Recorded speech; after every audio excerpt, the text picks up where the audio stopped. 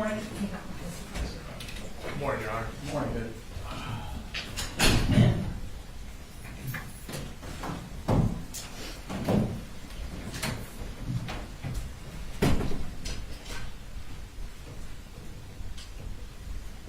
Good news, I think our jury's feeling better. Also, I want to correct the record, not the trial record, just the record.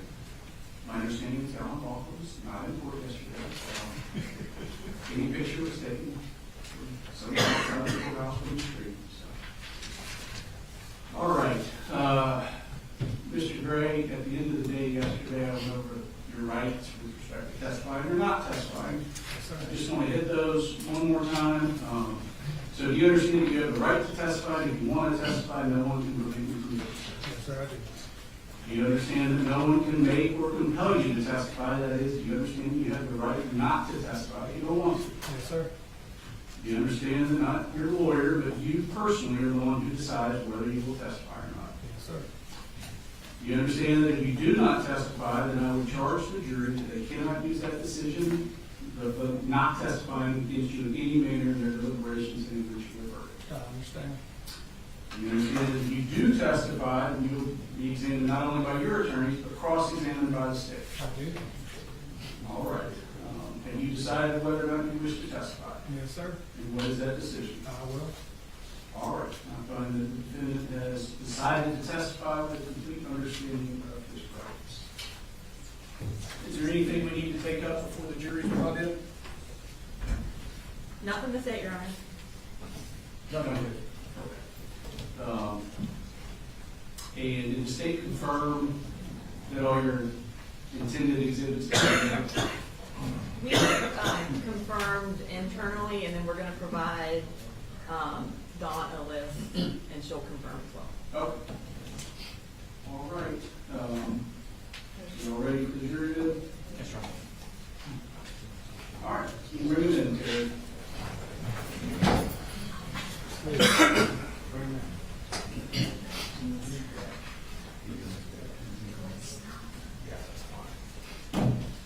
Your Honor, Yes. can wait a minute, please. Sure. Stand and wait or sit and wait?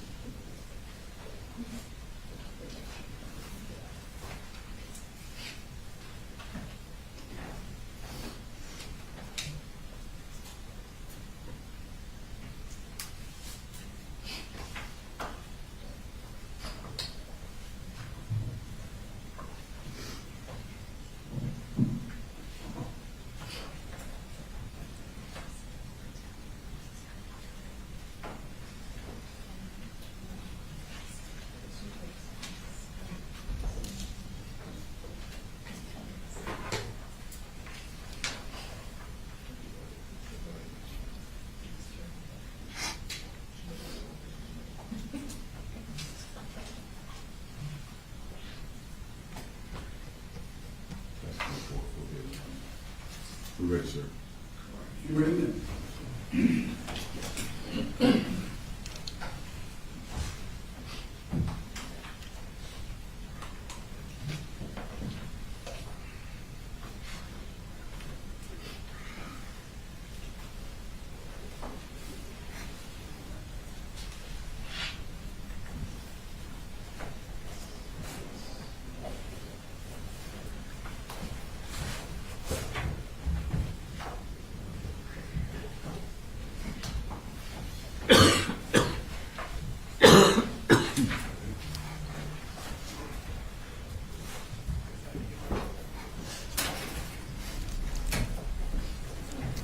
All right, come and see me. Good morning. All right, so ladies and gentlemen, at the end of the day yesterday, the state rested their case. This has been 70 witnesses they wish to call. Yes, Your Honor, we do. Go ahead. We call Colin Gray at this time, Judge. All right. And Judge, I don't want to be disrespectful, but I got a bad cough. Would it be okay if I put this in my mouth to keep from... Sure.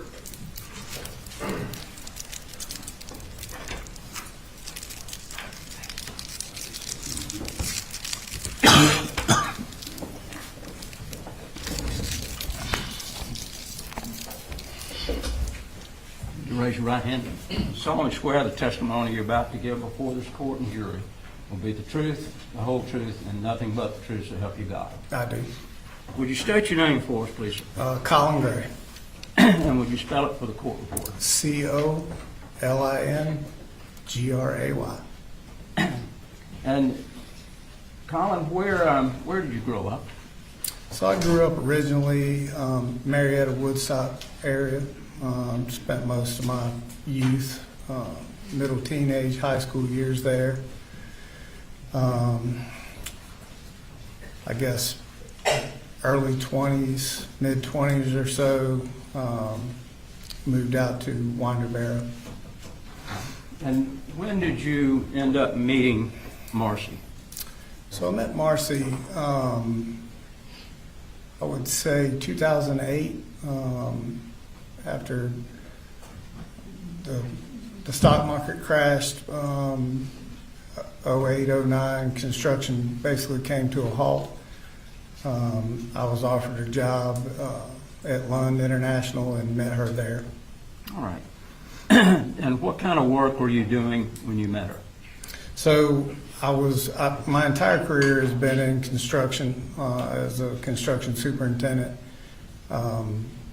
During my time at Lund, I was a director of facilities at Lund when I met Marcy. All right. And I think we heard that she was an engineer, is that correct? She was an engineer there, yes, sir. And did you and Marcy have children? We did. We had 3. Colt was the first child born. Jenny Reen was our second, and little Coley was our third. Okay. When Colt was born, where were you living? So we were living on Beach Creek Circle in Winder. Okay. And how long did you reside in Winder? So when I first met Marcy, we dated for a very short time, and I moved in with her. So I would say that, 09-ish time frame until after Jenny was born. Okay. And at some point, I think we saw in one of the statements you moved to a farm. In Statham, yes, sir. Mm-hmm. And how long did you keep the farm? So we kept the farm for several years. All the kids, I think, went through 4th or 5th grade at Statham Elementary. Little Coley was born there 2016, so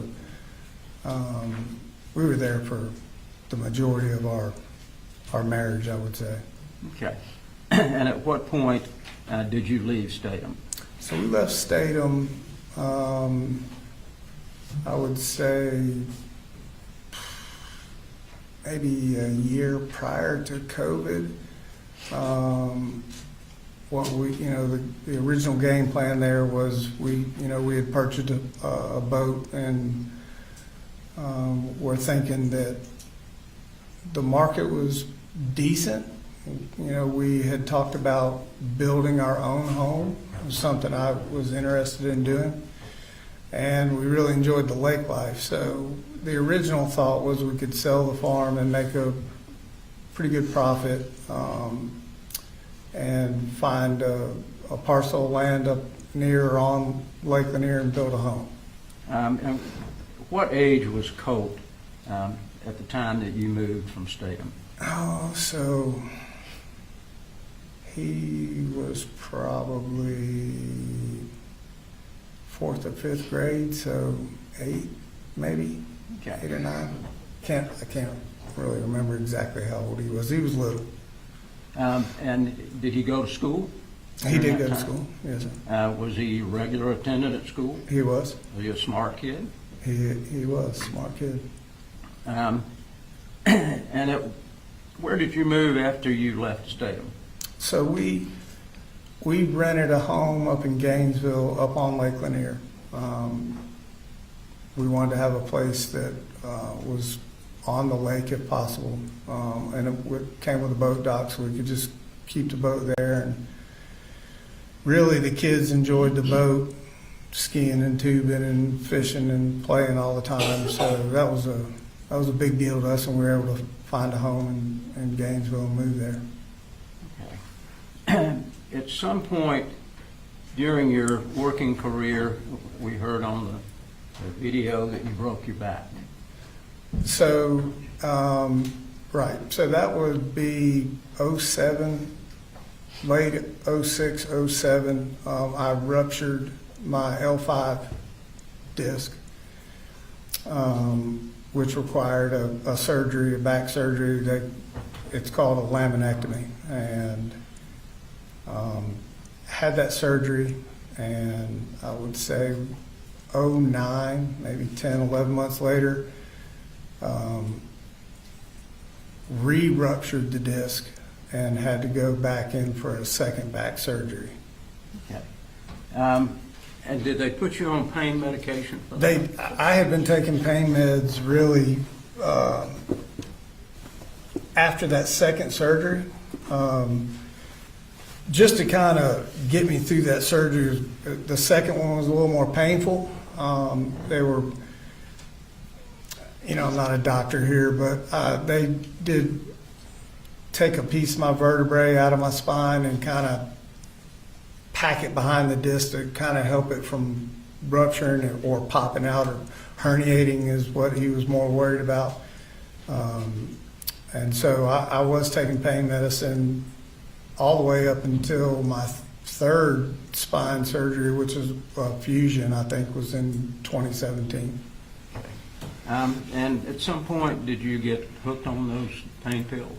So I don't know if hooked is the right word, more of a fear of the pain. It took a lot to do what I did every day at work,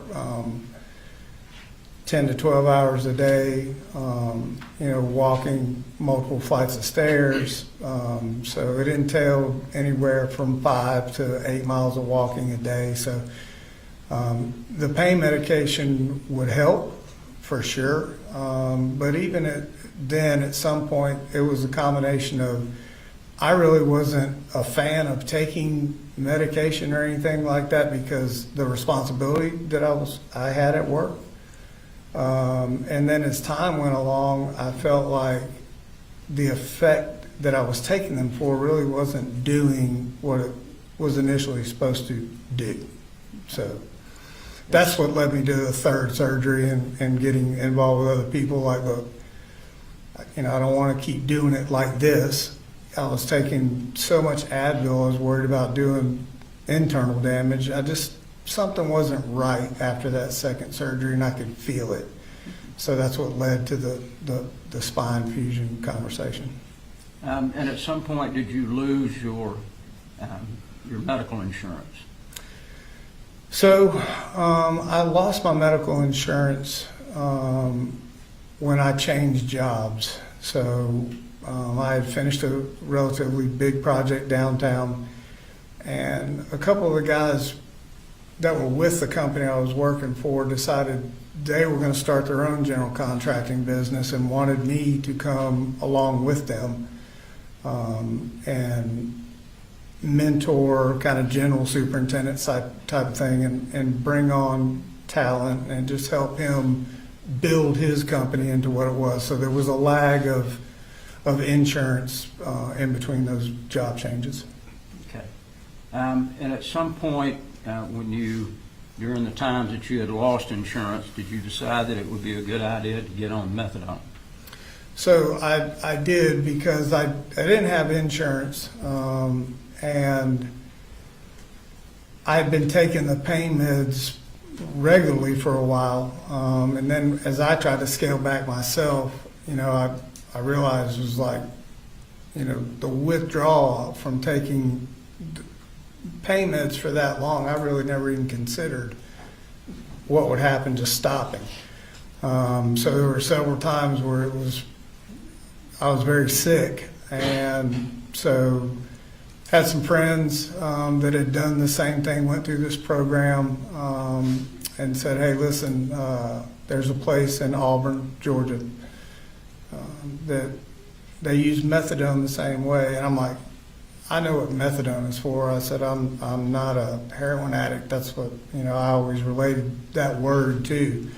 So I met with them and said, listen, I'm confused on what this is and how this works. And so I was advised at that time that this was a synthetic type of drug, and that there was not the euphoria, if you will, that came from taking regular pain meds, but it helped tolerate the pain, which was what I was actually looking for, but more importantly, it kept you clear, and it subsided 90% of the withdrawal that your body was going through. So I thought, this is kind of everything in one package here.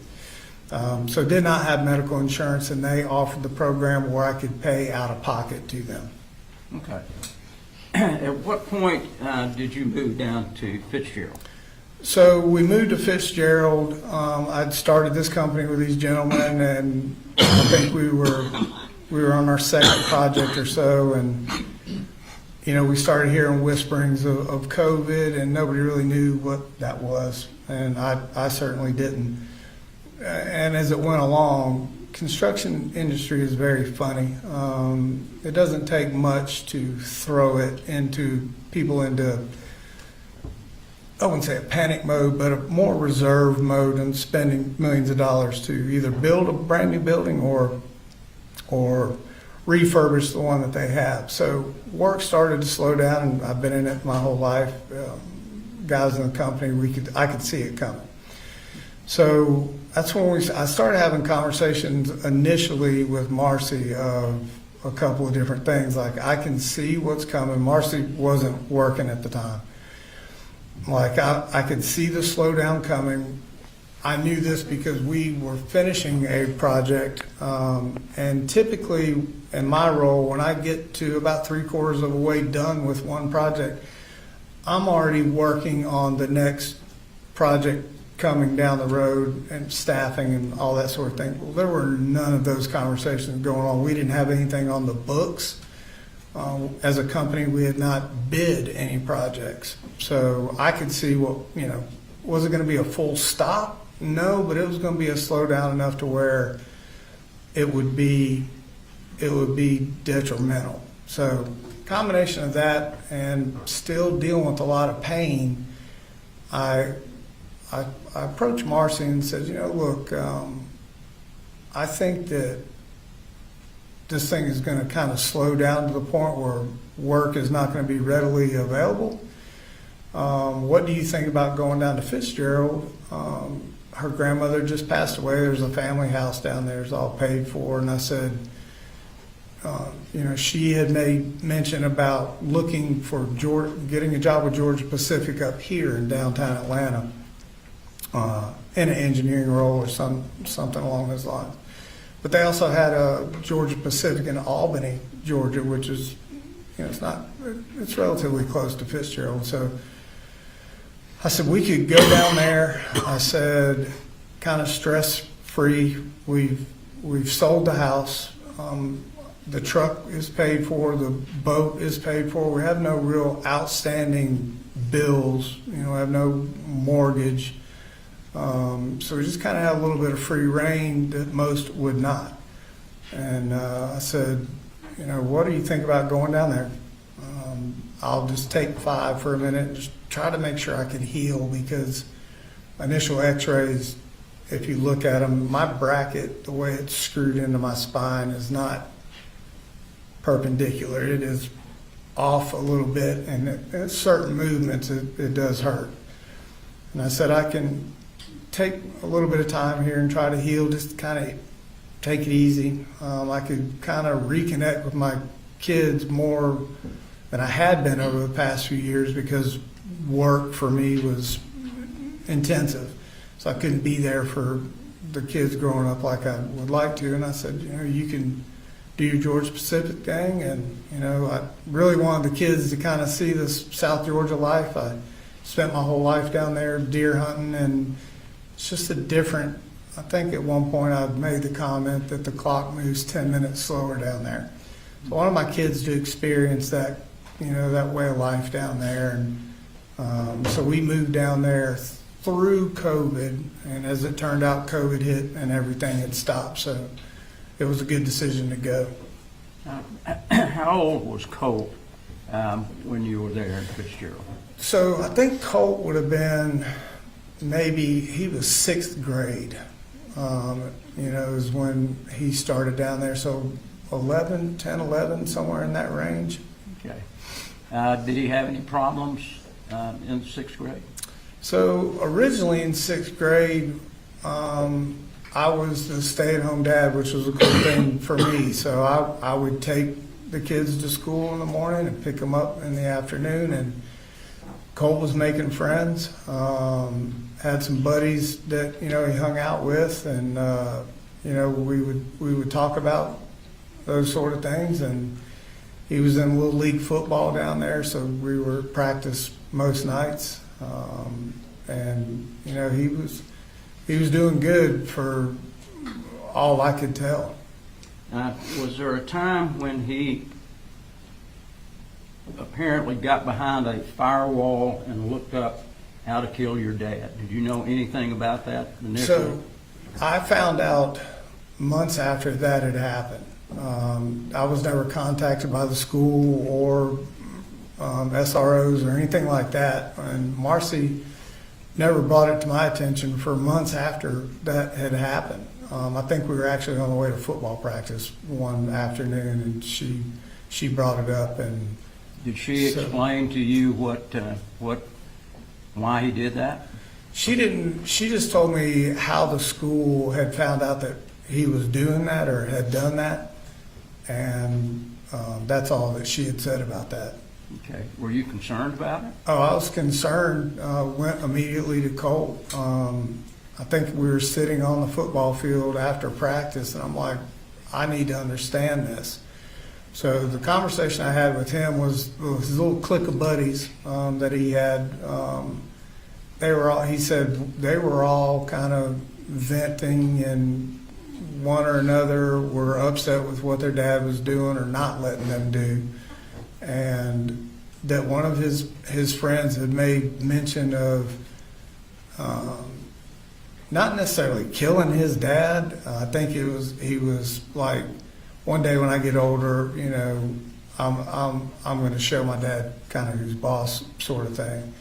And so Colt said, just as a kind of joking kind of thing, he said to me, he said, I just Google searched it just as a random thing. And I explained to him what a serious thing that was, and, you know, the red flags that come along with that. It's not a typical thing that a kid would do or search. And I expected to not have to be in that position to hear that months later from him or his mom. How old was he when that happened? Was he 11 or 12, or do you? So he was 11, and she was in 6th grade, I think. I want to say the reason I'm going to that 10, 11 age is because when he was 12, I think that's when 12, 13-ish is when we went deer hunting for the first time up in Jefferson. So that would have been his age.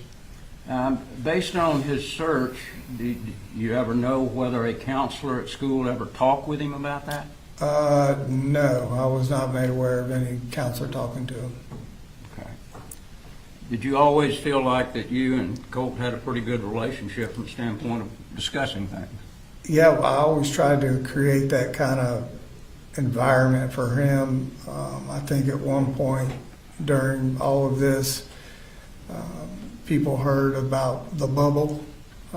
It's a thing that I kind of created with my children at a young age to give them the opportunity, and it may have very well stemmed from this incident that I didn't really care what they did. I just needed to understand what they were thinking when they got into the bubble, and they could talk freely about what happened, and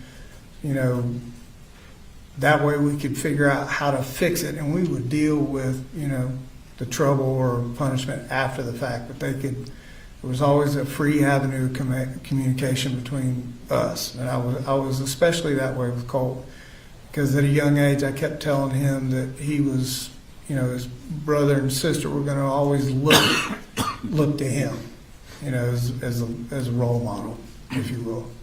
Any other problems with him in the 6th grade? No, not that I'm aware of. We did enjoy our time down there. We did a lot of fishing. Okay. What Things about of the that 7th grade? Did you have any problems in the 7th grade? So 7th grade started up here in Jefferson. We moved back up here after COVID. I wanted to, Marcy, I think, had lost her job at Georgia Pacific, and I think had gotten another job in Douglas, I want to say at an electronics company, and had lost that job. And so I started to think, okay, she was starting to show a little erratic behavior, what have you, and so I had reached out back up to Atlanta to see, COVID was not over, but it was winding down, if you will, to gauge where the industry was construction-wise and was things picking back up. So I made that call, and I had several offers, within a short period of time, and so I accepted an offer. And when I took that job, I originally left Fitzgerald by myself, came up to Atlanta. How long were you here in Atlanta by yourself? So I was up here for about, I know, at least a couple of months. And the thought process, I went back every weekend, to Fitzgerald. And the goal was to come up here, get established with work, and just kind of send money. She just put it in the bank. We didn't have anything really to pay for, thinking that at some point here, which we ended up doing, was we would all move back up to Atlanta, and we would have enough money maybe to get rental properties and just kind of start over in Atlanta. Okay. And at what point did you and Marcy kind of split? So that would be about the time Colt, in that 7th grade time frame. Colt originally started 7th grade, was really going well. But at home, I was working quite a lot. I'd actually had a job offer after the job I came up to Atlanta for, making more money, and so being the single income, like, okay, $20,000, $30,000 more a year made a difference for us. So I took that job, and Marcy at this point was not working and was not getting out of bed. I think we've heard the shape that she was in. I would come home from work and just, it was not a good thing. I thought that it was something more than the drinking, just because of the scabs on her arms. And so Colt and I would have conversations about that. And so it wasn't the smoothest in our house at that time frame, early 7th grade for him. So What about at school? Do you have So- problems at school? at school, about midway through it, he had came home from school one day and expressed that there were several kids bullying him. Originally, it was just kind of a mocking type thing. Colt's not, he was a real quiet kid.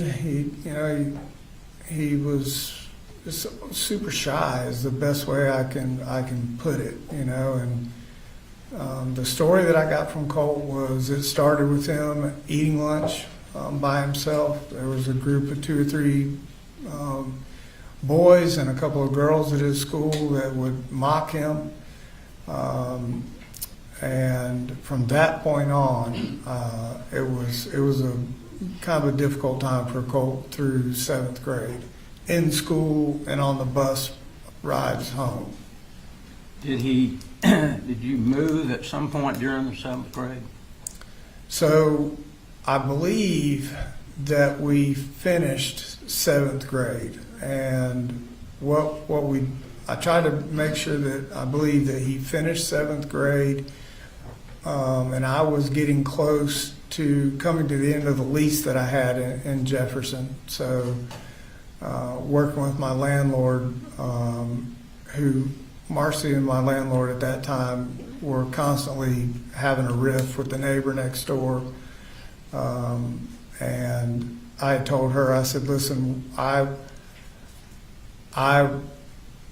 the call I got from my landlord originally that decided we had to move, she called me one day at work and said, I have called DeFax on your wife, and you need to come home or I'm going to tell DeFax to take the kids. And I remember this as being a Saturday, and so I asked her what had happened, and she said there was a confrontation between her, the neighbor, and whatnot.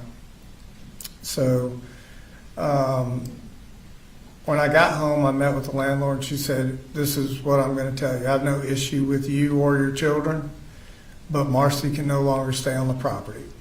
So she has to move out of the house. Where did y'all go from there? So at this point, the decision, Marcy and I were not getting along, obvious reasons. So she decided, and I had called Debbie. So Debbie came up, took Marcy, Jenny, and Coley back down to Fitzgerald, and Colt decided he wanted to stay with me, finish out school, let's get through this lease, and then, just him and I kind of live together, sort of thing. And when you brought him back to, where were you living when you brought him back? Were you living in Jefferson? Well, so Colt and I never left, so we were living in Jefferson. Okay. Right. And how old was he when you were living in Jefferson? So Colt would have been 12 going on 13. Okay. And when you were living in Jefferson, did you and Colt get along? Did y'all have any fights? Did he act up any at all? No, we were, that was a time frame where I enjoyed really being with him. I had a little more one-on-one time with him. The bullying and everything, he could see I was up at that school talking with everybody on what to do, how to do it, getting him the counseling and everything, dealing with the principals, and just talking to the educators about where he was. What alternatives could we do for Colt to not put him around that type of thing? Could he just do his schoolwork up in the admin part, and not have to worry about that stress? So he appreciated that. And that's kind of along the lines where I said, listen, I want to explain to you how when I was growing up, when I had trouble or stress or whatever, at a young age, I was introduced to the outdoors, hunting, fishing, and I said, would it be something you would like to do? I said, we could hunt, and just kind of, my original thought was this would be a great way I could bond with my son away from his mother and everybody else, and just kind of use that time, as I did as a kid growing up, to just kind of, put him in a comfortable place, doing something we like to do. And he could talk to me openly and freely about what challenges he may or may not be having. But also, a bigger piece for me was getting him away from screen time and computers and Xboxes and things like that. I don't mind that kind of thing, but it was just to the point where I felt like he was that was all he was wanting to do. What kind of outdoor activities did you do with him during that time period?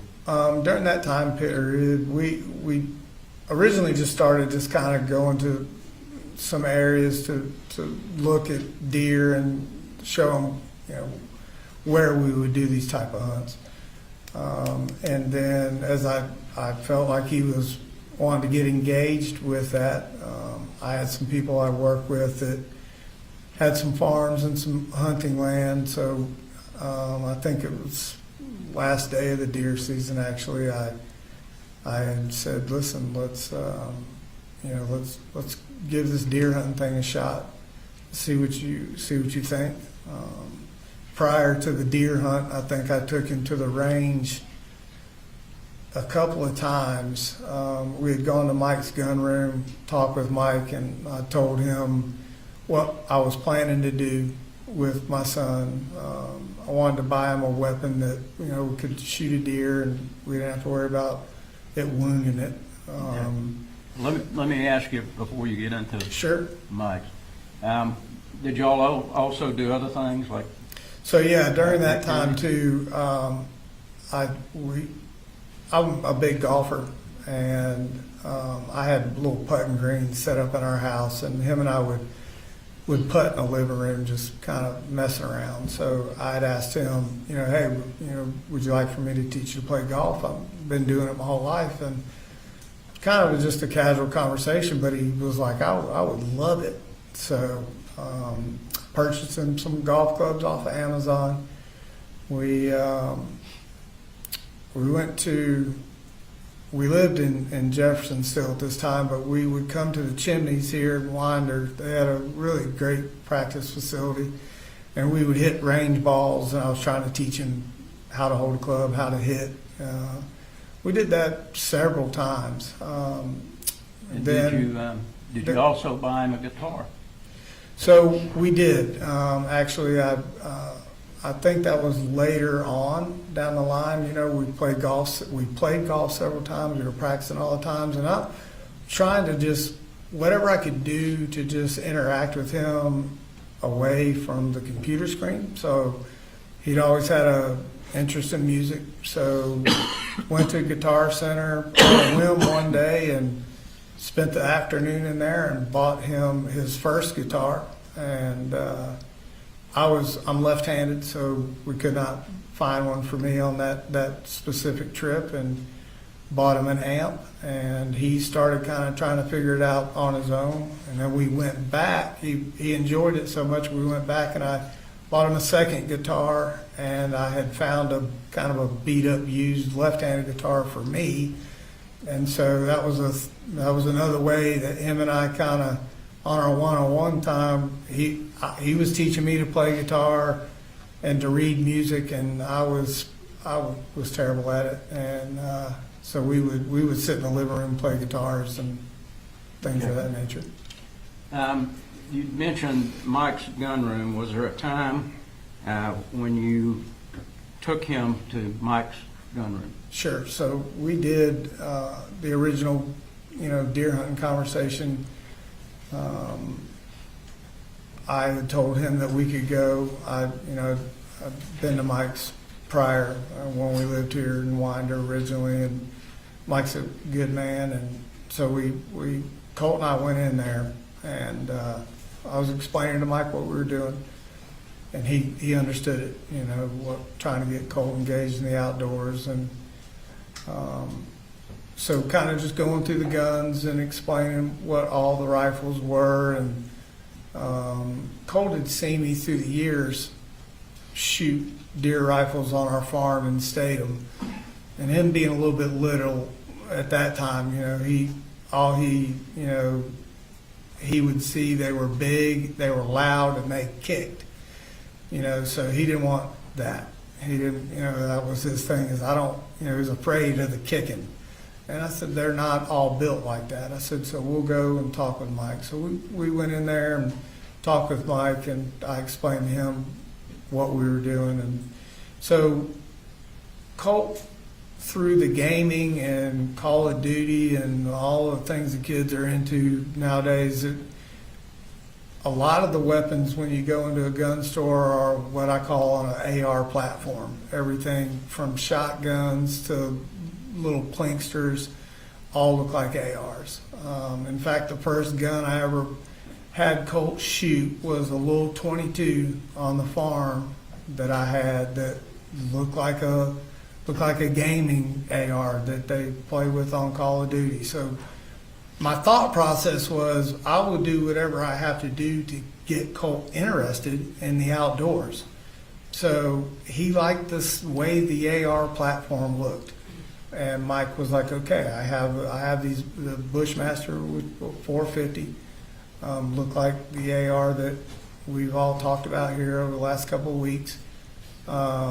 Different caliber, and it was big enough to take down a deer. So Is that Colt's, the reason that you were buying this?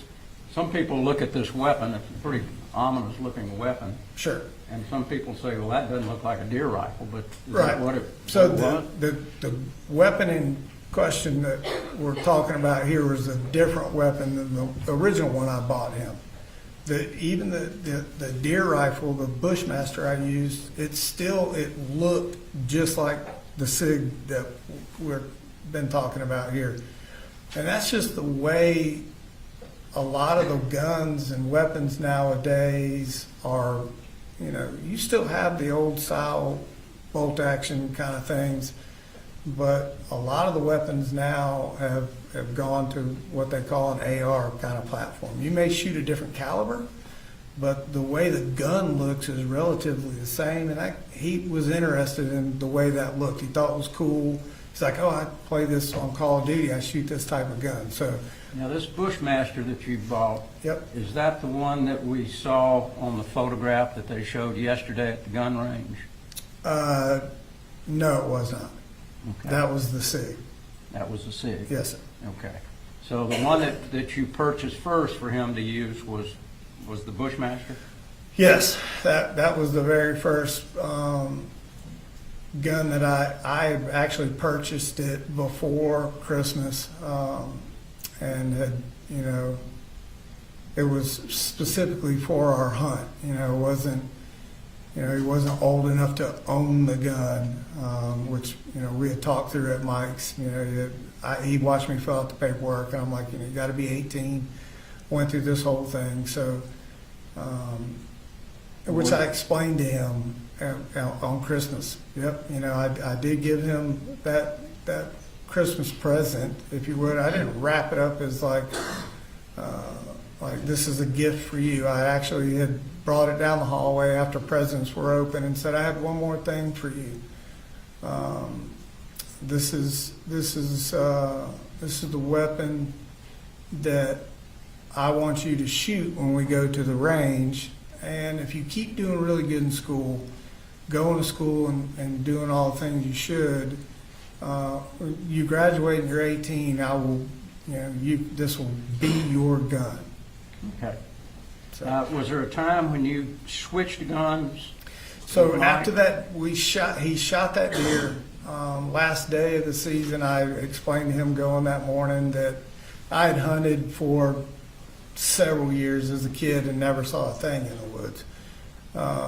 That 95% here, we're not going to actually see a deer. We're just going to go through the process and let him see what it took to do the day in and day out, get dressed in camouflage. We weren't in the woods 30 minutes, and a bunch of deer came walking out, and he was super excited. And I remember telling him to just take a breath and make sure this is what he wanted to do. And he shot that deer, and the deer fell right over him. So when he shot the deer, I was sitting right next to him, and the gun made a weird kind of sound when he shot it. And I looked over, and I could see the bolt was jammed, and the bullet was kind of half in, half out. He didn't notice, but I noticed that it had jammed. So after that, he said it made a weird sound and kind of a flash, driving home. He was like, it kind of scared me after I shot the deer. And I said, okay. I did not get the bullet dislodged from that gun. So got home, we sat down, took it all apart, got the bullet out. I think we went to the range sometime after that, cleaned the gun, let him shoot it again, and it jammed again on the range. So at that point, we went back to Mike's, and I explained to Mike, hey, it worked. It's a great thing. He shot a deer. It was the greatest day of my life. Made a video of it, showed it to his grandmother and some of my family and his mom, and I said, but the gun jam scared the crap out of him. And I said, during the course of that hunt, he'd seen some coyotes run through chasing some deer earlier in the morning, and I told him, I said, well, there's a hunting season for that, and explained to him I did a lot of hog hunting and whatnot. So after the gun jam, we went back to Mike's, and I told Mike, I'm like, listen, it was great, gun jammed. I said, but even in his excitement, the 450 did kick a little bit more than, he was hoping for, I guess. And I did have a kind of a different scope on it than what we all see here. And he said when he shot that deer, the scope, it didn't bruise him. He said he just felt the scope kind of come up, and he didn't like that. So we traded that gun back in at Mike's, and I told Mike I was just looking for something a little lower caliber for him to shoot, that he was really enjoying going to the range and whatnot, and that we were going to do some varmint hunting, throughout the year in between deer season. So that's where the 223 came up. Let me bring you back to during the time you were in Jefferson. Was there a time that the Jefferson County Sheriff's Office sent someone out to talk with you about some Sure alleged did. threat? Absolutely. And did you cooperate with them? Yes, I absolutely did. It took me completely by surprise. I remember getting up super early that morning to watch the British Open with Colt. I think we were sitting there at 5 o'clock because British Open time's different. So we're up super early. And midday, I think we watched part of the golf tournament. I fell back asleep, actually, and got a knock on the door. Two Jackson County sheriffs at the door. Did they tell you what they wanted? Sure. They asked me if Colt was there, and I told them he was. Did you ask Colt to come out? Yeah, I went back into the room, and said, hey, listen, the sheriff's department's here. They've got some questions for you. And I asked him at that time, like, is there anything I need to know about here? He was just as surprised as I was. So I went and got him and brought him back out. And did the officer speak with him? Yes, they did. They originally, before I'd gotten Colt, I'd asked him, what is this about? And he had made mention of Discord, asked me if I knew what Discord was. I'd never heard the term Discord until that moment. I told him I don't know anything about Discord. I don't know what that is. So when he brought Colt, we brought Colt out there, and that's when they had the discussion about computers and did he have a Discord account. Okay. And after that conversation that he had with Colt, did he have a conversation with you? The sheriff? Mm-hmm. So yes, it was between all of us. I remember him asking Colt about Discord and what basically the allegations were FBI had a tip, something about school shootings, and I immediately was like, I need to understand where this came from. This is, it's an extremely serious thing for me.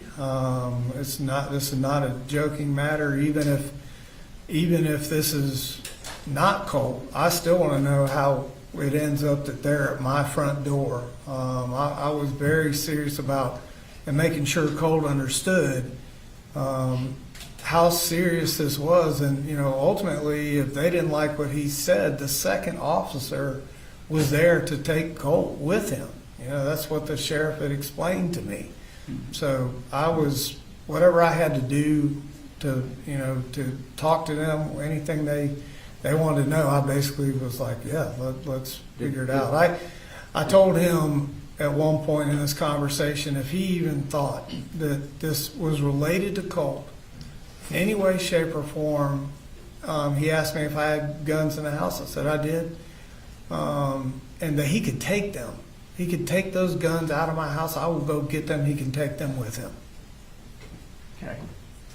Did the Jefferson County Sheriff's Office ever follow up with you about anything?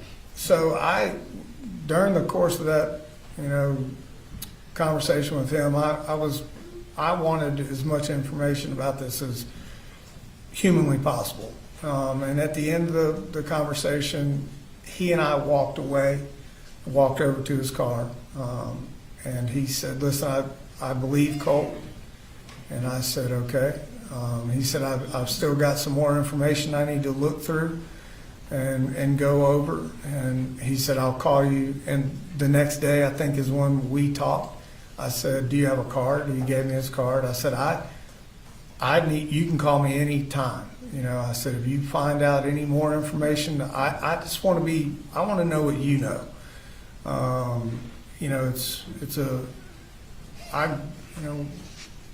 It was important to me right then to know what was happening, and he assured me that he would. So we talked the next day, actually, early that morning, I think it was, and he said that, hey, listen, I've gone through some more of my investigation. He said, he explained the chat room and how many people were in it, and then he said he made mention of, I think it was Sacramento, California, maybe the IP address or something, and came back to somebody in California, and that it came back to somebody possibly in Russia. Okay. And so at that point, he was like, I don't see an issue here with Colt. And he said, if there's anything else, I'll reach out to you, but there's nothing further at this time. Did he ever tell you to lock the guns up?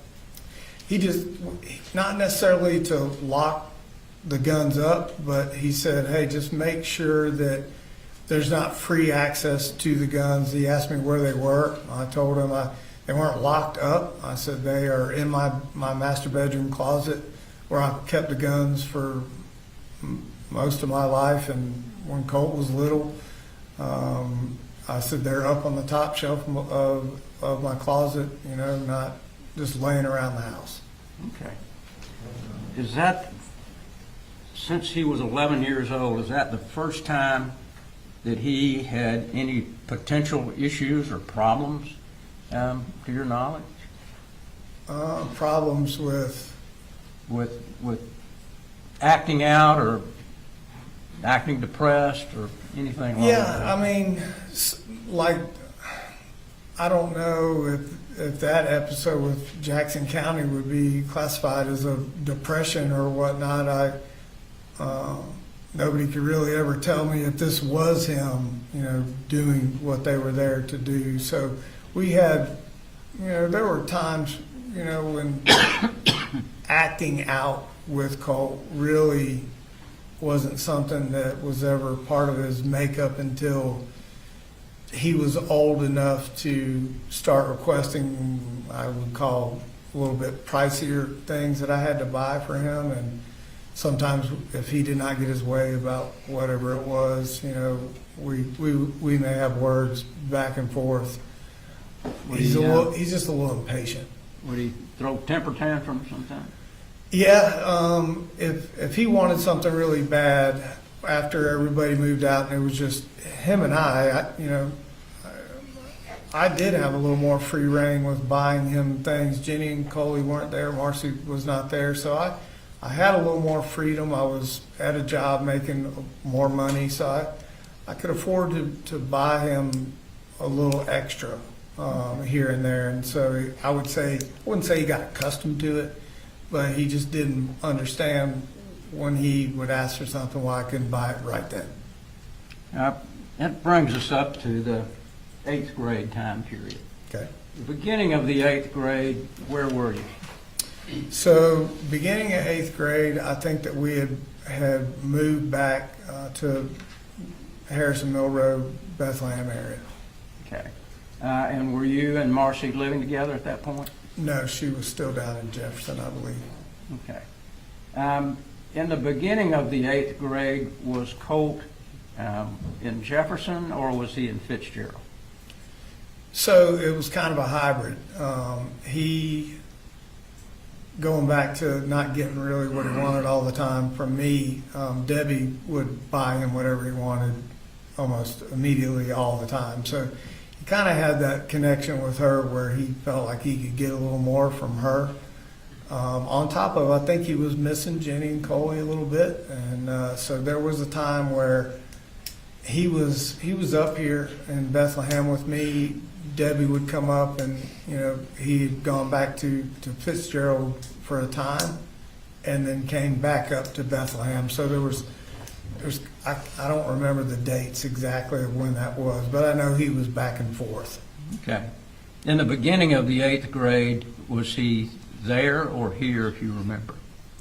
So originally what had happened, I'm trying to recall exact dates here, but I know there was conversation of like late 7th grade, 8th grade, that we started talking about online school. Debbie and I were involved in those conversations quite a bit. And then at some point, I want to say it was over the summer, late summer, he had gone back to Fitzgerald with Debbie, packed up all of his stuff, and Debbie had talked to Colt and said, "Hey, listen, we can do homeschooling down there." And Debbie was retired, and she would just kind of help him through homeschooling, kind of teach him. And actually, Jenny was a part of that conversation as well when they were down there in Fitzgerald. So I spent a time up here in Bethlehem by myself. Okay.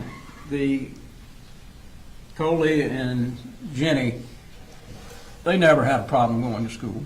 No, they were Even when they were living up here with you, was there a problem with them getting them registered, getting them in school, and them going to school? No, they now. I want to be clear. This was a joint venture. Now, at this point, I've never been a single dad of 3 kids. I underestimated what it took. I can tell you that right now. It's a lot, and so I had help from Debbie with a lot of the registration. I had help from Debbie's other daughter, Annie, Marcy's little sister. She was engaged in helping me get everybody registered and in school. I was working full time, and so they were of great help. But we were able to get everybody registered. And Jenny and Coley, that is. And did you believe during the 8th grade that Colt was actually doing an online program? Right. So this is where it gets kind of a little complicated for me. Even look back on all of that, and so Coley and Jenny were good to go. Colt and I had a conversation after Fitzgerald and homeschooling with Debbie. This is what I want everybody to understand. There's a combination of things here. It was not for me. He it was tough on him. You know, the bullying kind of affected him in 7th and 8th grade, and you know, what's not brought up in this court or any kind of conversation, I find out later that, you know, even the bus ride home for him, kids throwing shampoo bottles at him and milk cartons, and it was very difficult for him through 7th grade. So that's where I initially thought, okay, you know, if he's going to homeschool down there, great. I really wanted to get him involved in middle school with Jenny. But we started down the conversation of online school here in Bethlehem. So he was open to that idea. I had talked to Jenny. I'm like, listen, I'm offering this to your brother. Would you like to do it? She ultimately chose to go to school. It was at that time I was working with Debbie on, like, let's just do it. You know, it was simple down in Ben Hill. But as it went along and I found out it wasn't as simple as getting online and signing them up. It was very more difficult than I anticipated. Everything was full. We were getting on into the school year. There were not a lot of options that were open and readily available for him. Did your sister help you find an option? Right. So as time went along, we're pushing through 8th grade, and he's falling further behind, and I realized that. And I had reached out to my sister Lorene, a retired school teacher, and explained to her the dynamic here, and you know, that I wanted him to be online in school, and what had happened, and it was harder than I anticipated of finding him an open spot. And she said, hey, I know you got a lot on your plate. Let me start trying to track down some places where we could send him. So I'd had that conversation with her, and I think it was Georgia Virtual is where there were 3 schools she said that she had narrowed it down to. Georgia Virtual is what jumps out in my mind, that she requested all the stuff that she needed from me, birth certificates and whatnot, to get all of their stuff completed online, which I gave her all that information. And there was passwords or access codes created through that system in the email chain, or talking back and forth with Lorene. So I had thought in a time period there that he was locked in and doing what he needed to do. I explained to Colt, hey, we've got you registered. I had thought at the time at Georgia Virtual, as it turns out, maybe it was something that I missed. You know, I thought that, I guess I had thought maybe Lorene, once I heard passwords and showed Colt what he needed to do, I thought it was as simple as him going in there and doing what he needed to do. Was there times when you would check and ask him? So I had asked him, I can't give you exact dates here, but I did calling him from work and asking him, are you online doing what you're supposed to be doing? I remember him having a conversation with me about an algebra class, and when I got home from work, he was showing me a page of what he was working on. So I never, verified. That's my bad. I didn't fact check what he was saying. We had established a trust between him and I, and a respect for one another, that he was growing up, and I was trying. That's what the whole idea was try to get him to just be upfront and honest with me, and moving forward to high school in the back of my mind is what I was thinking. But also, as this time frame was moving along, we were getting further and further behind, and I knew that, and I got to a point in 8th grade where it's like, man, I don't know if he can catch up, right? So I had a conversation with Colt originally and said, listen, Colt and I were at dinner one night, and he said, I said, what would you think about taking the 8th grade over again? And I had a two-prong attack there on that. I didn't think that he was far enough ahead in 8th grade. And I didn't want him to come out of the gates behind in high school. You know, we're already kind of bumpy in school with him. And I thought if he could retake the 8th grade, that would put Jenny in the same grade as Colt. And they were close. They had a great relationship. Would they be in the same classes? Maybe. I don't know. But they would be in the same school with the ultimate goal that they could kind of confide in one another, get through school together. And a bigger piece was if they went through 8th grade together, they would go into high school together, and they would make that 4-year journey together through high school. That was my train of thought, right? It was never that, I don't give a damn if he goes to 8th grade. That's not what happened here. It was very, very fluid kind of thing, trying to make sure I was, and listen, could I have done better? Yes, I could have done better. I could have done more. I see that now. But the overall goal here was to just get him in a comfort zone place. And it got to that point where I thought, okay, well, I had to retake a grade. This would be great.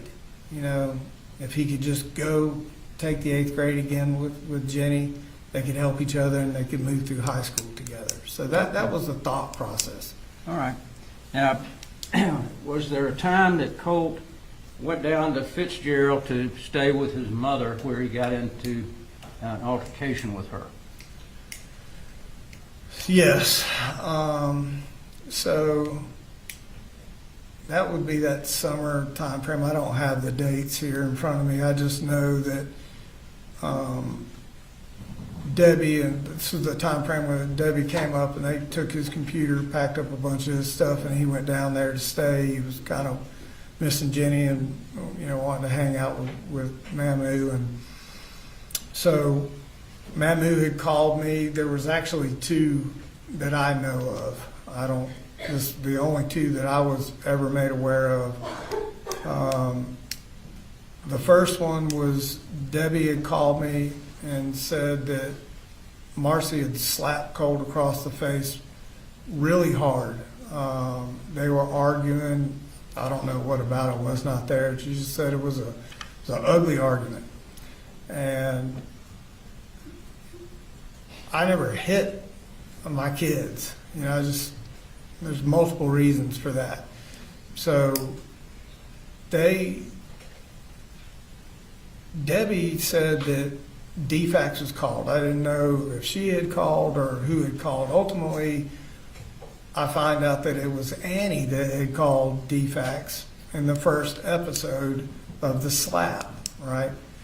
So I had talked to Colt and said, listen, you okay? What happened? He said, we just had a knockdown, drag out kind of argument. Mama was drinking and just, she just slapped me.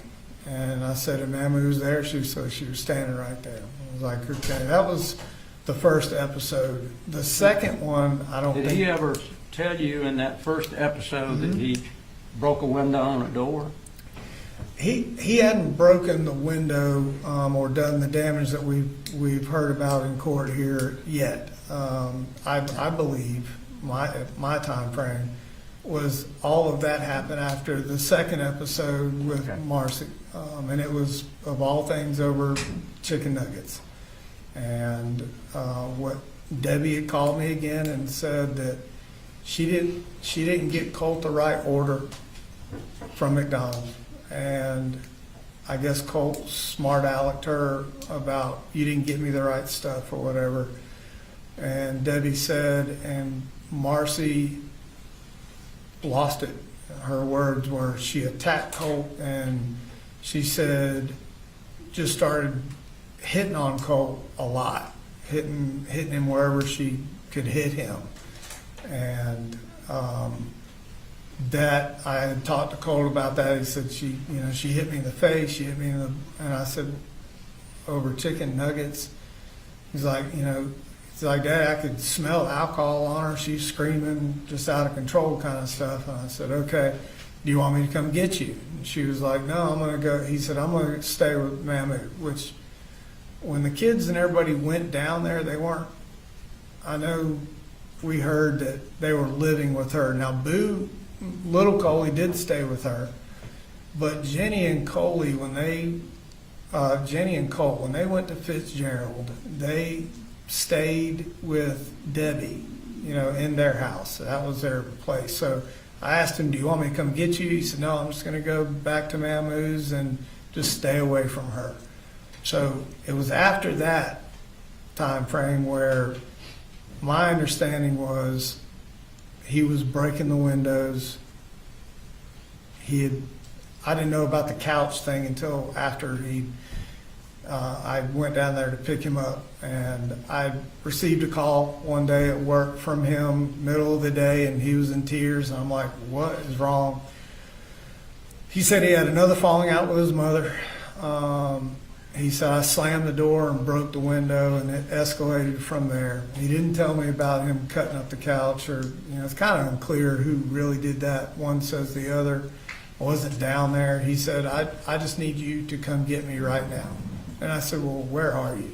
He said, out behind the house, just kind of staying on this little dirt road. And I said, well, it's going to be 4.5 hours before I can get there, but I'll come get you. He said, Papa Charlie, which is Debbie's husband, he said, Papa Charlie called the police on me. And I said, for what? And he said, because when I broke the window, they said I cut the couch up. And I said, did you cut the couch up? He said, I tore part of the top of the couch off. He said, but they're saying I sliced it all up and broke these windows. He said, I slammed the door and broke one window above the doorknob. He said, and Papa Charlie showed up with Ben Hill County Police and wanted to take me to jail, basically. He said, and the police officer was telling Colt that he couldn't act like this and disrespect his mama, grandparents, and if he couldn't get it calmed down, that he would ultimately take him to YDC or whatever. And Colt was upset about that and asked me, hey, I need you to just come down here and get me and bring me back home, which I did. Did you do that? I did. Did you go down that same day? That same day, yeah. And do you remember about what month that was?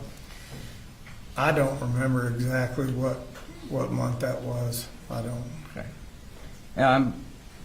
Shortly thereafter, did you find that Marcy had been put into rehab? I did. So the rehab came after I'd picked Colt back up. And we were kind of resuming what I was just talking about, trying to get him. Now, the other two children were not with you at that Still down point. there. It was just you and Right. Colt. Okay. And Jenny was living with Debbie. She had taken over her mom's old room and whatnot, and that's where she resided every day, every night. Coley was in and out. He just kind of go with the flow kind of kid. And little Coley and Marcy were together a lot. Colt and I were back up here, and that's when I received a call. I think when I was talking to Investigator Smith, I said 2 a.m. I got the phone call. I actually, thinking back on that, I think it was 10-ish because I knew 4 hours it would take me I wouldn't be there till 2 in the morning. So got a call from the DeFax case manager and said, I need you to come down here and pick up your children. Wouldn't get into why.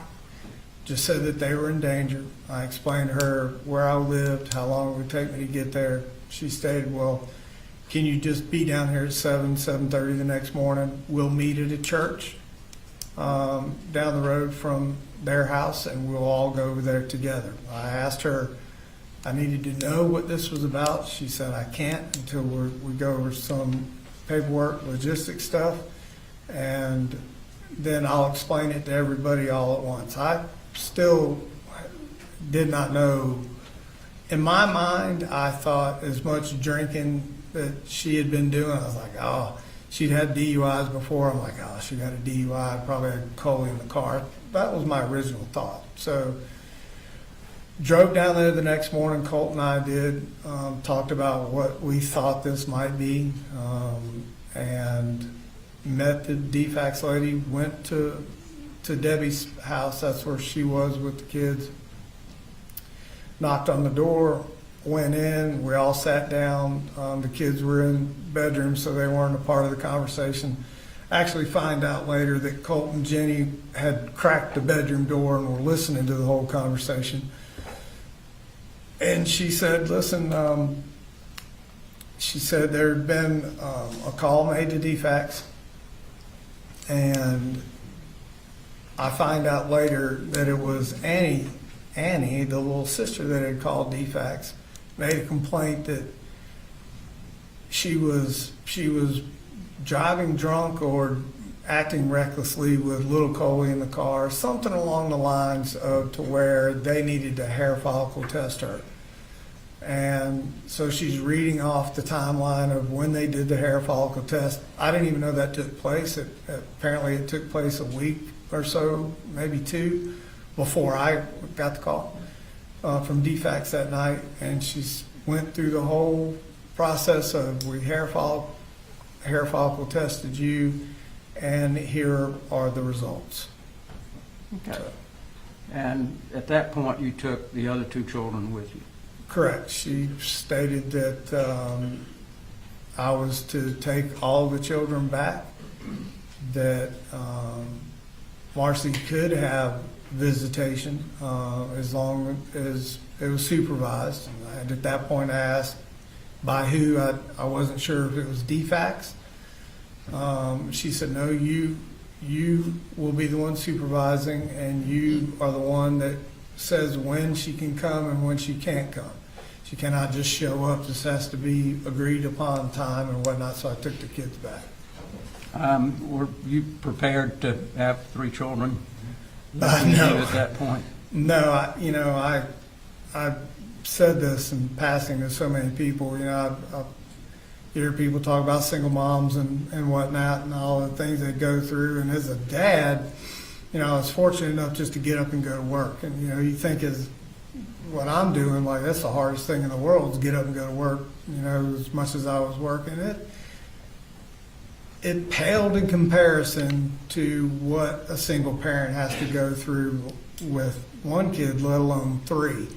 So I underestimated the effort and everything that it took to just keep everything afloat with three kids, let alone all the ins and outs and things that happen with kids every single day. It was a lot more than I could ever imagine that it being, and I underestimated that greatly. Now, was there a time when Marcy called you and threatened to kill you and Colt? So, yeah. So that day, I originally got a call from Annie, the little sister, and I believe I was cooking breakfast or dinner. And because I know I was cooking something, because I have a phone laying on the counter, I just hit speaker. I'm like, hey, and she's crying. I'm like, oh, what's wrong? You okay?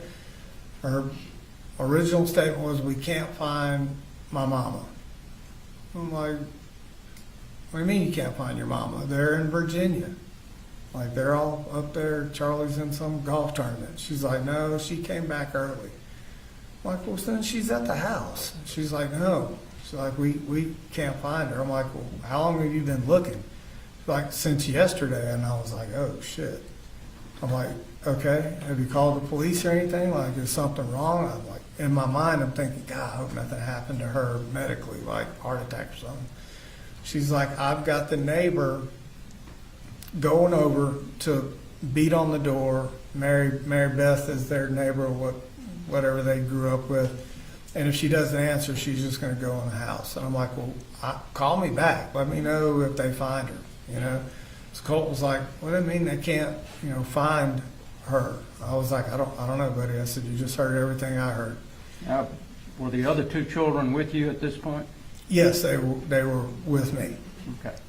So she calls back sometime later, I don't know exactly the time frame, and says, Mary Beth is in the house, and they found my mom. They found Mamu. I'm like, okay, great. Is she okay? She's like, no. I'm like, okay, well, what do you mean no? Is she in the hospital? What's going on? She said, no. She said Marcy had taped her to the chair in their office. And then not only taped her to the chair, left her there for a couple of days. They found her with soiled pants, and she just basically had to go to the restroom, whatever, just taped to the chair. And that she had taken one of the dog leashes out of the backyard and tied the chair to the sleeper sofa behind her so she couldn't scoot to the phone to call 911. I'm gonna object to the litany of things that he wasn't even there to know about. Do you have a response, Mr. Baird? I'll try to redirect, Judge. I'll sustain the objection. Thank you. Sure. But was there a time when you found out that Marcy threatened to kill you and Sure. Colt? After what I was just trying to say right there, she went through what condition she found her mother, and she said that she had told her mother that she was coming up here, wanted her car and money or credit card, and her mother asked her why, and she said, I'm going up to Winder to kill Colin. And I'm like, to kill me? And Marcy said, yes, she's coming up there to kill you. And she said, she told Mama, meaning Debbie, and since Colt is your favorite, I'm going to kill him too, and you live with that. So that on that day is the first time I had heard that threat. And did Colt know that? He heard it on speakerphone while we were talking. Okay.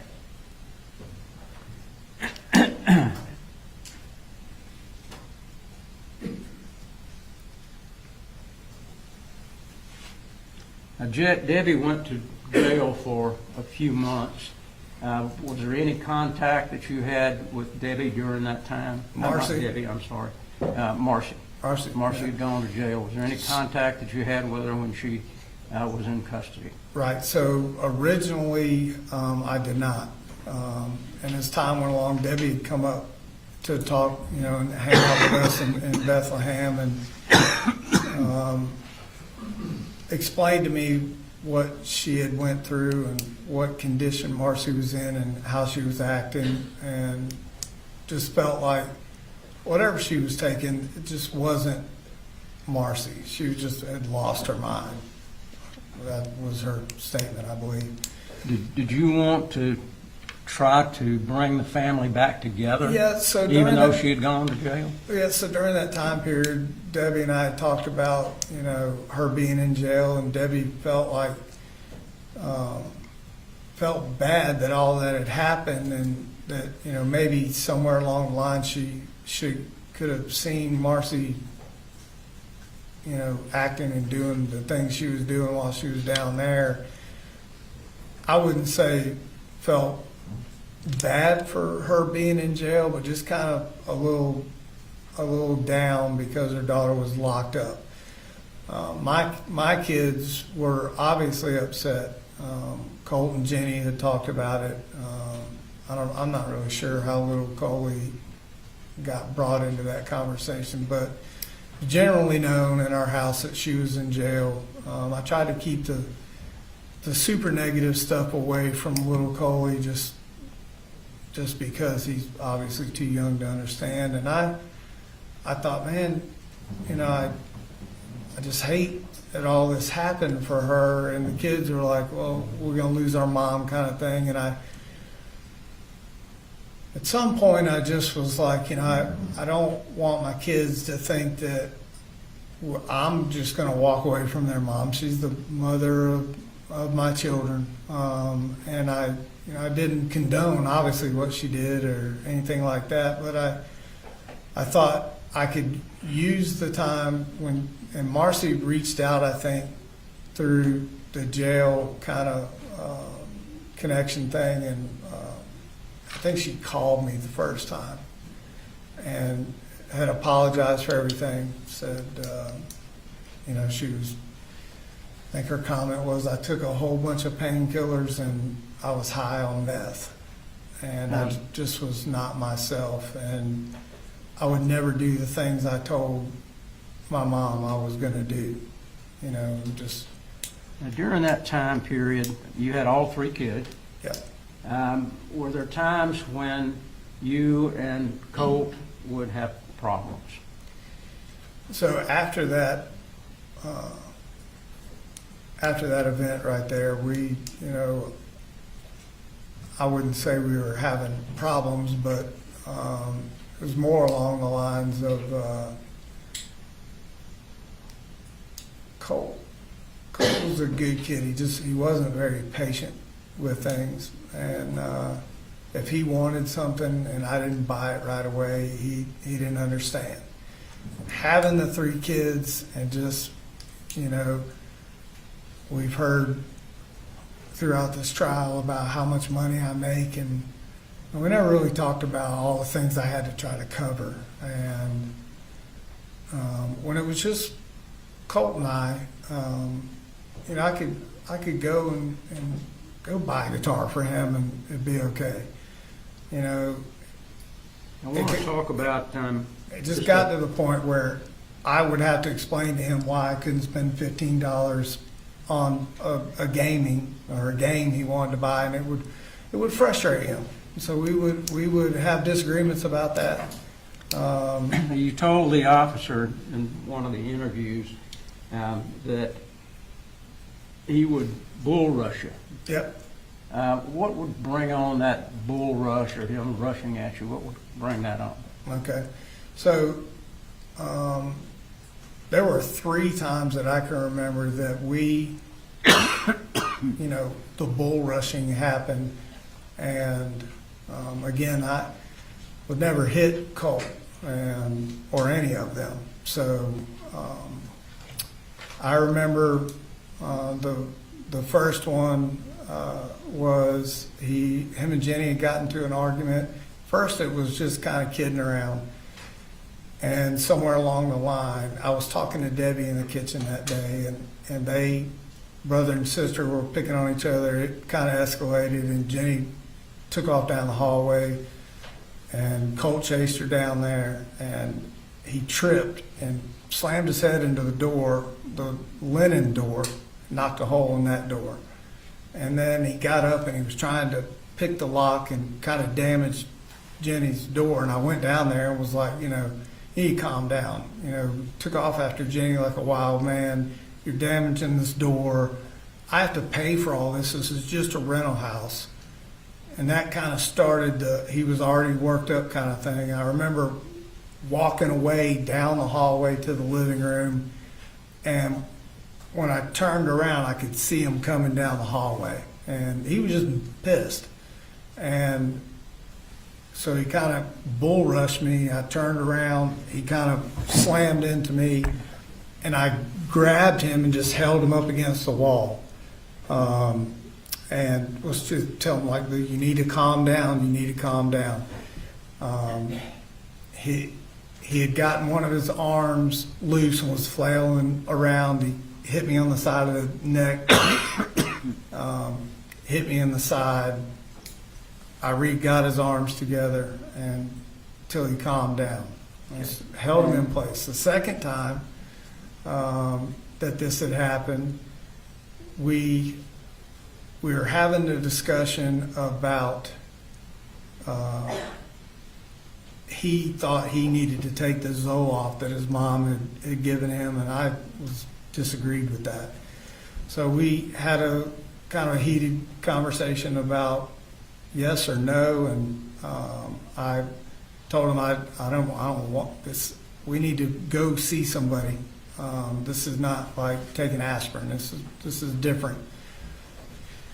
he was pissed because he'd been taking it from her for, I don't know, a number of weeks, and he felt like it was helping him and whatnot. Didn't understand why I would not give it to him. So that was the second time that we had that argument. And the third time, it was about moving his bedroom into the laundry room and separating him from his computer to the laundry room. Same type of thing. He would, he never really would challenge me face to face. And in this last episode, I remember like, hey, I want you away from your computer. I just bought him, he had his computer torn apart in his bedroom, and he was pissed because I was making him move and to separate him. He wanted to stay in his little bedroom there. I was trying to create space so he wouldn't be on his computer all night long. But I had bought him a set of tools so he could work on his computer. He's really good at it. And during this argument, after I did the same thing, I could see him coming. You can see him getting worked up. And I just caught him and held him and said, you need to calm down, get him calmed down. Like, I'm going to let you go. So when you calm down, we can talk about things. I walked back into the kitchen, and he had gone into his bedroom, and I bought the wrong tools, as it turns out, for his computer. And when I was walking into the kitchen, I wasn't even looking at him. He had thrown a screwdriver, ricocheted off the door frame, and hit me. And that was the three bull rush times that I remember that we had. Now we had disagreements and we argued, here and there, about normal things. You hate to say normal when you're talking about your kids raising their voice and whatnot, but the bull rushing and fighting was not something that happened as much as has been portrayed here. If it was a disagreement, it was more kind of the yelling and screaming back and forth. Did he ever threaten to kill you? No, he never threatened to kill me. That never face to face, never heard that. None of my children, Jenny or anybody, never said, hey, nobody, Marcy, Debbie, nobody ever said, hey, Colt said he's going to kill you. Okay. Did he ever use the gun to threaten you or any of the children? Right, so, in these disagreements, this is the thing I need people to understand. The gun was a thing that him and I used to bond with, and I was very clear on the rules, right? No loaded guns in the house ever, and he abided by those rules. He respected the weapon. We didn't have them in a safe.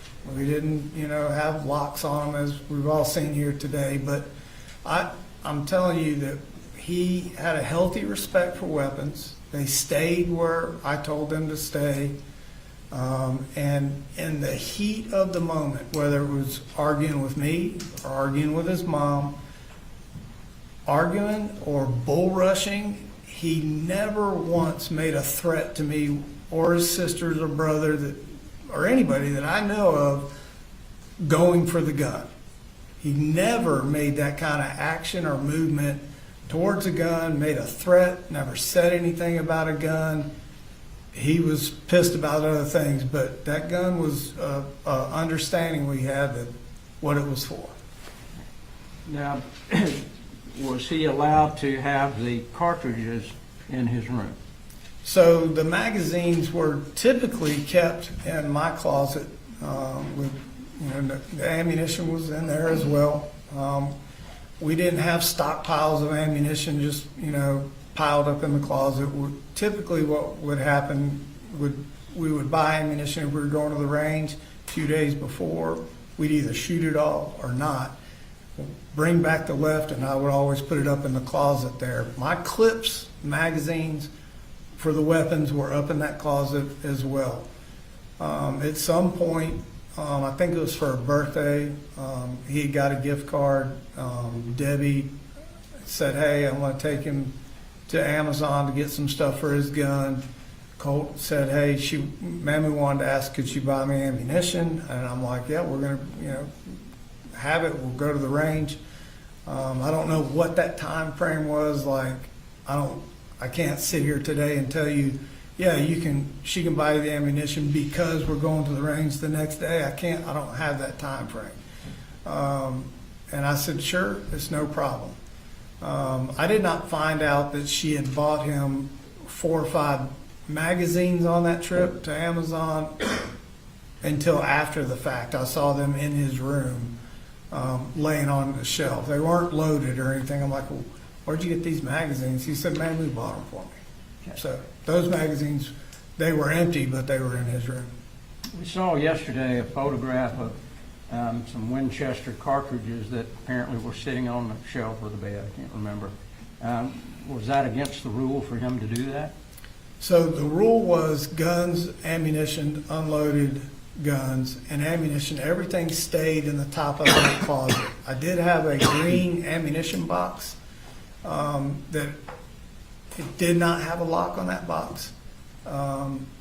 It was pretty difficult to open that box, but we tried to keep whatever ammo we were shooting or going to shoot or any leftover ammo in that green ammo box.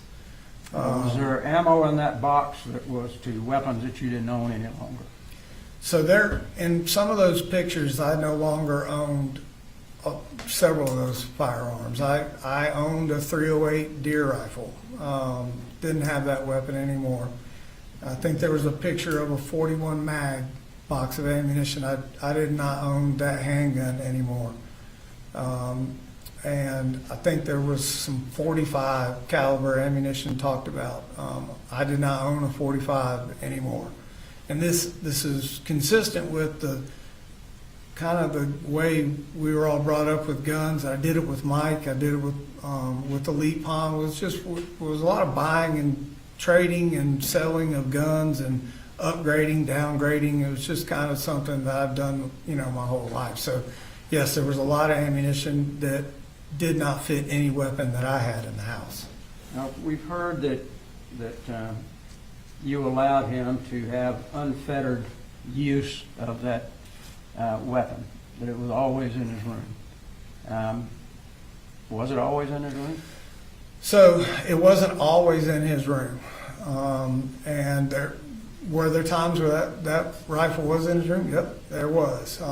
And it was just there was never at any point during all of this leading up to what happened, there was never a perceived threat by me with Colt.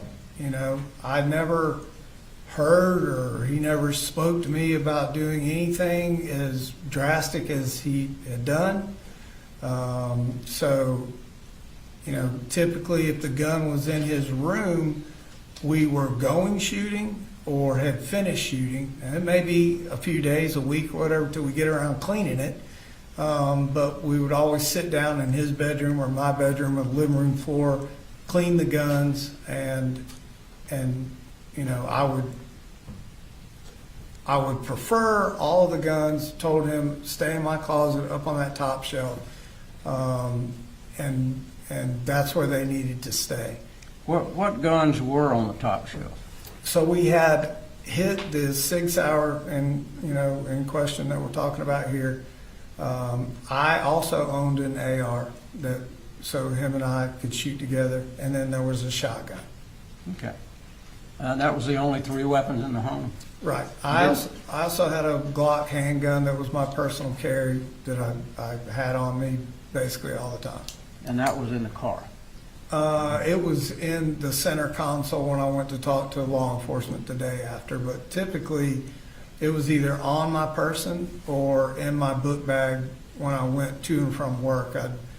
We'd been robbed through the years 3 or 4 different times for copper of all things, and through the years I'd go in at crazy times, work night schedules, that sort of thing. So I always tried to keep, a weapon on me. The state yesterday was pointing out certain days that things were said. were there many days during the time that Colt was there that everything was smooth? There weren't any problems at all? Yeah, there were. We've heard all, the last couple of weeks about trouble and issues and everything, but there's a lot of times where, Colt, he was a good kid. He was very respectful to me. I just don't. It wasn't a every single day thing where him and I had issues or bull rushing or the yelling and screaming or whatnot. Colt was a very good kid. We talked about a lot. Him and I went to church when it was just him and I originally almost every Sunday. As the other two kids came up there, he kind of slacked off going to church with us. But he was a good kid. He was a compassionate little kid, and he was really a thoughtful young man. He would help me fold laundry. He would help me cook. I was trying to teach him to cook. It was a little bit of a disaster at first, but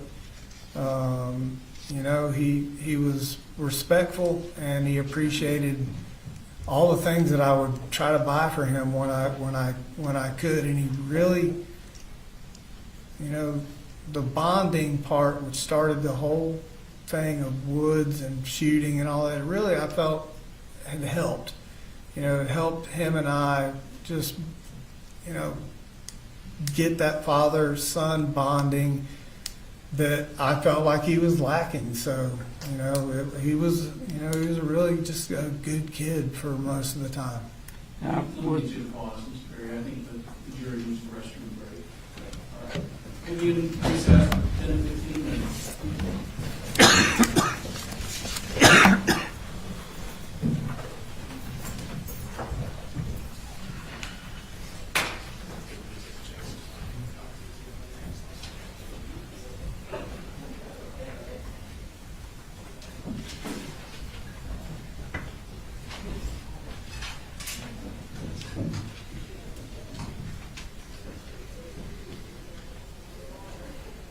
Straight, go back to the office.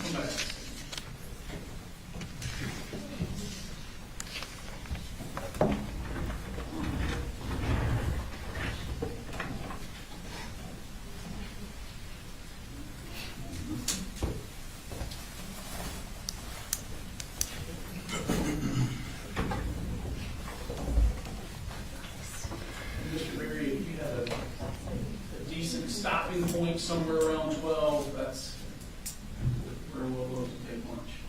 We're gonna try to get through this a little quicker.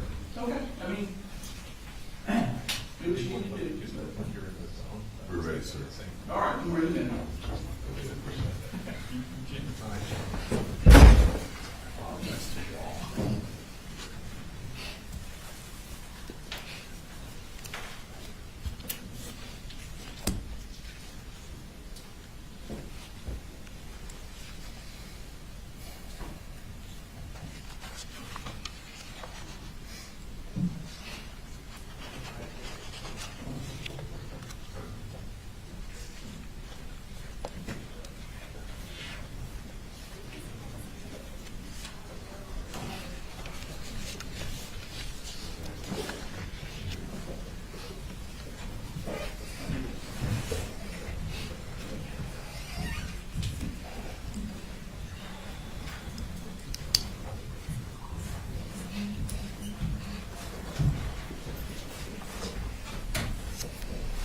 Y'all can see.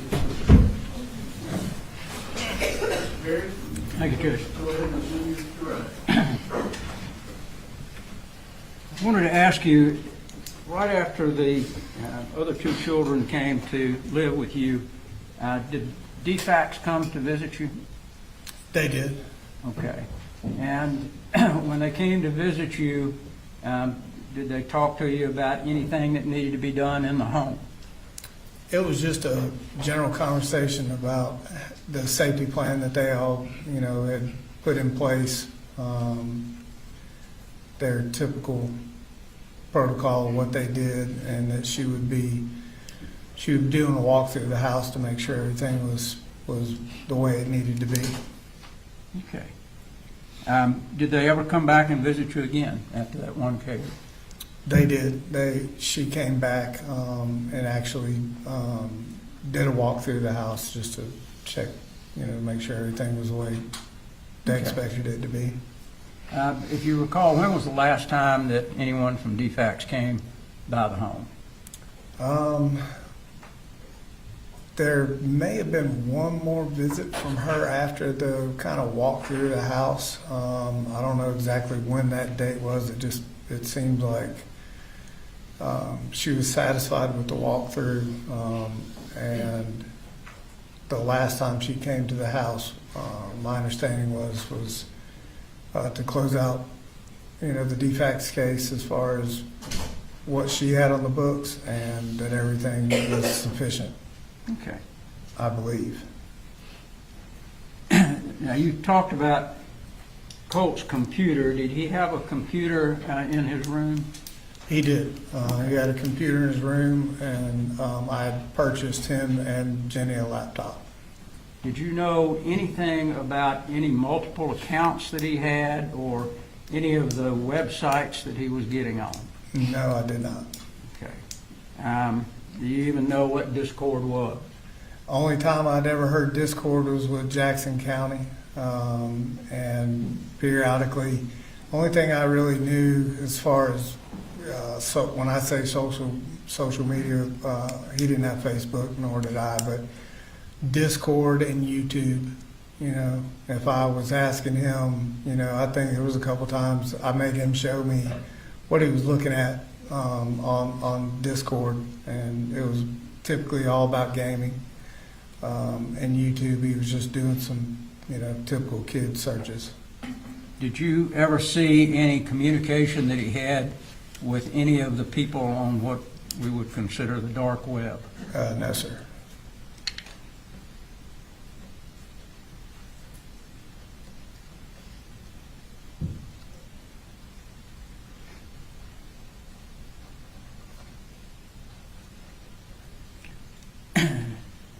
During the time that you and Colt and the three kids were together, did he ever indicate to you that he wanted to hurt anybody? No, sir. Did he ever indicate to you that he wanted to do a school shooting? No, sir. Now, was there a time when Marcy came back and stayed with you and the kids for I won't say an extended period, but for a period of time. After I received a call from her at rehab, it said she'd gotten her certain number day chip, and that Mamu and Papa Charlie said it was okay and agreed that if I wanted to come down and pick her up, that I could do so. So I did. And how long did she actually stay with you? I want to say, 4 or 5 weeks, maybe something along those lines. I don't know exactly to the day, the time frame. Did Colt's mood change when Marcy came back? It did, not at first. It did at some point kind of change and become a little difficult between those two. In the beginning, not so much. I know Colt was the one, I had a conversation with about going and picking her back up, and he was all for it.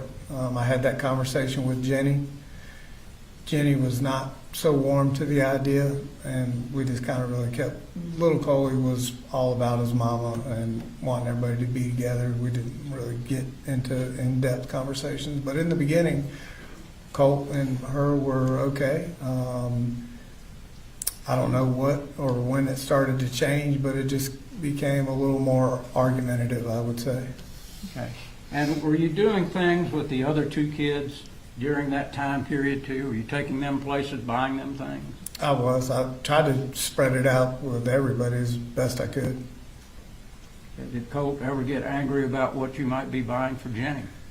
One particular thing that jumps into my mind is we went to the Tanger outlets to buy school clothes for everybody, and I don't know, I spent $400 or $500 in the Nike store, and I bought, instead of buying Jenny a pair of tennis shoes, I bought her 2 pair of Nike tennis shoes so she could alternate, and I think a sweatshirt, and I think I only bought Colt a Georgia sweatshirt and a purple pair of Nikes, and he didn't like them.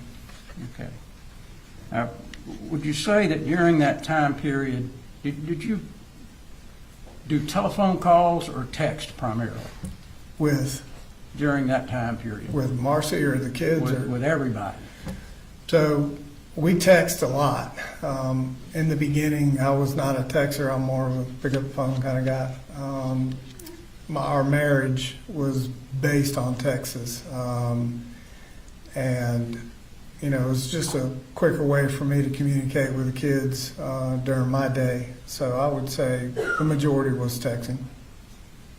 Okay. And when Marcy was there, did there ever come a time where there became a problem between she and Colt? It did.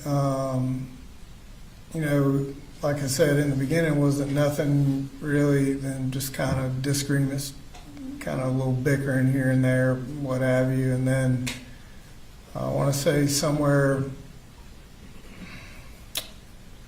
along the line, they had a disagreement. I'm trying to think. I want to say August time frame. We had all that going on, trying to get people in school and whatnot, and they did have, initially, they had a bad day, if you want to call it. They argued for most of the day, and then the second day after that, they had a kind of a serious altercation. Okay. We saw a text message from Colt, I think yesterday, about blood on your hand, that's your fault, and that kind of stuff. Yes, sir. What was that in relation to?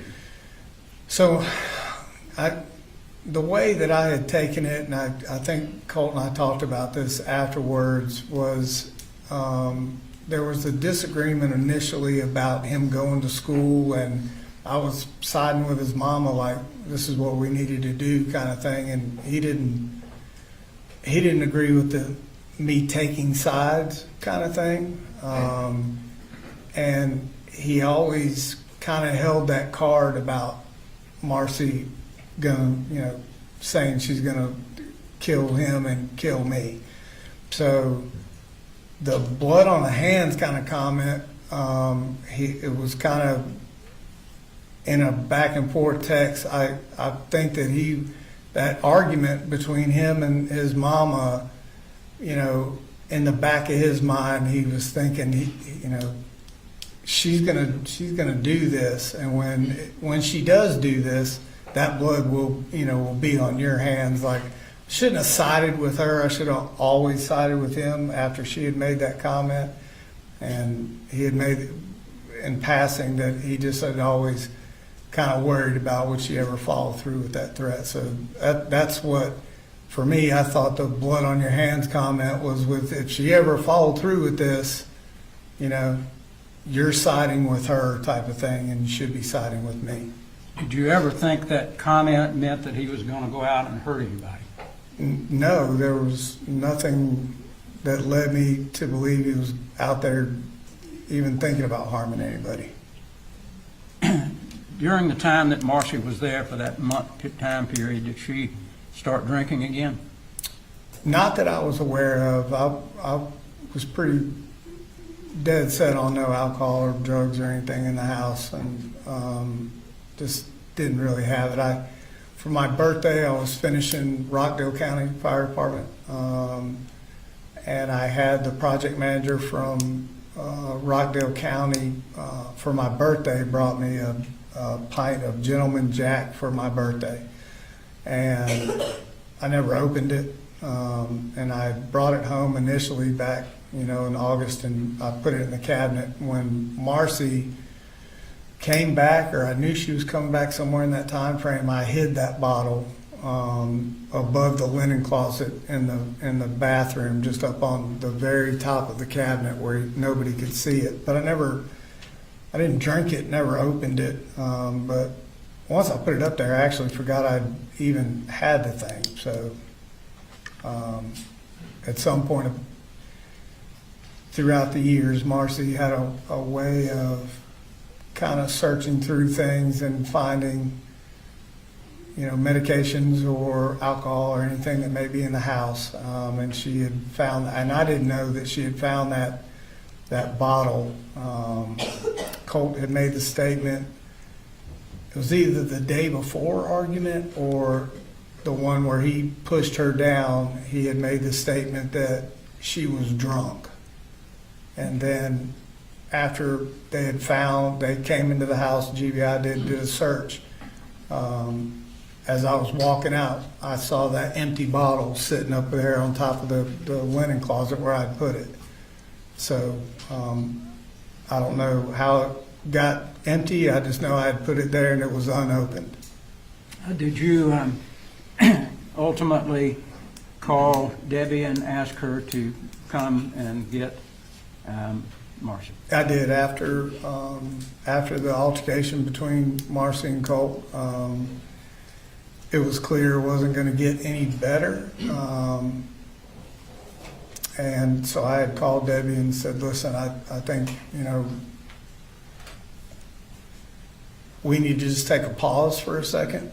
My initial goal was, when I first picked Marcy up out of rehab, those first couple of weeks, man, she wasn't totally back to Marcy that I knew, but she was very helpful, man. She was really good. We went to church together. She was doing all the right things. She was helping me with school, trying to get him lined up and registered and doing all the right things. So there was this moment I was like, I could really use the help. Give me a little more freedom at work to do what I needed to do.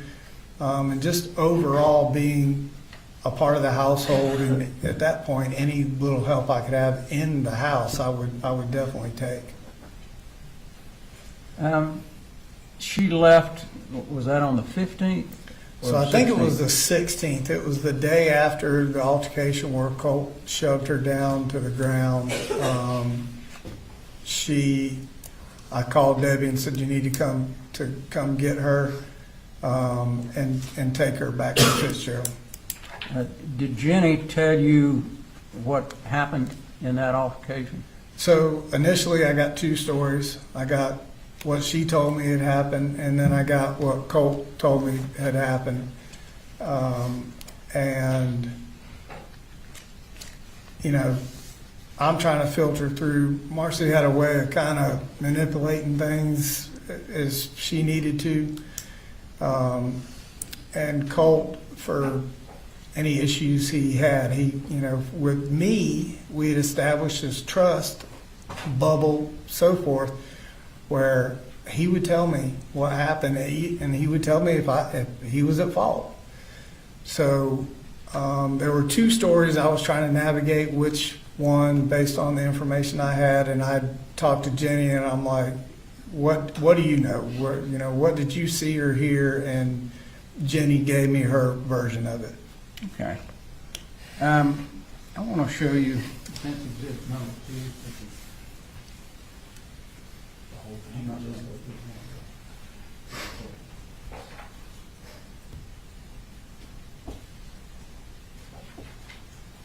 How are you doing? Text messages between this day and this day. You need these text messages taken. Oh, so you're not, Yeah. okay. Okay. Got that worked out. Okay. Let me show you what's been marked. That's exhibit number 2. Okay.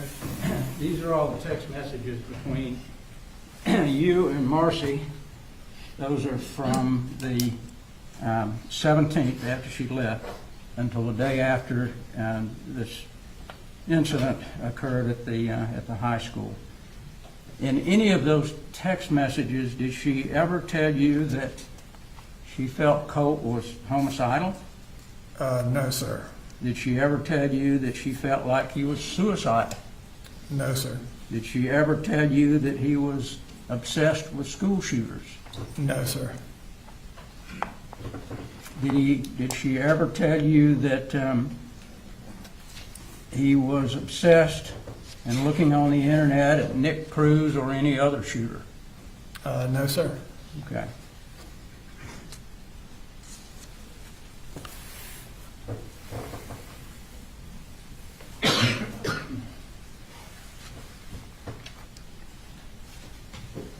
Now, during the time that you had the children, did you try to be as positive with them as you could? Yes, I really tried to reinforce, even if it was, a bad day or things weren't going right, I always tried to find that. I don't know, they used to kid me. I always give them a pep talk. That was the thing. And did you text them a lot about how much you loved them and how well they were doing? Yep. Would you do that on a daily basis, every other day, or? If it wasn't daily, it wasn't 2 days, 3 days went in between. I always tried to just make sure that they knew I was thinking of them and wanted them to do good, and I was very proud of them. They had persevered through a lot. Okay.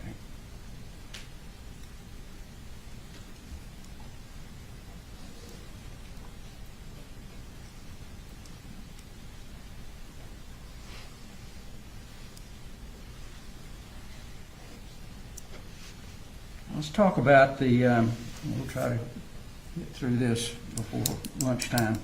I want to talk about when you went to the school to talk with the people at the school about getting me registered. What did you do in order to get him admitted to Apalachee High School? So originally, when we reached out, had talked with the registrar and kind of explained what we were trying to do here. And I had started that conversation with her. I'm like, listen, not to get into all of this with her, but he had missed a significant time of 8th grade. And I wanted to ask her, initially, was there a way that we could just have Colt retake the 8th grade? I felt it would be better for him and help him just kind of be more ready, if you will, for high school and not come out of the gates behind in 9th grade.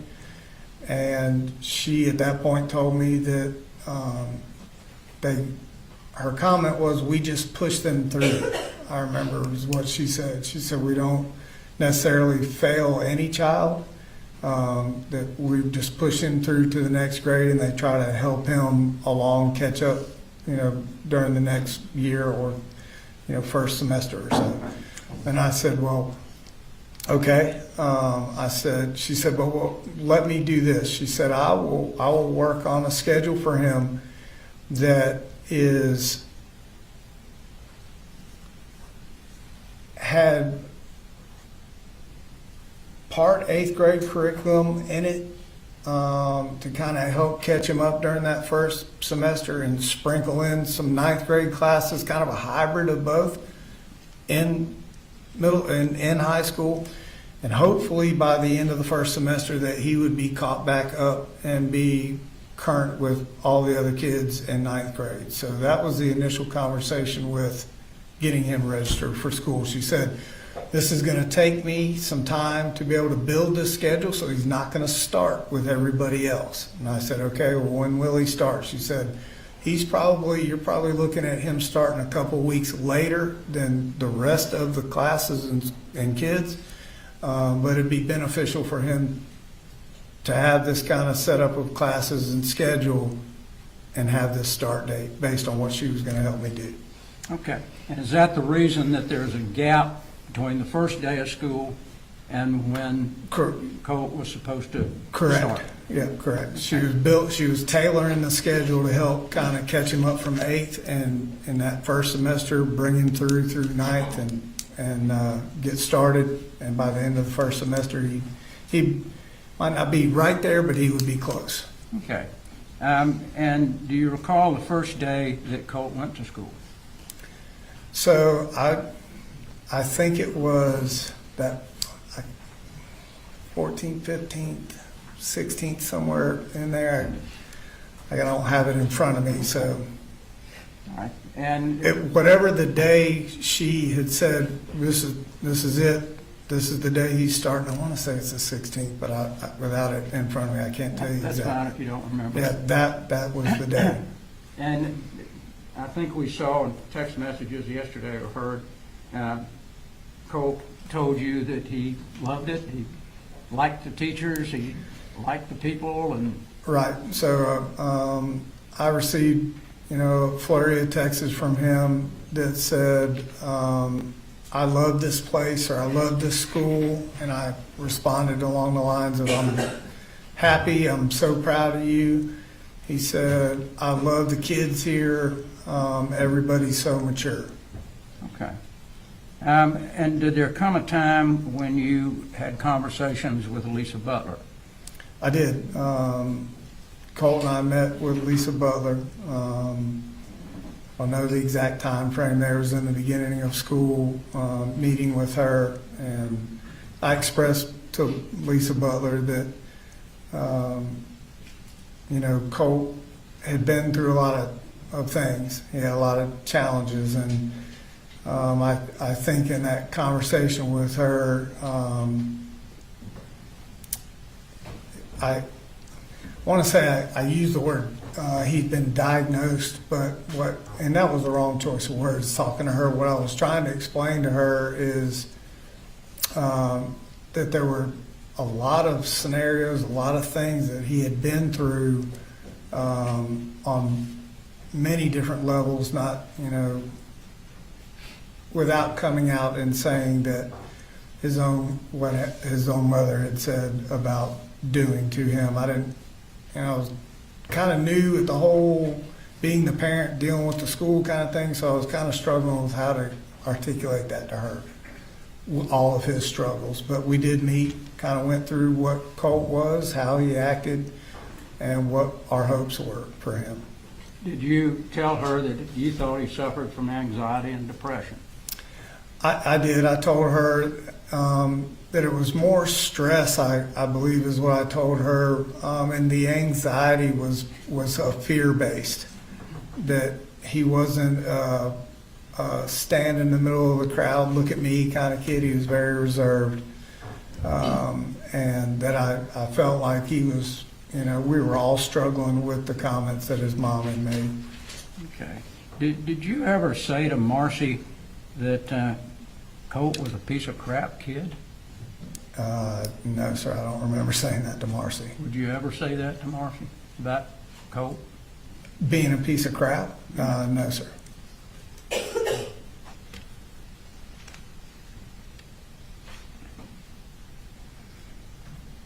Did you and Lisa Butler talk about getting Colt into some sort of counseling? We did. She had said there was a program called Aware, and it's kind of a specialized type thing where they really worked one-on-one with the child, and she thought this would be a great thing for Colt. And I explained that I had been compiling several places to think about taking Colt. There was conversations about Athens behavioral, inpatient sort of thing. I had reached out to several people, and that it was a fluid thing. You know, I was, from my side of it, I told her I'm just trying to compile as much information on the best route to make sure Colt was good, so I had as much information as possible. Did you rely on the people at the school to be able to tell you this really would be the better option for you? Yep. By the time I got through talking with Miss Butler, there was twofold. She had some good things to say about Aware, and that had been in the school for a while. It was a great program, good thing. I was looking at it as Colt, after his 7th grade and all that he went through, he didn't have a lot of trust in the schools and school systems and counselors. And I thought, my take on it was, okay, this would be a great thing, kind of twofold. He would get help, he would get the specialized help he was needing, but I explained to Colt that also you will see that high school is different than middle school. They are preparing you for college. Things are different. But it also, I was hoping Colt would see it as he could believe and trust in his counselors and the school system, and that they actually had their, for lack of a better term, their arms around him. They really cared about his well-being, and wanted to help him, and that he would be doing these things at the school. So it wasn't like he would have to be out of school, going to different places. It was all in the same house, if you will. Okay. And was there a time that was scheduled that you believed Colt would be talked to by the counselor? So my recollection was that September 5th, I believe that was a Thursday, that everything was established, the counselor was set up, and that he would be, I don't know if there was an exact time. I just knew that they would be meeting early that Thursday morning. I think it was Thursday, but it was the 5th. Now, did you know that Debbie had also come up and spoken with Lisa Butler? I did, because Debbie was up staying with us a great deal of time at this point, right? So we had discussed multiple things, trying to understand what would be best for Colt. I wasn't really didn't understand the whole inpatient part of this. I thought, man, he's just going to end up, I just thought that was an extreme measure. Debbie agreed with that. Colt, the conversation I had with him was he wasn't really jazzed about that. And then Debbie and I would use the evenings to kind of formulate a plan. I'm going to work. She was like, I will go up, talk to the school in your place. She's got a good, educational background. Her and Colt are super close. So we would talk about options and what we thought was best for Colt. We'd agree on whatever she was going to say, talk about, options or whatever with Miss Butler or whoever she was meeting with. I would go to work the next day and she would go to the school. So I knew when she was up there and basically what she was talking about, because we talked about it the night before. And did she tell you about the program that she wanted you to go to in Athens? Debbie? Mm-hmm. No, Debbie never brought up the inpatient Athens behavioral inpatient part of that with me. Who brought that up? Was that Marcy? That was Marcy that was kind of on that. And did Debbie have plans to come up and take Colt somewhere? That the whole Debbie and I had talked about this aware, and we both agreed that this would be the best option for Colt. So in my mind, I never had any other thought of. I know I had compiled a bunch of searches and looking at different places and talking to people, but with conversations with Miss Butler, Debbie talking about her, and I agreed that aware was the best thing for Colt. Okay. Now, you got some paperwork from Lisa Butler Yes, sir. for that program. Did you fill that paperwork out? Yes, sir. Okay. The state indicated it took you 24 hours or so to fill it out. Did you? Something like that. Okay. Yeah. Why did it take that long? I had to work full time. Wanted to kind of just make sure Colt was good with it. He understood what was happening, and I filled it out. I think the next day and sent it back. Okay. Now, was there conversations between you and Marcy about coming? She was going to come up on Saturday before this incident took place, and y'all were going to take Colt to this place in Athens. Was there some conversation about that? So the conversation originally was no. That weekend that's the holiday weekend you're talking about. Mm-hmm. Yeah, we were talking about all going away as a family originally. And why did you not go pick her up? I didn't go pick her up. Couple of reasons. One, I thought I was maybe had to work that Saturday. I was not sure. It was kind of a fluid situation. But the kids, Colt and Jenny, they weren't really fired up about her coming back up here, Colt especially after what had happened. So I've been through this enough with her. So I just kind of made the decision that listen, I'm not really sure Tuesday or Saturday if I have to work even for a half a day. So I didn't go down and pick her up because I wanted the kids to be comfortable. I wasn't sure if I had to work. And for me, it's a 9.5 hour round trip to go get her. Did you tell her that you were going to take Colt to the program there in Athens? There was never a set time said to me to go take Colt. She was like, they're open anytime. You can take him on a Saturday, I think is what she said. But at this point, during these conversations, we were set for aware in the school. So I had a plan in place. Okay. And I'm sure you're going to be asked, you went to Athens that day, but you didn't take him to that program.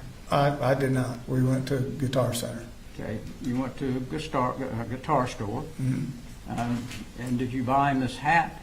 Yeah, I bought him, I think I bought him a hat, and some guitar strings, and I think I bought him a guitar cord. And it has Fender on it. What does Fender mean? So Fender is the two different type guitars I had bought him at that store.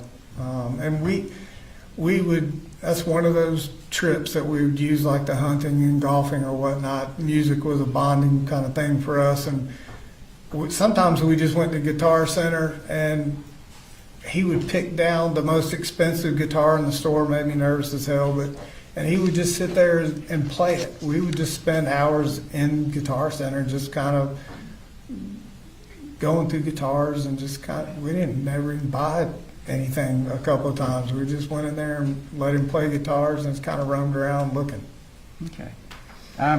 You heard Marcy testify that you threw Colt's guitar across the road. Did you ever do that?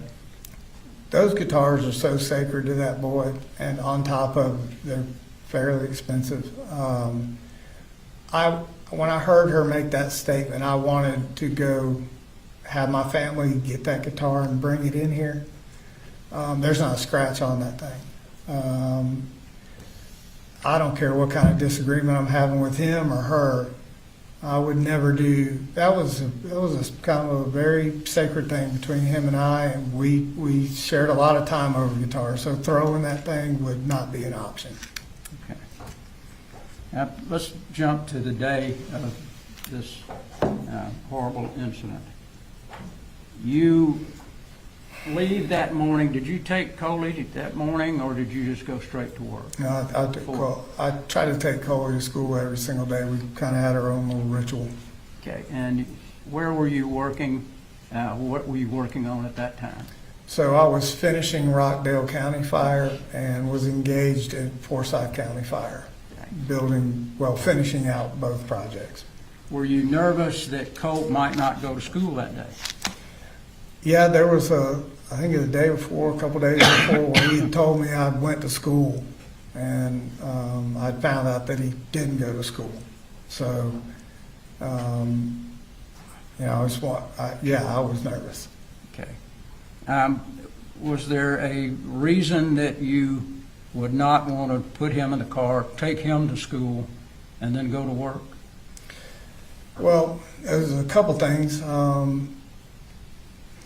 His bus came at a time, it was before Jenny, but it was later in the morning. So I'm relatively new at Kevin Price. I'd taken a day or two off already.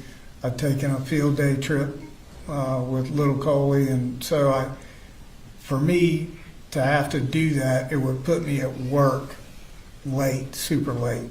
So had that conversation with Colt, like, I need you to go. He assured me he was going to go. And I felt generally comfortable that, I connected with him. I still in the back of my mind was like, man, I need you to go kind of thing. And nervous, yeah, but I knew that he would go. I felt like he would go. Okay.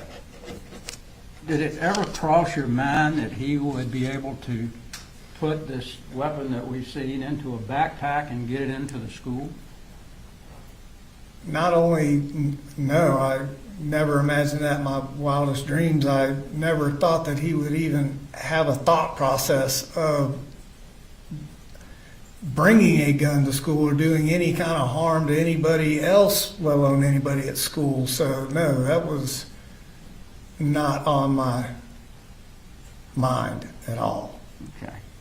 And did you know anything at all about, did he ever talk to you about any obsession that he had with school shooters? No, sir. We've seen this big poster of newspaper articles and photographs of various and sundry people. Did you see that in his room at any time? I did not see that poster. There was one point in time where I went into his room originally. So Colt, typically his room was usually always dark. He had a room darkening shade on even for the daytime. Lights were off. His monitor screens were usually the only, light in the room. I had gone in there to take him dinner one night, and there was a picture on the wall. It's a young kid. I didn't know who it was. We had been talking about, we always talked about bands and different things, and he always would say I was old, and I would tell him that band members we talked about, their kids are starting bands. And I was like, man, who is that? He was like, you don't know who that is? I'm like, nope. I said, I think that's that kid's son from Green Day, like the band. And he laughed. I've never seen that picture before, didn't know who it was at all, and that's kind of where the conversation ended. Okay. And you've heard testimony about in photographs where these, or some of these, were on the wall a couple of months before that. Right. And did you see those photographs as they were brought in? No, I didn't see the shrine at any point in time in Colt's room. I think I told Investigator Smith when I saw that for the first time was during that interview. And I don't even remember seeing it on the day I went home of the shooting. I pointed out to Investigator Smith, I'm like, that single picture of that kid with the glasses right there, that's the only picture I ever remember seeing on his wall or talking to him about, Okay. other than the concert posters and whatnot. So when you went home that day, before the police got to your home, you didn't see those photographs then? When I went home, I got home after Marcy, Jenny texting back and forth. I went to the house, went in. Marcy had texted me what she thought had happened, and I just could not get my mind wrapped around it. There's absolutely no way. I went into the house. I went to my room, or little Cole's room, into my closet where guns are stored, sorry. And I moved everything out of the way to check there first. Weapon was not there. I'm like, shit. Went down the hallway, cracked open his computer room door. Now, that was not his bedroom. His bedroom was in the laundry room at that time. So if I did all my talking to Colt at that point, once we switched the rooms, it was in his laundry room bedroom. I cracked the door, looked in there to see if I saw a gun or his gun or anything like that in case it was in there. Did not see it. I didn't see any shrine or anything on the wall. Never saw it. Okay. Well, you had plenty of time while you were there to jerk all those off the wall, did you? Yeah, I could have done that easily, but I'll say this, I didn't know, even 17 killed, like, I read that, I can understand, but I couldn't tell you anybody in the shrine by picture who any of those people were. I had no idea. Did he have other things on his wall at various and sundry times? We had all kinds of stuff. We'd hang targets that we'd go shooting with. We had concert posters. He had some weird poster. I still don't know who the guy is with the red hair. He had his deer that he shot mounted on the wall. Have a flag in there at one time? He did have a flag that Jenny bought him. And I know I'm not going to go all over it's getting almost lunchtime. I'm not going to go over all the flurry of text. You've already seen those back and forth between you and Jenny and Marcy. But when you got home, did you turn the TV on? We saw the TV was on when they were Yeah, so taking when the I photograph. came in the door, the TV was on. And that my first few steps in the kitchen, I remember hearing that TV and I thought, see, this isn't him. He skipped school today again. That my initial thought was that, man, like he didn't go to school today. I was kind of upset about that because I heard the TV. They played a clip when the officers came up, and there was something kind of unclear that they said, and then you said, I knew it. What were you talking about? So after me looking for, the SIG weapon, after the texts I received from Colt, this is not your fault, I'm sorry, all the things that we all saw and read. Marcy's kind of phone call to me is the first time anybody had ever said to me anything about school shooting. And I remember her saying, he talked to me all the time about school shootings, and she was crying, and I'm like, what? I said, I've never heard anybody say anything to me about school shootings. Just calm down. I remember telling her, there's no way this is Colt. And then Jenny's text. So those combinations of all that happening, when the police showed up, I thought, okay, that's what when I said I knew it, I kind of pieced everything together of what was being said to me through texts and phone calls with Marcy, and I'm like, shit. The gun wasn't at the house, so I kind of knew it at that point what had happened. Did you mean that you knew he was going to do this? No, that's not what the statement was. Like, I knew he was going to school to do what he did. You heard Jenny testify. Yeah. Did you ever tell her to lie about anything? I would not tell my children to lie. We go back as far as anybody wants to go. Purpose of the bubble, all of this was to create an environment for my children to tell the truth. I don't care what you've done. So we could work things out. Never, I've got family in law enforcement. I would never tell her to lie about anything, first of all. But something serious like this, at this point, I still want to know what the hell happened. So I would never ask her to lie or cover up about anything. In fact, on the way there, what she said to me was, you know, Colt was fascinated with school shootings. And I remember looking at her and saying, why would you say that? Why didn't you tell me? And she said, he made me promise not to tell you.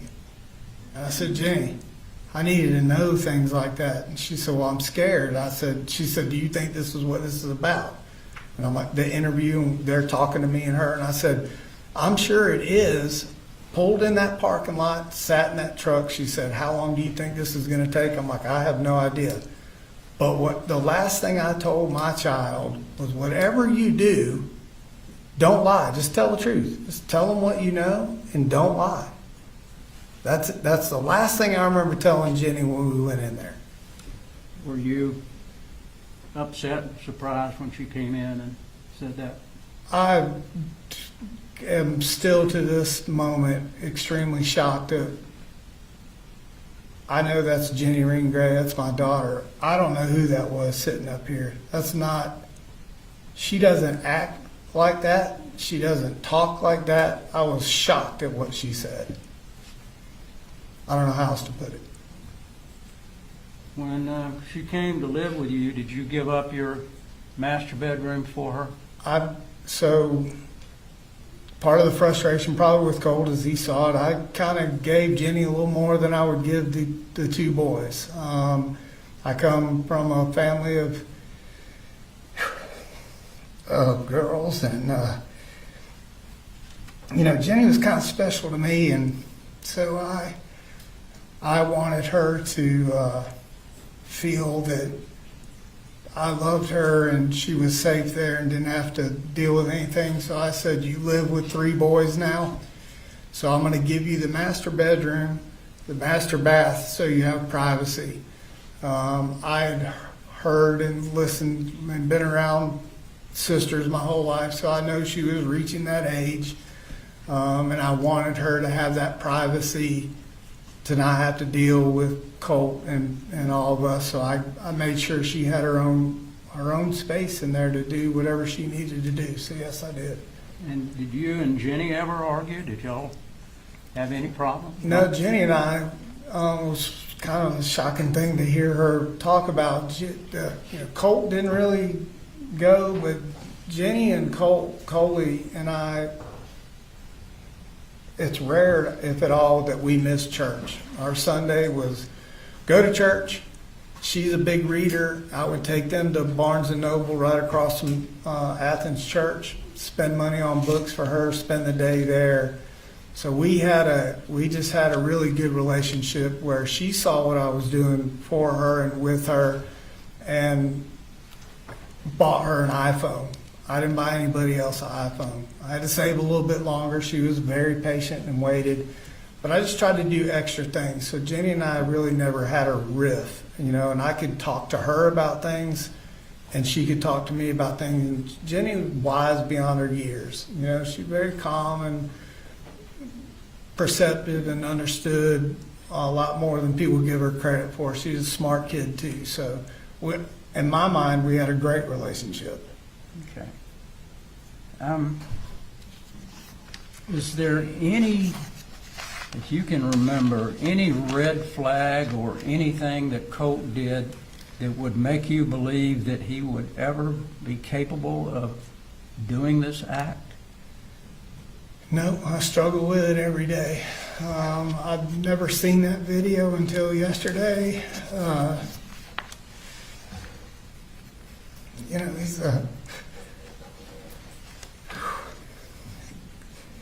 he's a good kid. You know, he wasn't perfect, nor was I. But he did do something that heinous. Like I don't know if anybody could ever see that kind of evil. And it's like the Colt I knew, the relationship I had. There's this whole other side of Colt I didn't know existed. So, no. Was everything you did for Colt, did you try to placate him and try to make him okay? I did. I just wanted him okay. Thank you. Nothing further. All right, ladies and gentlemen, we're going to go ahead and take a lunch recess. We'll be in recess till 1 o'clock.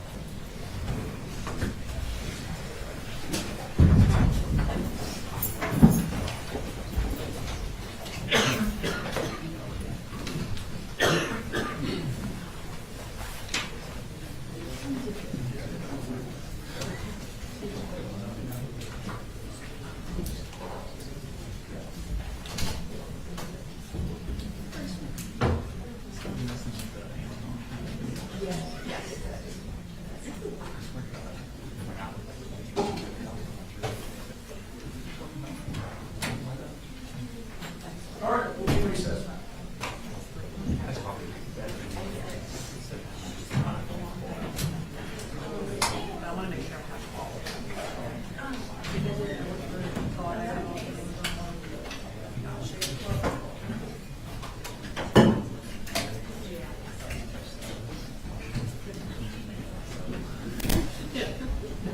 You know what I mean? I was like, I kind of backed off.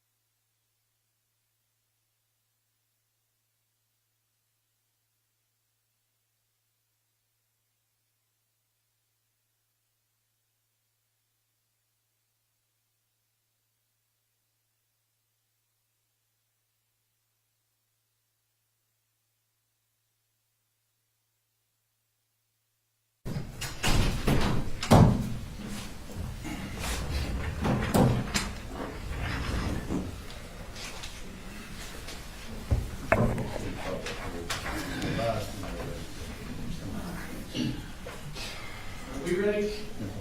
We're checking now, sir. What's that? We're checking. We're checking now, sir. Y'all ready? Yes, Your Honor. All right. Mr. Gray, you really go back to the stage.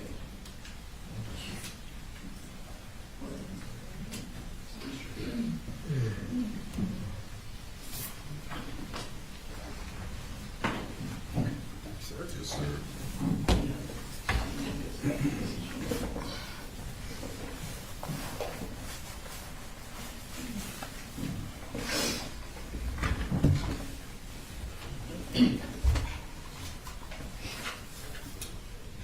We ready, sir?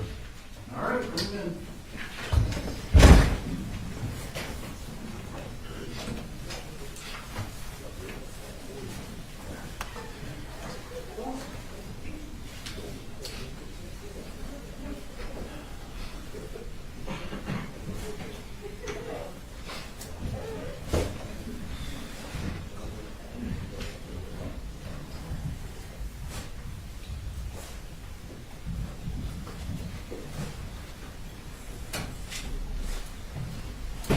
All right, let me see.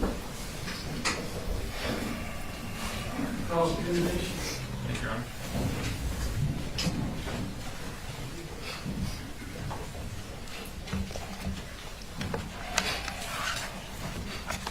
Mr. Gray, I want to go back in time a little bit and go over some things that you left out. In first grade, Colt was going to Statham Elementary School, Yes, sir. and y'all were living at the farm in Statham. Yes, sir. And Colt had an individualized education program, otherwise known as an IEP, in first grade, didn't he? As far as I know, I wasn't involved as much as far as that type of knowledge of schooling. Debbie and Marcy were really engaged with what he was doing school-wise. So he was involved in first grade and something like that, but I couldn't tell you in detail what it was for. Okay, and an IEP is tailored for each individual child's educational disability, correct? As far as I know, that's But Colt's was actually for behavior, wasn't it? I don't remember that. He had a formalized behavior intervention plan.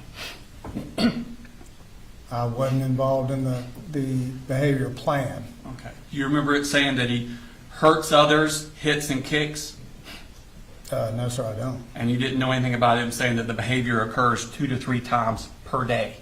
No, sir, I don't. Okay. And that was in first grade. It sounds like it was in first grade. Okay. Do you remember Miss Lee, his first grade teacher? Does that name sound familiar? I believe that was one of his teachers. Okay. And you had to deal with Miss Lee about how y'all would handle his behavior at home. Marcy typically dealt with school issues and the kids at that time, and in our marriage and in their age. Okay.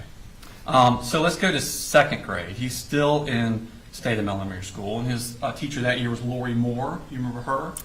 I don't remember that name, no, sir. Okay. Did you know that, you remember that Lori Moore had behavior issues with Colt throughout second grade? I don't. Again, I wasn't as involved as I later became with their schooling in their younger years. So you don't think you were communicating with Lori Moore? If I was, I can't tell you specifically what I was communicating with her about. Okay. Do you remember that she sent an email or tried to communicate with Marcy 6 separate times about Colt's behavior? Maybe to Marcy, but I don't recall that. And do you remember after she couldn't get in touch with Marcy, she started emailing you specifically, and she emailed you 13 times about Colt's behavior in second grade? No, sir, I don't remember that. And you don't remember the conversation on October 19, 2017, where you'd say, "Hey, Miss Moore, I'm sorry I'm texting you late this afternoon," and you reference in there talking with Miss Lee last year, and y'all had a system of how you were going to handle Colt. You remember telling Miss Moore that? If you have reference to that, then I did. Okay. I don't recall that, but no. And so that was about, in her messages with you, was she talking about anger issues that Colt had? Aggression to other students? In those 13 emails she was referring to you? Yeah, it's so long ago, I couldn't tell you about any of those emails, to be honest. Property destruction? No, sir. Okay, you don't remember any of that? If you've got record of it, then it took place, but I don't recall those specific conversations. Okay. So y'all are at the farm, and you left the farm when Colt was in third grade? Third or fourth grade. Third or fourth grade. Well, he withdrew from Statham on May 22nd, 2019, which would have been the end of his third grade year. Okay, starting a fourth. Okay. Now, Marcy testified that y'all left Statham because you were having financial troubles. That's not what you said. Right. Which is it? So it's a combination of both. Okay. Financial troubles, just not making as much money, but also a chance to possibly sell the farm, make a profit, and wanting to kind of have the lake life. Okay. And so you move up to Hall County. Yes, sir. Okay. And you live, he goes to White Sulphur Elementary School. That's correct. And you lived there from August to December of 2019. Yes, sir. Okay. And why did you leave there? So we left there, initially there was an argument between the landlord and Marcy. She was under the use of things that we've talked about during this trial. And we were promised several things in that home, including there was a downstairs leaser that we had asked to be moved out of the house, and that guy did not break his lease or remove anything from the property. So we kind of had an agreement in the beginning that wasn't met. So we started to look around and decide if this was the right house for us. Oh, okay. So, and that would have been Jeremy Baker was your, I think so. okay, and that was at 412, or excuse me, the house you were in was at 3208 Winterberry Lane? I think so, yeah. Okay, and isn't it true that he actually filed a dispossessory on you guys because y'all are $10,000 late in rent or behind in rent? Right, so I found out the same way, yep. I found out the same way I found out at Traditions. Marcy was the financial person in our marriage and household. I usually went to work, made the money, and she paid the bills. Well, here's my problem. See, I asked you why you left, and you gave me an answer Yeah, that didn't mention you being 3 months behind in rent and being kicked out. Well- You said you voluntarily left because you had a disagreement. Well, And I didn't- now you're admitting that it was. no, that was Let part him of it. answer the question. Just make sure that when you ask a question, you finish his answer. Sure. Let I me thought- ask the question a little better. Well, When I I can- first asked you why you left, why didn't you mention this? I was trying to get to that before you cut me off. I cut you off? I could have So swore I let you what answer all I'm this. saying, when I found out we were actually late behind when I came home from work one day and all of our things were on the curb. Did not know at that point, as in Traditions, that she was not paying the rent when she told me that she was. Okay. And then you went to Forsyth County and lived there, correct? Yes, sir. And the dispossessory was filed against you on March 9th of 2020, evicting you from that house. Correct. Okay. But you didn't mention that in your direct, Which part? The Forsyth? being kicked out of Forsyth, being evicted. I didn't think you asked me that until right then. I didn't ask you, but he was asking you what happened, and you said, well, we decided to go down to Fitzgerald because things were slow and we wanted to see the Sure. quiet life, and you made it sound like you chose to go down to Fitzgerald and leave Forsyth County, but never mentioned that you were evicted from Forsyth County. Right, we decided to break the lease was the impression I had with Marcy. Uh-huh. So I'm not aware of us owing anybody anything from the Forsyth County home until Okay. right now. So if Marcy, when she testified that you are evicted from these places, that's actually the truth. It's hard to say what Marcy is telling the truth about or not telling the Okay. truth about. Okay. So you moved to Fitzgerald in February, March-ish of 2020, and Colt enrolls at Ben Hill on March 4th of 2020, Okay? correct? And then COVID shut down right there, right? Yes, sir? Basically about the same time.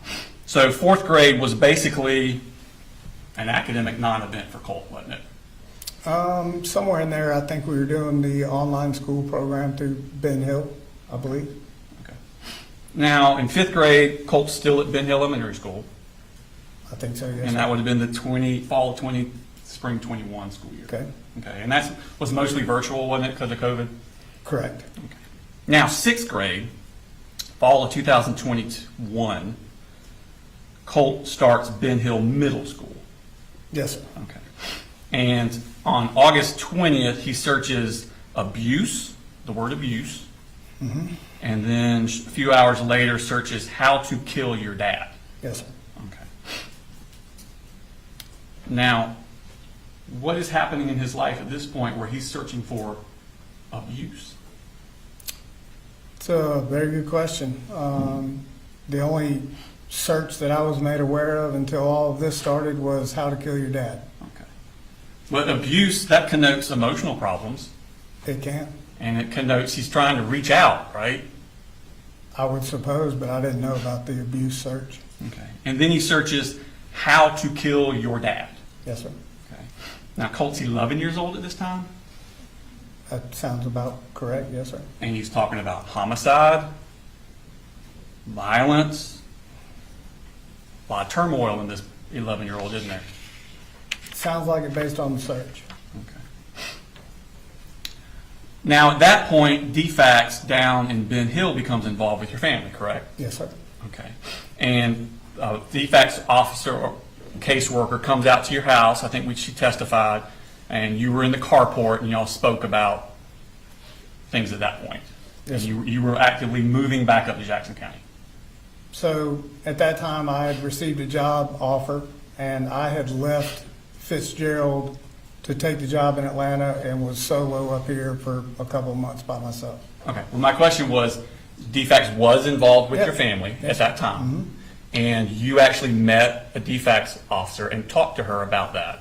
I did. Yes. Okay. And that would have been in October of 2021? If that's what you have, yes, I Okay. don't know the exact dates. Now, you move up to Jefferson around November 2021? Correct. Okay. And that's the Rice Creek Drive evidence? Yes, I believe that's correct. Now, Colt's not enrolled in school there that semester, is he? Not right off the bat, I don't believe. Okay. So you leave in November, but you don't enroll him in school? I don't, like I said, I'm working day to day. She was always the insurance school enroller, things of that nature. That was just kind of the agreement we had. Okay. So Christmas comes and goes. New Year's comes and goes. The kids aren't enrolled in school. In seventh grade. The October, November, or is 2021 into New Year's of 2022. Kids are not enrolled in school. Not yet. Okay. In fact, we go through January, all of January, kids aren't enrolled in school. So it's been, what, 2.5 months since y'all left Fitzgerald? Sounds like it. Okay, still not enrolled in school. As far as I know now. That's kind of a recurring theme with your family, isn't it? You say so, yes, sir. Okay. So on February 1st of 2022, Colt is still not enrolled in school, and a DeFax referral is made on your family from Ben Hill. In Ben Hill or in Jefferson? Well, Ben Hill's the one that made the referral, but y'all are actually in Jefferson. Okay, yes. Okay. You remember Sujette Giddens testifying about Yeah, that? I remember her. Okay. So it's a week later that he starts, on February 8th, he starts West Jackson Middle School. You remember that? Yes, Okay. So this is finishing out his 6th grade year. correct. Okay. So the beginning of the 6th grade year at Ben Hill, he searches abuse and how to kill your dad, and then now he's starting a new school for the 2nd semester of 6th grade. Okay. And I think you testified on direct that he had no further problems in 6th grade. Correct. Okay. Now, do you remember that on March 10th of 2022, so about a month after he starts, he gets in-school suspension? Yep, never heard that until the other day sitting here when it was discussed in the court. That wasn't brought up in the bubble? Wasn't brought up in the bubble, had no idea he was suspended. Okay. And it was for, let me pull that up for us. And it's 2 pages, go to the second page. It goes from bottom up.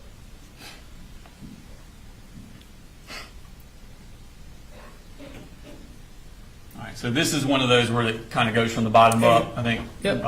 Mr. Green testified to this. Mm-hmm. So this is going to be on March 10th. He drew swastikas, FU, Yep, Nazi, and Hitler on a school calculator. right. Never told of that Okay. by anybody in the school. So this is the same school year about the how to kill your dad and abuse. Correct. Which I didn't find out till months later that the searching took place with the how to kill your dad. I mean, To you, does that look like a child that has a lot of anger issues?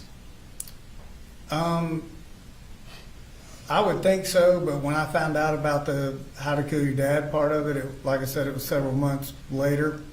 And the excuse that he gave me about that, I took him at his word, and he wasn't really lashing out at me or saying I did anything specifically wrong to him. I was referring to this. Oh, this, I didn't know anything about swastikas or suspension or any trouble he was actually having at this school. I think, if their parent was notified by email, her voicemail was full. So I wasn't on the voicemail or email, so I didn't even know this took place. Well, let's go back to my question. This connotates a child with a Sure. lot of anger. I don't know if this highlighted specifies anger. He's not drawing Pokemon on the school calculator. No, he's not. He's saying F you. Yep. Okay. So what? He's 12 at this point? Yes, sir. Okay. Now, that's March 10th. That's his first month at school. Okay. 19 days later, he gets in school suspension again.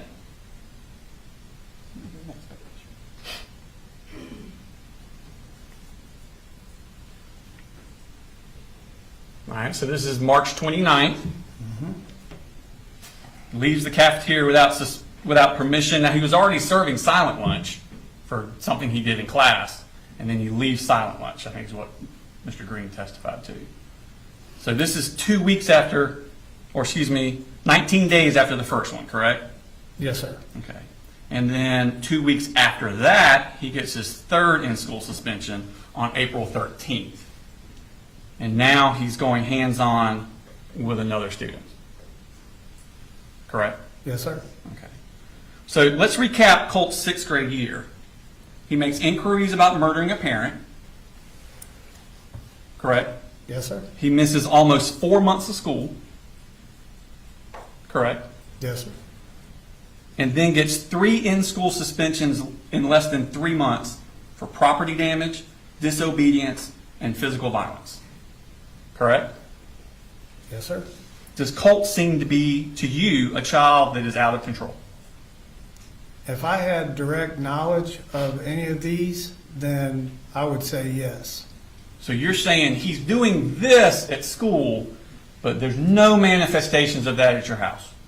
At our house, no. Just a good kid. I mean, is there a perfect kid? No. But as far as hands-on with any of us or destroying property, no. All right. Well, let's move on. Now, Colt's 12 at this point, correct? I believe so. Okay. Let's move to his 7th grade year. That was 6th grade. Now he's going to a new school. This is the fall of 22 into the spring of 23. Jefferson Middle School. Jefferson. Yes, sir. He's at Jefferson Middle. And I think you testified on direct that 7th grade, going well. Started out really good. Okay. When did it stop being really good?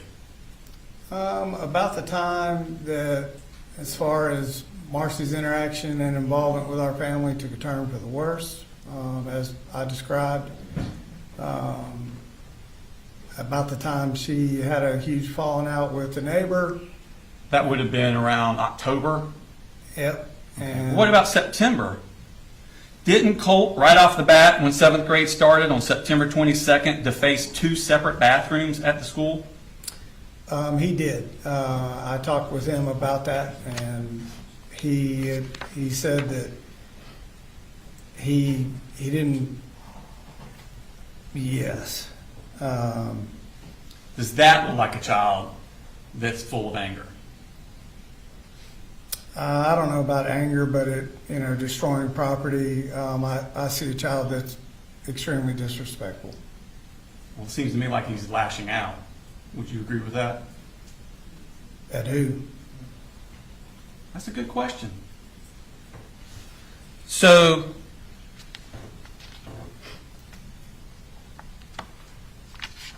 you were talking about Marcy. October with the landlord. DeFax got involved again then, didn't they? They did. I think they got involved, as I stated, with the landlord calling me. I was working a double shift, day and nights, kind of on a project, and she had apparently locked the kids out on Halloween, I think, Halloween night. So I think the DeFax worker testified that they opened the case on November 2nd. Does that make sense? It sounds timeline-wise. Okay. So we're talking 2 months after that bathroom incident. Okay. Okay. Now, Marcy, Jenny, and Coley, they go back down to Fitzgerald in Ben Hill County. Correct. And you and Colt stay up in Jefferson. Correct. The choice was up to them, and Marcy had to leave the premises. Okay. So- Now, you mentioned that you bought the Rock River Arms rifle for Christmas, and it's going to be that Christmas, correct? Indirect? I don't know if that's when I bought the Rock River rifle. Didn't you say in direct that you bought it for them for Christmas? You didn't give it to them at Christmas, it was after presents were That over was with? the Bushmaster 450. That's a Bushmaster? What's the Rock River Arms rifle? That is my rifle. That's your rifle, okay. Now, you said you gave it to him for Christmas because he was doing good in school. Correct. I think I told Investigator Smith I was using it as a carrot for him to continue Okay. to make a strong effort. So Christmas of 2022, he's doing good in school. He's doing better. There was room for improvement, and I was just, again, trying to give him, something to work towards. Do you remember the principal of Jefferson Middle School coming and testifying and saying that they were trying to email you all the time because Colt was up to double-digit absences in school? I do remember talking with that principal several times. Okay. And y'all had that attendance meeting, she testified, on January 11th, 2023. Correct? So by January 11th, which is obviously he hadn't had much school second semester, he had already had double-digit absences, so basically first semester. Correct. And I heard in testimony that, I don't know who he was talking to, but he was telling me he was at school, but would miss the bus and stay home. But they're sending you these emails and Correct. trying to get in touch with you about all his absences. Right. And Are you getting those? I was getting those and doing everything I could to be involved with the school and figure out what was going on. But Colt was doing so good in school, you got him that rifle. He wasn't doing so good that it was a work towards kind of thing. Oh, okay. Now, you said that bullying started midway through school year. 7th grade-ish. Can you give me more of a month? I can't. If you have something that you can show me to refresh memory, that would be good. Well, you were referring to your conversations with Colt, so Right. I didn't know if you. I don't know exactly what month or date. It was just, it was conversation where he came home and didn't want to go back to school. Okay. And I'm trying to understand why, and that's where the bullying came in. Well, taken literally, middle of the school year would have been the Christmas break, and I'm not taking you literally. So, No, do you know if it was before or after Christmas break? I'm not sure. Okay. Would it have been right around Christmas break? It could have been. I don't know exact dates or time. Okay. Well, let me ask you this. Sure. How long was he talking about it before you emailed the school to address it? We had talked about it, and it was very shortly after our conversation, and I understood what his impression of bullying was that I reached out to the school. How long would you think that was before when he first started mentioning it until you reached out to the school? I'm not sure. Would it have been a month? In the time frame, I don't know. It's been quite a while since that happened, so I can't tell you when exactly I reached out to the school. Would it have been more than a month? I'm not sure. Weeks? I'm not sure. It would have been. Days? It would have been relatively, after we talked about it, and I understood the full totality of what bullying was to him and what was actually going on. Well, I understand, but I'm trying to get you to narrow it down Yeah, a little bit I more. don't- You can't give me anything better than middle of the school year? Yeah, I can't give you an exact day or time when that happened. Okay. Well, we talked about earlier that when Marcy was found in November of that year, Sure. that Marcy was found and DeFax opened a case. Do you remember in March, Michaela Anderson come into your house as a DeFax worker to meet with you. I do. I think I stated at one point, I don't remember that, but after I saw her walk in here, I do remember talking with her. Okay. Several times, actually. Okay. So she came to your house the first time on March 9th, 2023. Yep, And she tells you she's with DeFax. yep, And she's there to monitor Colt, make sure he's doing good. right, Okay. She asks you about school. yep. Okay. Yes, And sir. you tell her, going great. Well, I didn't tell her it was going great. I told her, you know, we're moving through school and, you know, he's doing good. Okay. You didn't mention to her anything about having this attendance meeting because he'd missed double-digit school. I didn't tell her that, no, sir. Okay. You don't think maybe she could have helped with that with Colt? I don't think it crossed my mind that DeFax would get involved with absentees. Okay. And you don't mention anything about Colt being bullied at school? With her, no, sir. No. And this is March 9th. Correct. That's kind of why I was asking you to give me a time frame. Yeah. Because if I Colt's got you. getting bullied in January, why wouldn't you have told her in March? Yeah, I understand what you're going at there, but, you know, I think by the time I talked to her, I'd been engaged with the school on the bullying issue, talking to them, meeting with them, counselors, teachers, all of that. Okay. Would it help you? Did she tell you that she'd be checking in monthly? She did. Okay. Yeah. And so I think her next was on April 12th of 2023. Mm-hmm. Okay. And she talks to you about Colt needing counseling or therapy. So it was a suggestion, yeah. And you told her you didn't think he needed it. Based on what Cole and I talked about and how I felt like the school told me they were going to respond, that we were good. He was involved with counselors at school. Okay. And you didn't tell her about all these outbursts he'd been having at school and the property damage? From sixth grade, Sure.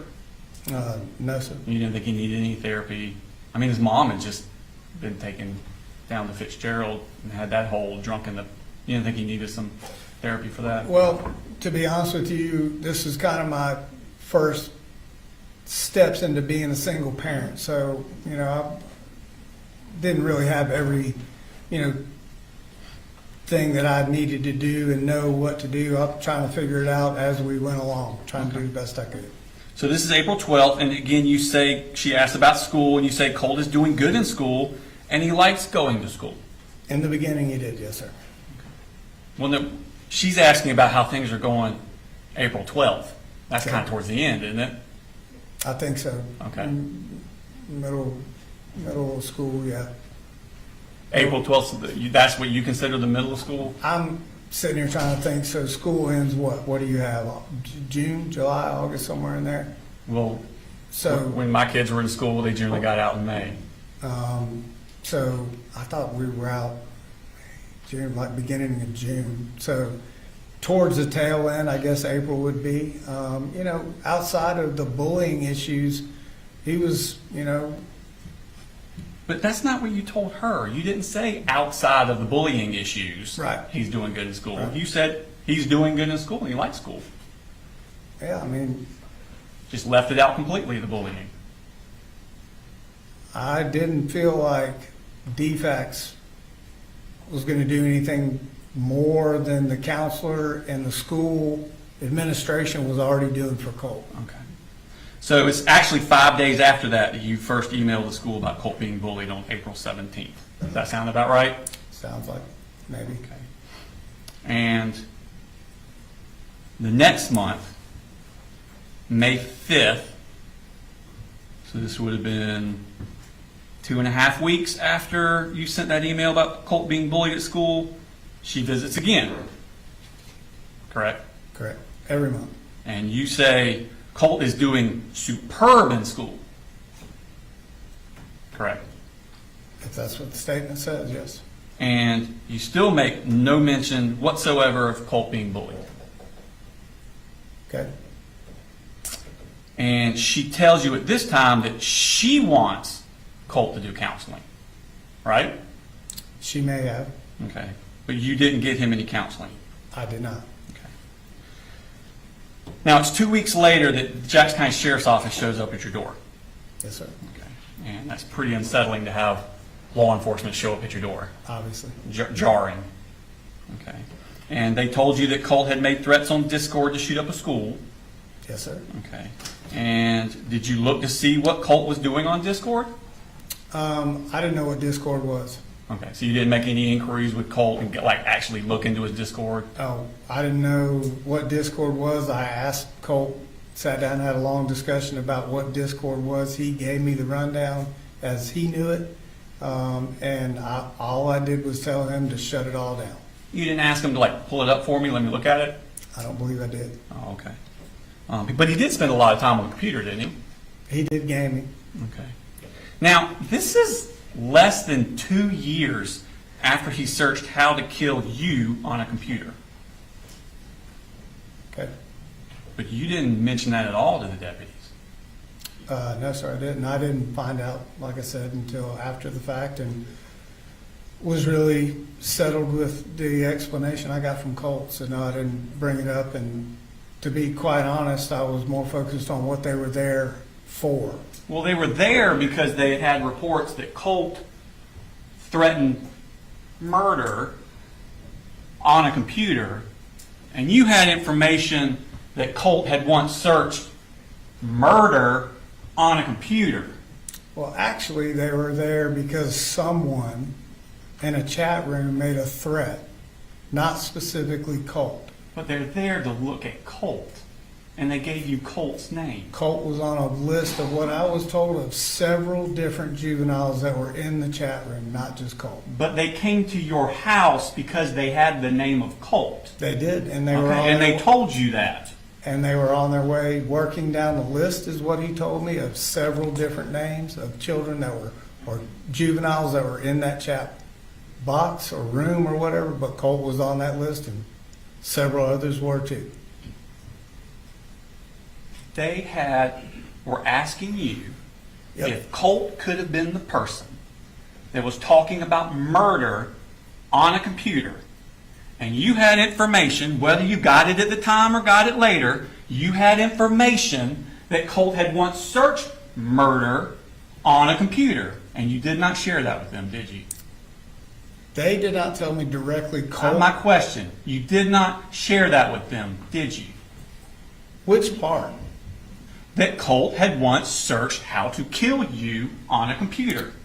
I did not. Thank you. Now, you know at this point he has trouble controlling his temper, Colt, when they're out there talking to you. Controlling his temper, I don't know. I know he would get frustrated Okay. And he would get all red-faced and angry at times. at times. And you actually bring that up with them. Right. Can we pull that clip up?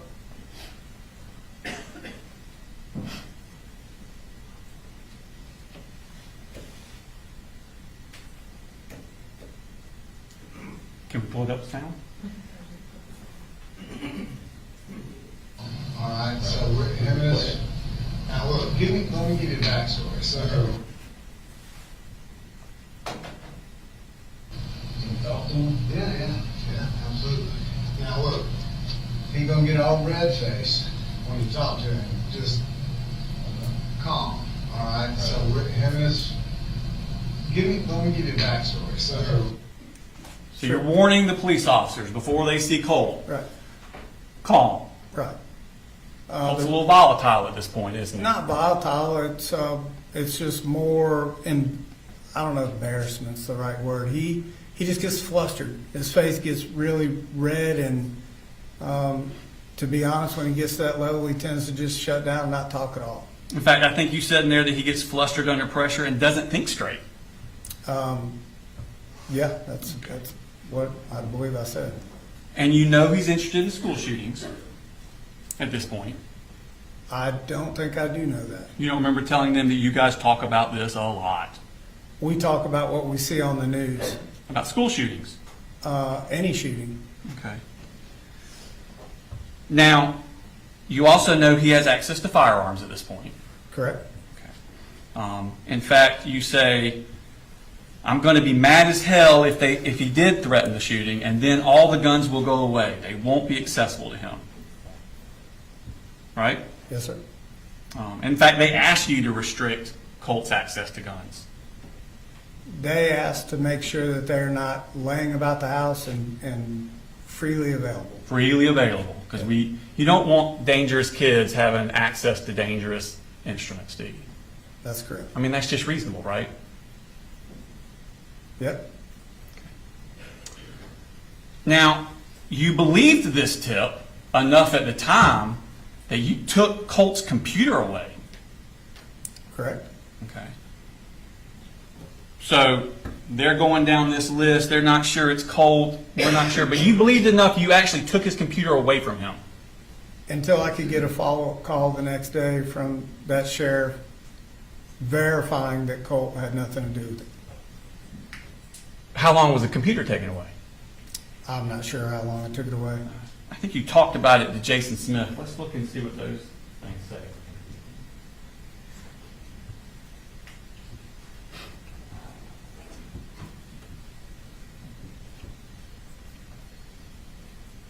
I have kids. Yep. And again, you just say I didn't work in law enforcement. To me, as a regular dad, if the law enforcement comes from, no matter who they are, law enforcement comes to my house and tells me that my son was in a room where they were talking about committing a school shooting, that is going to be a giant red flag. Oh, and it was. No matter what my kid says, the kids can lie, right? That's right. That's right. Yeah. And it was. That's a huge red flag. Yep. It was. And I talked to that officer. I'm probably going. You're not going to have a computer. You're not going to have a phone. You're not going to be on the internet. Is that what happened with you guys? It was done. No, nothing. You took his computer. Yeah, we just like. Right. Just like when you took his times after he cut and stuff.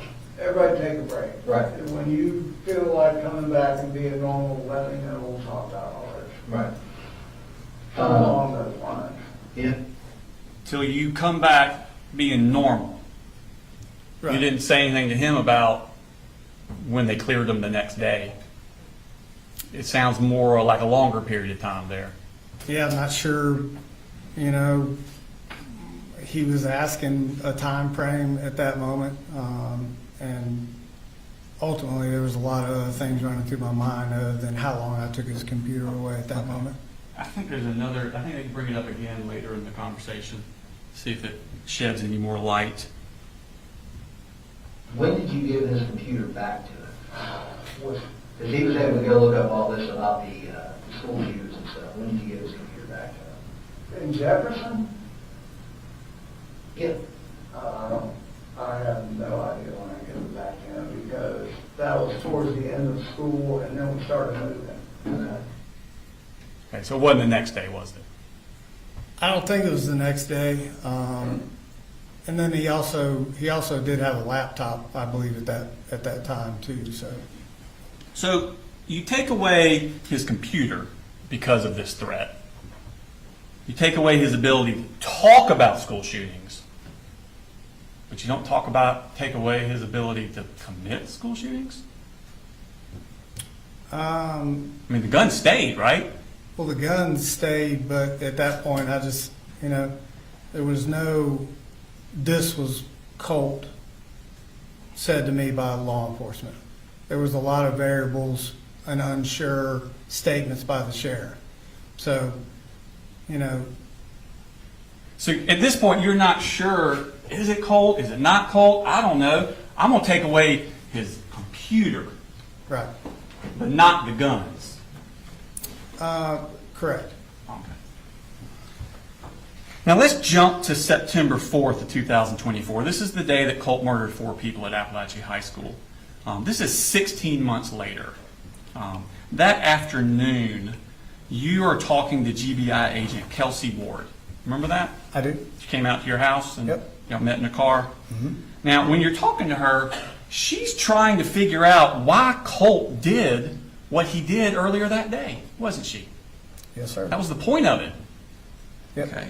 And she's asking about Colt's friends. Remember that?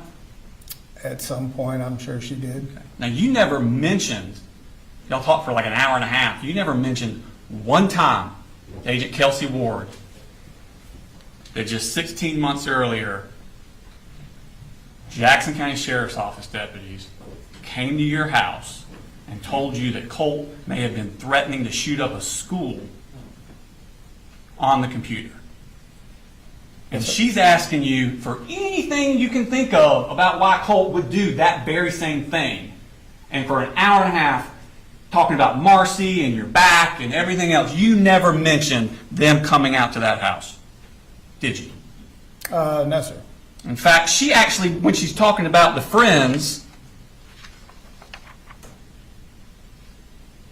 she asks you, did you ever have any reason to talk to him about what he did on the computer? She's specifically asking, has there ever been a reason that you would need to talk to Colt about what he did on the computer?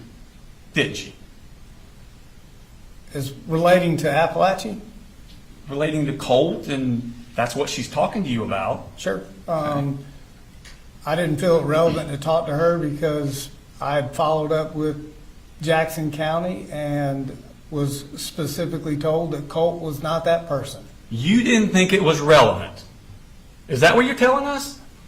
What I was told was anything from Russia to California and multiple other persons could be involved. So I didn't think at the end of the day that... But you didn't know it wasn't him. You just don't think it was him. No, I was told it wasn't him.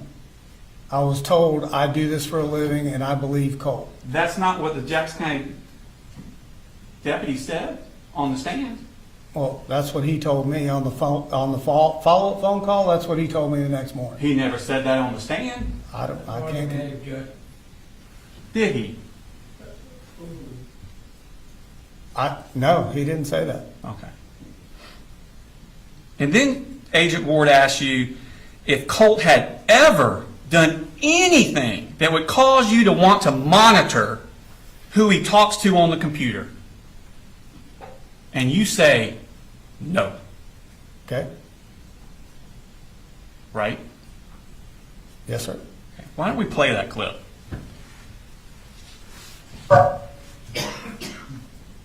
I have to do for you. Tell me about his friends. Like, who are the names or people that you hear, or does he? There's nobody he has ever been like friends with. Okay. And now what or who he's talking to on the computer, he pretty much kind of keeps that under wraps. Okay. I've never had a reason to go in there and like grill him about. He's never done anything that caused you to feel like there needs to be any extra monitor on that front. Yeah.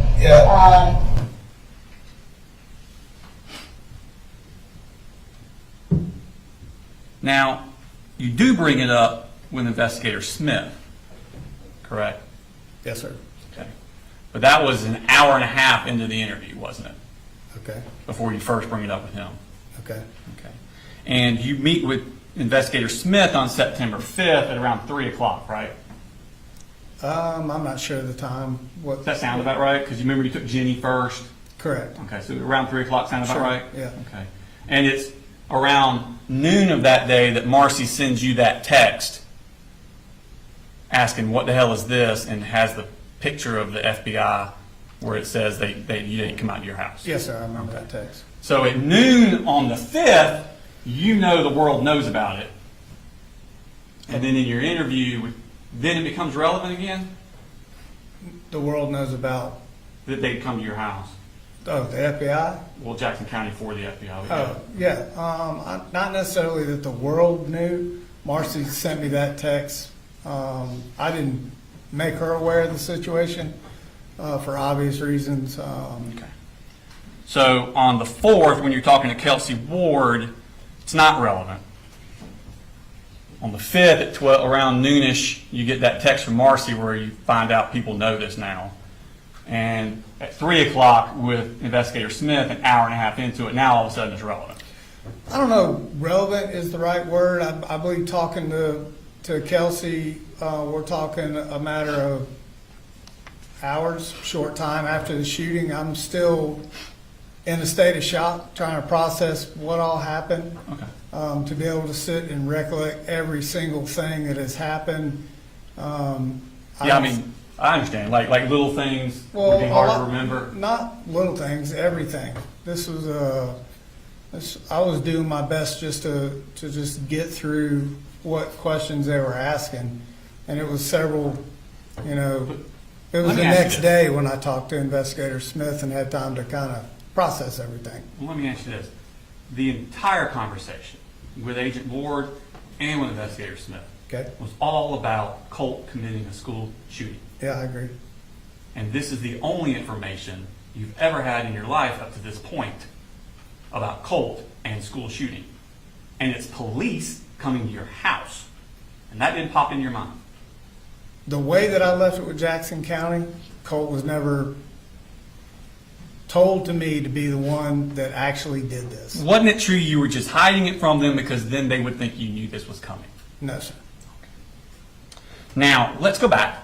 We were go back in time. I want to go through this chronologically. The sheriff's office has just come to your house, and that was May 21st, 2023, correct?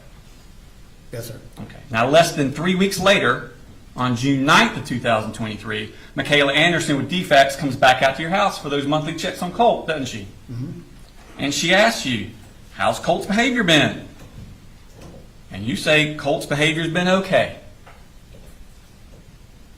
You don't mention to her that Jackson County came out to your house 2.5 weeks before. No, sir, I did not. Okay. And she asks you again, do you think Colt needs counseling? And you say, nope. Right? Correct? Okay. You also don't say anything to Michaela Anderson about planning to move to Barrow County, do you? I don't think at that point I'd actually found a place where we were moving at all.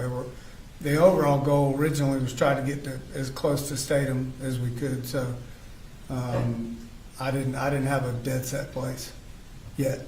Right, but that's not what I asked you. I said you didn't say anything to Michaela Anderson about planning to move to Barrow County. Did you? No, I don't think I did. It was again nothing set in stone. That we're No, you just said the final address wasn't set in stone, but you were searching for places near Statham in Barrow County. You just said that. I did just say that. Thank There you. was nothing set in stone. It had to be Barrow County. But you never said anything to her about planning to move, did you? I did not. And this is the woman who told you in March she would be coming to your house monthly to check on Colt. Correct. It was her job to do this. Correct. 2 weeks later, you signed the lease at 896 Harrison Mill Road. Yes, sir. And you don't let anyone at DeFax ever know about your change of address, do you? I don't. I think the last conversation I had with Michaela was she was satisfied with everything that was going on. That I think she worded it that I was more than helpful. Colt was polite. I was very pleasant to meet with and looked like we were on the right track. So I did not. Well, let me ask you this. Do you remember testifying at a bond hearing here in court? In the very beginning of all this, yes. Okay, and you swore to tell the truth, the whole truth, and the truth, so help you God? Yep. You did that? Okay. Do you remember me asking you about DeFax coming out to your house, specifically about Michaela Anderson coming out to your house? In the beginning, I do believe so. You may have asked that question. Okay. In fact, I asked, so while you were at 954 River Mist Circle in Jefferson, a DeFax case was opened on your family in November of 2022. And your response was, I wasn't aware of that. Yeah, I remember that conversation with you. And to further that conversation, you also had asked me if I had ever been arrested. And I had stated that I had not. And in fact, there had been some things 30 years ago, roughly, that had happened. There had been a lot that happened at that point. I've been, arrested. I've been in jail now for a year and a half. And so I'm trying to still process what exactly happened with my son and me being locked up for it. So if I did not remember every single detail that you were asking me at that point, that is my bad. That's your bad. Okay. I did, at the end of the day, we had so many meetings with DeFax here and there, I couldn't, I wasn't sure when I met with her. All right, well, let me say, so my next question to you was, after you said I wasn't aware of that, I asked, you don't remember them coming out to your house and interviewing you after November of 2022 into May of 2023. Now, this is November-ish of, or October-ish of 24 that I'm asking these questions. It's just been 2 years. And you said, DeFax never interviewed me at that time. Yeah. And there wasn't I don't remember, or I can't recall. Right. You said they never interviewed me at that time. Yeah, after 2 years, I didn't remember Yeah. that, honestly. And then I asked, between November of 2022 and May of 2023, they never did a home visit and spoke with you at your home in Jefferson? And you said, no, sir. Remember that? Yeah, I remember that, yes, sir. And then I said, in May of 2023, was there a home visit by DeFax where they told you there would be monthly home visits?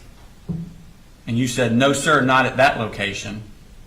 So then I asked, well, not at that location. What location did you have contact with DeFax? And you said, I had contact with DeFax in my home recent here in Bethlehem. I received a phone call at 10:30 at night from a DeFax caseworker that gave me instructions to get in my car and come pick up my younger children. So you're referring to when Tamika Mitchum called you. Correct. Again, just completely leaving out the Michaela Anderson stuff. Totally agree. The but- Shonda Goolsby stuff. Yep, there were multiple DeFax people. Multiple. And But- you said, no, sir. If you let him answer the question. Go ahead. Sorry, there were multiple DeFax. You know, so for me to be able to try to keep track of who all and when I met them without having everything in front of me, I may have misspoke to you, but it was not in an effort to deceive you or anything. I really was just trying to process being arrested, what had happened, and I just, I couldn't remember what DeFax I talked to and when. Okay. Well, I understand completely if there's multiple DeFax involvements, which you just said, Sure. correct? Yep. If you have multiple DeFax involvements, getting confused as to which is which. I understand that. But I'm asking you, and you said, no, you only had one contact with DeFax, and that was at your house in Bethlehem when they called to tell you to come pick up your kids. Most recently. Yep. That's not confusing multiple. That's saying there's only one. Yeah, I think I was referencing in the moment, like who I was dealing with currently. So I actually asked you that. So this would have been after June 23rd of 2023. You said, yes, sir. And then my last question was, and you're saying that you had no contact with DeFax prior to that? And you said, no, sir. You sound pretty adamant, not confused. Okay. Let's move on to 8th grade. Now, Colt registers on August 8th, 2023 at Heyman Morris Middle School, correct? Yes, sir. But then he withdraws 3 days later on August 11th, correct? Yes, sir. And he never actually went there. Correct. Okay. And then he moves back to Fitzgerald with his mom, I moved back with Debbie. but that's where his mom is, right? Correct. Okay. And he never attended Heyman Morris before he went down there. No, sir. Did he attend school in Fitzgerald? No, the plan was Debbie was going to sign him up for homeschooling. Okay. But he never went to school in Fitzgerald? Not that I'm aware of. Okay. And it's down there that Colt begins cutting himself.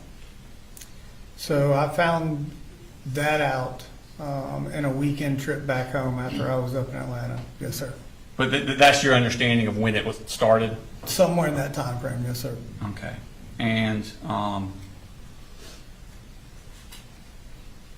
I think they show you the pictures Yes, sir. Saw it. of Colt's arm? Yes, sir. We showed those on the thing? Yep. Okay. And is that what they look like when he showed them to you? He did. That's what they look like. Yep. Okay. And were you aware of these photos on Colt's phone? Were you aware of this photo on his phone? No, I don't think so. No, sir. Okay. Do these look familiar to you, though? Yeah, those are the ones that were on his arm. Okay. And those are pretty substantial cuts, aren't they? Yes, sir. I mean, the ones from the other picture were from the September 4th, and This happened almost a year before, so Yeah. a year later, it's got a pretty wicked scar still. Yes, sir. Okay. And you took that seriously, didn't you? I took that serious enough when I went back. This happened when I was in Atlanta. When I went back home, Marcy brought it to my attention. I asked Colt what happened, what he was doing. He said, you know, he was just sitting in his room, kind of spacing out, did it with his pocket knife, and I took his pocket knives. He did that spacing out? Yeah, he said, I asked him if it was an anger issue or was there something like wrong? Was he, you know, try to give me the backstory? He couldn't really give me a good answer as to why he did it. I think he said something along the lines, I just did it, and I said, okay. And I took the knife he had in his room. But you know that's a sign of depression, don't you? I did not know that that was a sign of depression, no, sir. You didn't know that that's a cry for help? I didn't know that was a cry for help, no, sir. You didn't realize that's a form of violence? A form of violence, yes, probably, but I guess, yeah, you could say it was a form of, you know, doing something harmful to himself is the way I took it. Yeah. And he's only 13 at this point. Correct. Where did he get the knife? I had pocket knives down there, so I guess he had taken one of my pocket knives. I'm not sure. I wasn't in the home day in and day out at that point. But you removed his knife, right? The one he said he used. Okay. Because you can't hurt himself if you remove the instruments to hurt yourself, right? That particular pocket knife and the answer of I don't know why I did it, then yeah. I mean, like we said earlier, children that are dangerous shouldn't have access to dangerous things, right? If they can't tell me why they're doing what they're doing, then yeah, I would take the pocket knife. Yeah, it's just reasonable, right? If you're harming yourself, yes. Okay. Or if you're a danger to harm yourself. Correct, but like I said, the answer was I don't know why I did it. Okay. Just kind of spacing out. So you told Investigator Smith that Colt stopped cutting himself after that summer. Yeah, that was the only issue I've ever seen where he did anything like that. Did you ever check into that? What measures did you take to check into if he continued cutting himself? It's as far as I knew, it stopped right then. He never made any other attempts or cut himself, to my knowledge, after that. I understand, but what I'm asking is what steps did you take to monitor that? I didn't monitor it because I wasn't in the home daily. I was up here, you know, pretty much gone. No, I mean he was only down there for a few weeks. Right. After he comes back, because when you don't even know he's cutting down there, do you? No, I didn't know he was cutting down So there. you find out when he's here. No, I find out when I went home on a weekend visit from Atlanta and saw those cuts on his arm. And he's here at that point. No, he's in Fitzgerald. He's still in Fitzgerald? Yes, sir. Okay. How shortly after that did he come back to live with you? I'm not sure what that time frame was. I mean, he was only there for a few weeks. Maybe I can't tell you exactly when he came back. It was less than a month? I'm not sure. Less than 2 months? I'm not sure of the dates. I just know what happened to make me go get him. But you don't know when that was? No. But, back to my original question. Yep. Now that he has come to live with you, shortly after you find out he's been cutting himself, Yep. he's in your house now, Yes, sir. what do you do to monitor, check up on, to make sure he's not still cutting himself? I don't think we ever had a conversation about it. There was no further discussion from anybody else in the family that he was cutting himself. I talked to Colt a lot. We had a pool in the backyard at Harrison Mill. Saw him with his shirt off all the time, playing in the pool. I didn't see any further evidence that he was cutting himself. Okay, were you aware of this picture that was taken on April 1st, 2024? No, this is the first time I'm actually ever seeing this picture. Oh, okay, so you didn't know that he was cutting himself in April of 2024. He lived with you then, didn't he? Yes, sir. Now, let's move on. We're going back to Fitzgerald. This is October 3rd of 2023. Colt has that juvenile complaint form where he broke windows, stabbed cardboard. I think he testified about that on direct. That Yeah. whole incident down Oh, there. yeah, yes, sir. Okay. After Marcy beat him over chicken nuggets, yes, sir. Yeah. So breaking windows, Broke a window. stabbing things with knives. Marcy made the claim that he cut the couch. Okay. And he says he didn't. He said he didn't. And you just always take Colt's word for these things? Over Marcy, yes. Oh, okay. You don't ever check into it? I believe my son more than I believe his mother. Okay. Now, we're talking about more violence and improper use of a knife, correct? As Marcy alleged. Okay. But you have knowledge of this, these allegations, that you've been told about them. Correct. Okay. Through Marcy. And Colt comes back to live with you in Barrow County, Correct. and that's October 3rd, or roundish early October. Yeah, ish. Okay. Yep. Now, he's not going to school at this point. Correct. He's not enrolled anywhere, is he? No, sir. Okay. So you just go to work every day, and there he is. Correct. He's in the house. Okay. Then on October 13th, that's when DeFax calls and says, come get your other two kids. Correct. Okay. And you drive down the next day, and now you have custody of all three kids, That's right. and Marcy does not. Right. Okay. You call the shots when it comes to the kids. Yes, sir. All right. Now, the caseworker talks to you while you're down there, Yes, sir. and that's Tamika Mitchell. Yep. And she tells you to get these kids in school ASAP and into therapy. Yes, sir. Didn't she? Okay. And you told the caseworker that the whole family will be going to therapy. Correct. All right. But you don't put them in school, do you? Initially, no, sir. Okay. And you don't put them in therapy, do you? Initially, no, sir. Okay. Now, you also talked to Tamika on the phone on October 18th, so a week later, and you tell her over the phone that Colt and Jenny want to do homeschooling, but the school doesn't have room, so they have to go physically. Right? Yes. Okay. That sounds like what I was talking about with her.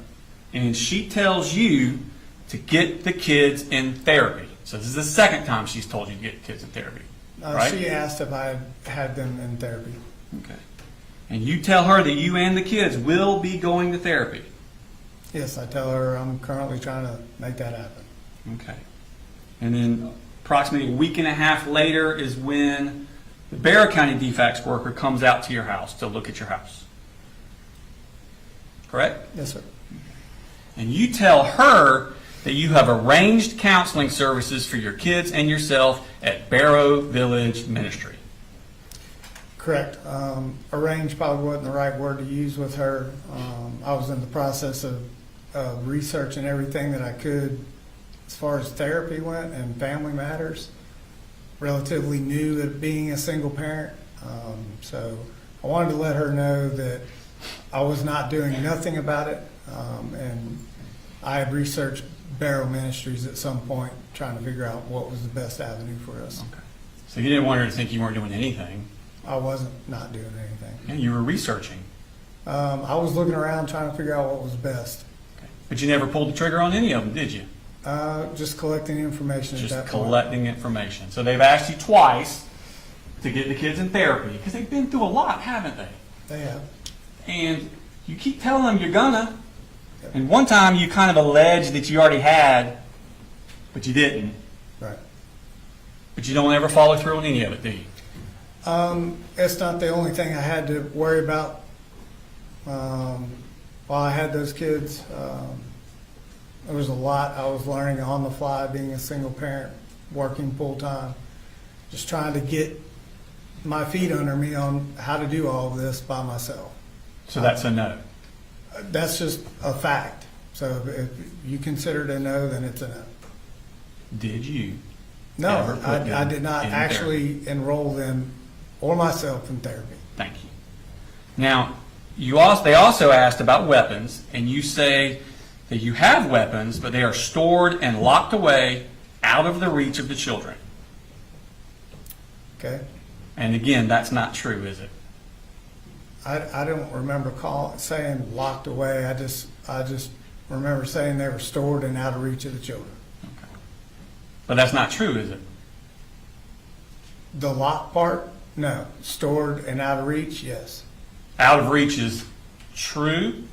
For the most part, yeah, they were out of reach of, they weren't readily available for just laying around the house. Colt couldn't reach that shelf in your closet.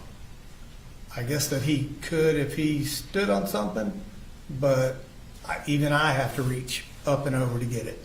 But I mean, obviously, to DeFax, they're concerned about weapons being accessible to the children. And you're assuring them that they're not accessible. But they are, aren't they? Right, and I'm being forthcoming and open and letting them know I do have weapons in the house as well. But didn't you also tell her that this was the first time you had ever had DeFax contact? I don't know if I told her that or not. Like I said, there were multiple DeFax people I was talking Pull that about. up for me. Remember, she made a summary right there. Yep. See if I can find it.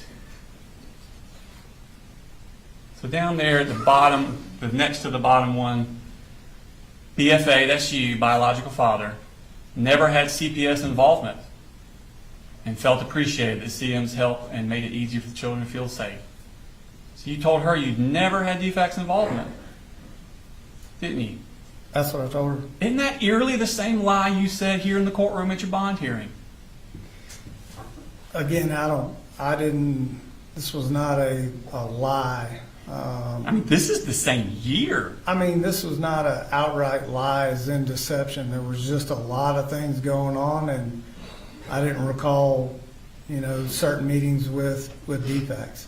Okay. So this is October 30th of 23. The very next day, DeFax closes their case, don't they? Yes. And that's because you told them that you were getting counseling and that the kids had no access to the guns. Told them I was working on counseling, and That's not what she recorded. I don't know why she recorded what she recorded. I know that I told her I was working through multiple avenues of therapy, not locked into one. I never signed anything to go specifically to a counselor. I was compiling information. Yeah, doing a lot of research you were. Let's go to November 4th of 2023. Marcy comes up, and that's when she keys your truck and gets arrested. Correct. All right. So, that's been a very stressful summer and fall for Colt, hasn't it? It has for all of us. It starts with Jackson County coming to the door about school shooter threats. Then it goes to him cutting himself. And then shortly thereafter, he gets the juvenile complaint for breaking the windows and cutting the couch. Then his mother, a few weeks after that, loses custody for drug use. Then a month or so after that, she gets arrested for keying the truck. He's not in school. He's not in counseling. That's a rough summer and fall, isn't it? For all of us. For a 13-year-old. For a 50-year-old. For all of us. And on November 17th, you buy him that 6-hour M400 rifle. In November, I actually purchased the weapon for me, and was going to use that weapon as something that he and I could bond over with. I thought it was his Christmas present. It was not directly a Christmas present. It was something I told him he could use. I had one. We could shoot together. And at a later date, when he was of legal age, I would give him that gun. So this was not his Christmas present? This was a part of his Christmas. This was not a, here is your gun. The conversation was, I bought this weapon. This is one that you can use to shoot when we go to the range or hunting. All right.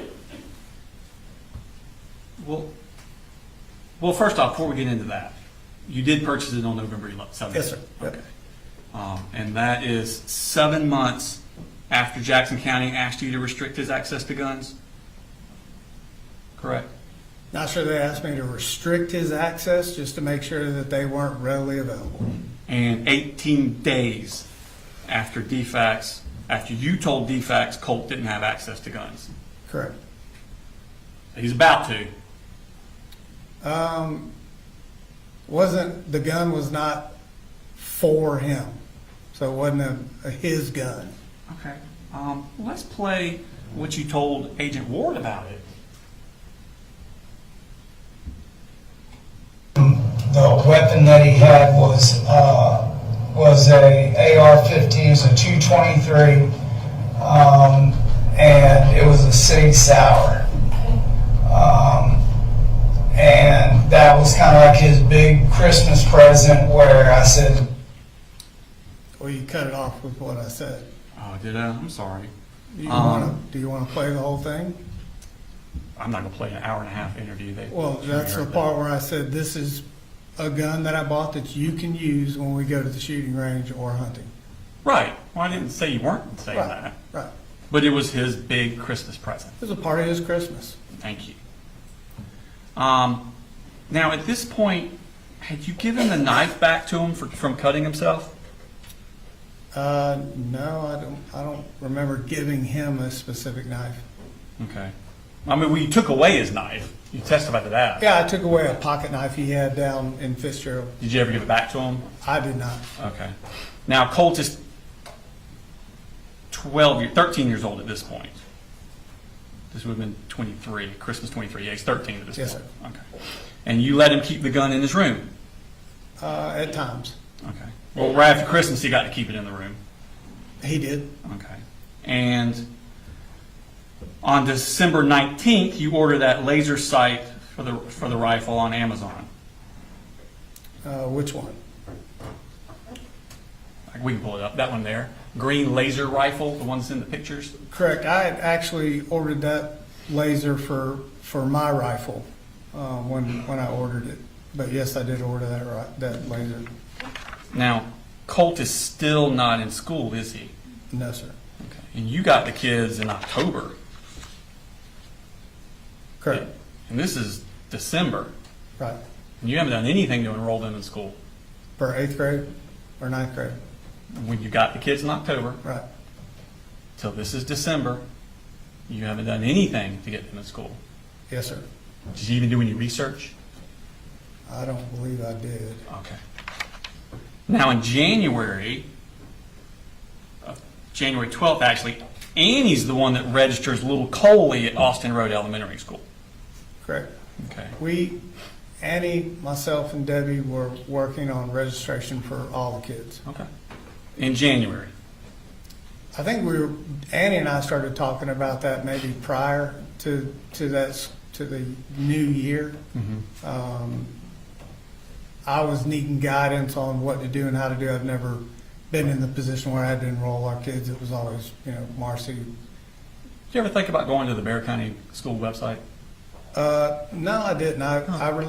Because I relied on Debbie and 40 years of education, and she usually guided me through what had to happen as I became a single parent. Oh, okay.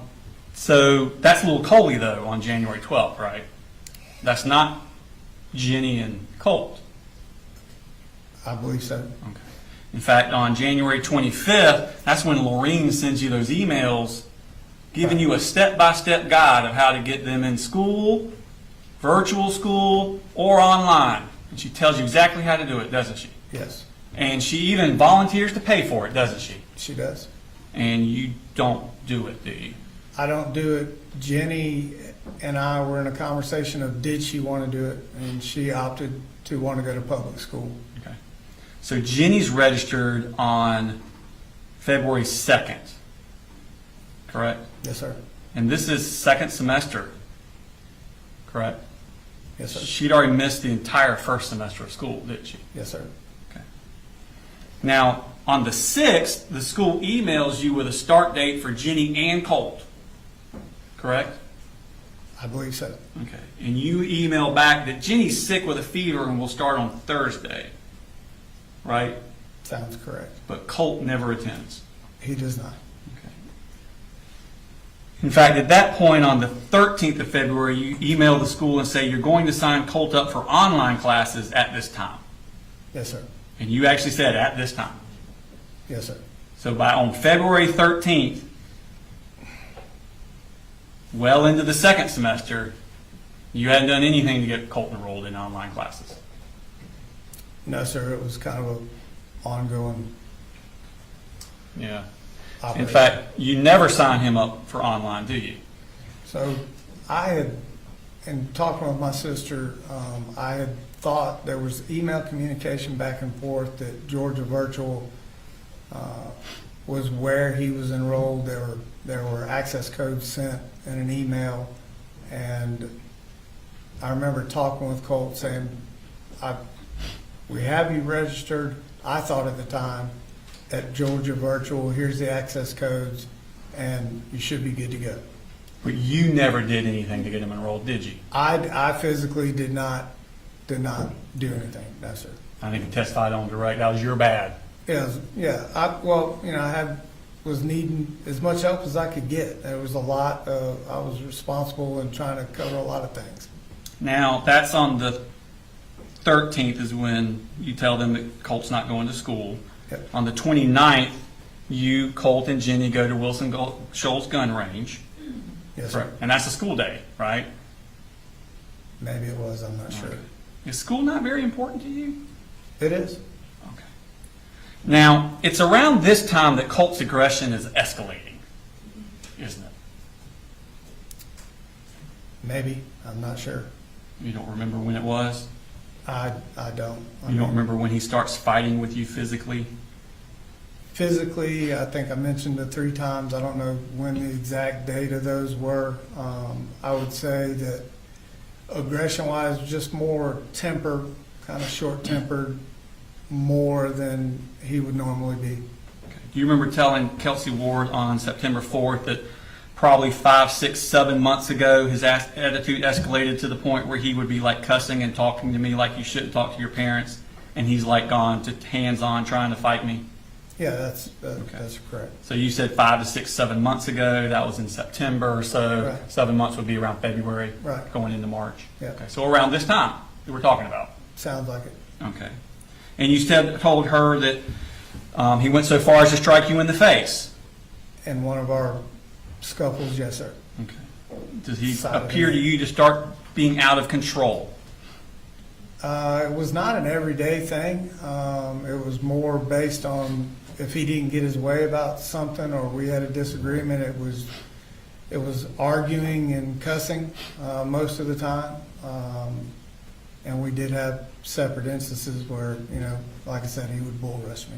I think when you did on direct, when you were describing the bull rush, you said you could see him kind of building up in him, One time I could see him getting angry. getting all worked up. Just, not agreeing with what, I was saying, and I could tell by the tone of his voice that, it was escalate. His anger is building up, isn't it? It was in that moment on that particular day. To the point he lashed out in a violent physical way. He just bull rushed me. Yes, sir. Struck you in the face. He was flailing all about it. He didn't strike me in the face. He struck me like right there. Just I don't think he was aiming. He was just more kind of flailing around. So where again was it? Just right here. So the neck, Right. not the face? Right there. Well, how would you describe that? The neck or the face? Well, it depends on what part of the neck. Maybe bottom of my face, top of my neck. Right. I'm asking how you would refer to that. I would refer that to neck or face. Okay. When you talked to Agent Ward, you referred to it as face, didn't you? Yeah, it sounds like that's what I said to her. You said, so we've probably had 3 or 4 of these kind of altercations where he's gotten above aggressive with me. Above aggressive. I call it a bull rush. The second to last time, he hit me in the face. Yep, I remember telling her that. Okay. And then I think you actually referred to this when you talked to Jason Smith the next day, the bull rushing again. Yes, sir.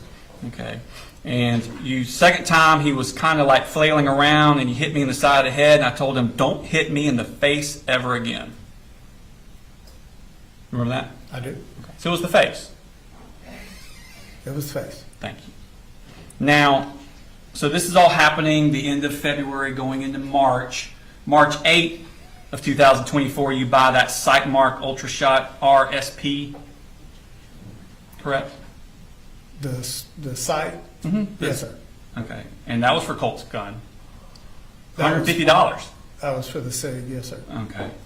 It was found in Colt's closet. The box box. was. Okay. And 3 weeks later, on March 28th, 2024, you buy him that bungee sling. I actually bought the bungee sling for my rifle. But it was Colt take it for his? I saw it in the picture hanging in his closet, but that was a purchase I made for my rifle. Okay. But Colt had it in his closet. In that picture, that's the first time I'd seen it in his closet, yes. Okay. And on that same date, you buy the Hornady, if I'm pronouncing that right, Custom 223 Remington 5.5. Ammunition, yes, sir. Okay. And that's found in Colt's bedroom. That's, yes, where it ended up. Okay. And that's all around this same time that the bull rushing is starting. In that time frame, yes. Okay. Now let's move to May of 2024. Tell me about Elite Pawn and Jewelry in Conyers. What is that? Pawn shop and gun store. Okay. And why do you go there? I purchased 2 guns. Okay. So the first one is on May 3rd. You buy a gun for $794.80. Yes, sir. Okay. That's on May 3rd. You go back on May 10th and make another purchase of $449.34. That also a gun. Yes, sir. Okay. On May 17th, a week after that, you go back and you make 2 purchases, both of $52.95. What's that? For $52? And 95 cents. But it's 2 of those. Yeah, I'm not sure what that was. Okay. And then you go back the very next week and make another purchase for $52.95. Okay, Okay. Is that correct? sounds like it. So you're going on the 3rd, the 10th, the 17th, and the 24th. Okay. Basically every same day every week. Yep, Okay. And that's $1,400 in 1 month at Elite Pawn and Jewelry. okay. And they're all gun related? Sounds like it, yes, sir. Okay. I'm not sure what the $52 were. Okay. And on the 31st of that month, you order the high-powered laser sights and accessory rail set from Amazon. Correct. And that's the one that's on Colt's rifle. It's on his rifle and my rifle. Okay, it's pieces that you can put on different rifles. Correct. Okay. Part of them went on mine, part of them went on his. Okay. And then let's move on to June. So that was May 31st, so the last day of May. First day of June, June 1st, you order the bore sight 223 from Amazon. Yes, sir. Okay. Now, it's also sometime in early June that Colt throws this screwdriver at you. Correct? Sounds like it, yes, sir. And that was during a fight. I was during an argument. Okay. And he throws it at you. Must have been right around before June 7th because you make an email, a text message about it on June 7th. Yes, sir. Okay. And he's angry at you, He's frustrated. and he throws a screwdriver at you. He threw it down the hall towards me. Okay. Well, I had my back totally towards him. Didn't even see him throw it. okay. But he threw it at you. He was aiming for you. I don't know who he was aiming for me. It ended up hitting me, but I didn't physically stand there and see him aim for me. All right. Well, let's talk about play the clip where you talk to Investigator Smith about it.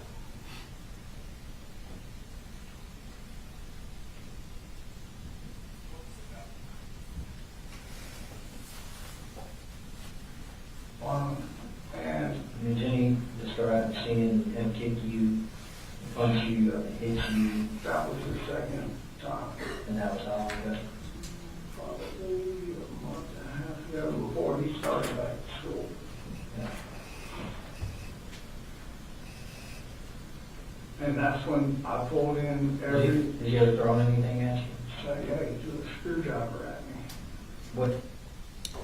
So at the beginning of that, he says, Jenny described seeing him kick you and punch you and hit you.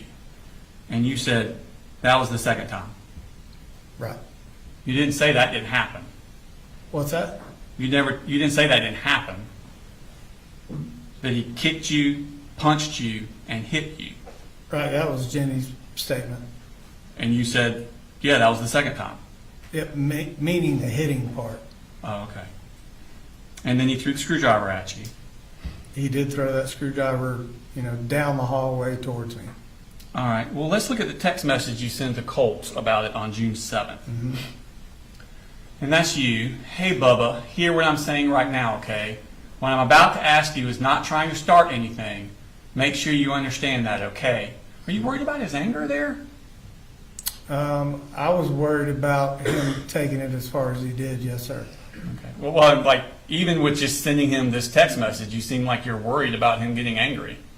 Yeah, I'm worried about, we'd established a close bond at this point, and I thought that I'd created avenues for him to be able to come and talk to me before it got to this point. Okay. And then the next one you say, okay, question I have is this. Did you tell Mamu that you had the screwdriver in your hand for self-defense? Right, Please tell me the truth, because we both know I wasn't even looking at you when you threw it at me. right, Okay. So he threw it at you. right. All right. So that's on the 7th. 3 days later, on the 10th, you order him that tactical vest from Amazon. Yes, And Colt had asked you about that. Get it for him. the tactical vest, yeah. He So you- wanted, Go ahead. I'm sorry. no, he wanted to use it. He saw people at the range using it. So he thought it looked neat and asked me to buy it for him. Okay. And you ordered it to appease him. I did, Okay. And you told him you were getting it for him in a text message, didn't you? I did. All right, let's see that text message. And you say, yo, I got this for you, son, because I love you. And also, hopefully, you can work on being a little more patient. Mm-hmm. Colt, when it comes to you and if you need something, if I can do it, I will do it. But if I cannot, then I cannot do it. And that's when I need you to be okay with it, knowing that as soon as I can, I will. At the end of the day, being disrespectful and flat out being mean and ugly doesn't do anything. So please, when you feel like you're getting angry or about to lose your temper, take a deep breath and then realize I'm going to make it happen at some point. Okay? I'm working hard for us. I do not want any more of that pushing, shoving, hitting anymore. We both deserve better than that. So here's the wind-up and the pitch. See you later, alligator. Love you. Yes, sir. All right. And then that's the one where you talk about when you feel like getting angry and about to lose your temper. Does he get angry and lose his temper a lot? Not a lot. Okay. And you'd say don't want any more of that pushing, shoving, hitting. Yes, sir. So he's physically violent. Not all the time, no, sir. Well, I know he's not all the time, but there are times that he's physically violent. 3 times the pushing and shoving, three times that I remember. And the throwing the screwdriver. Correct. Okay. And you also add in a screenshot of the tactical vest in this. Hold on, we have to pull it up. Yeah, there you go. And that's the one there. Yes, sir. And then he sends a photo of him in the vest.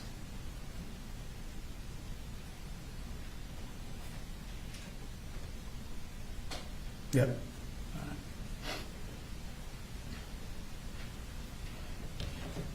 Now, on the 28th of June, you purchased a knife for Colt at Academy Sports. That was a purchase for me. For you. Yes. So, this knife, Brown handle. that's Yes, the sir. one? That's your knife. I purchased that knife. Where did you keep it? I had it in my pocket sometimes, had it in my book bag at other times. Sometimes I forget to take it to work. Okay. Was it accessible to Colt? It may have been if I didn't have it on my person. Okay. I mean, that's the one that was found in Colt's book bag at school, wasn't it? Oh yeah, I agree. I didn't know that he had taken that knife. Okay. So you're not worried about Colt cutting himself anymore? Again, that knife wasn't for Colt. But it's in the house where he can get to it. You weren't worried about him cutting himself anymore? Again, I didn't purchase that knife for Colt, and typically it was on my person. Okay. So let's move on to July. That was June 28th. So let's move into the month of July. I think you were testifying earlier that Colt can be violent, but it's not all the time. Jenny sends you a text on July 3rd.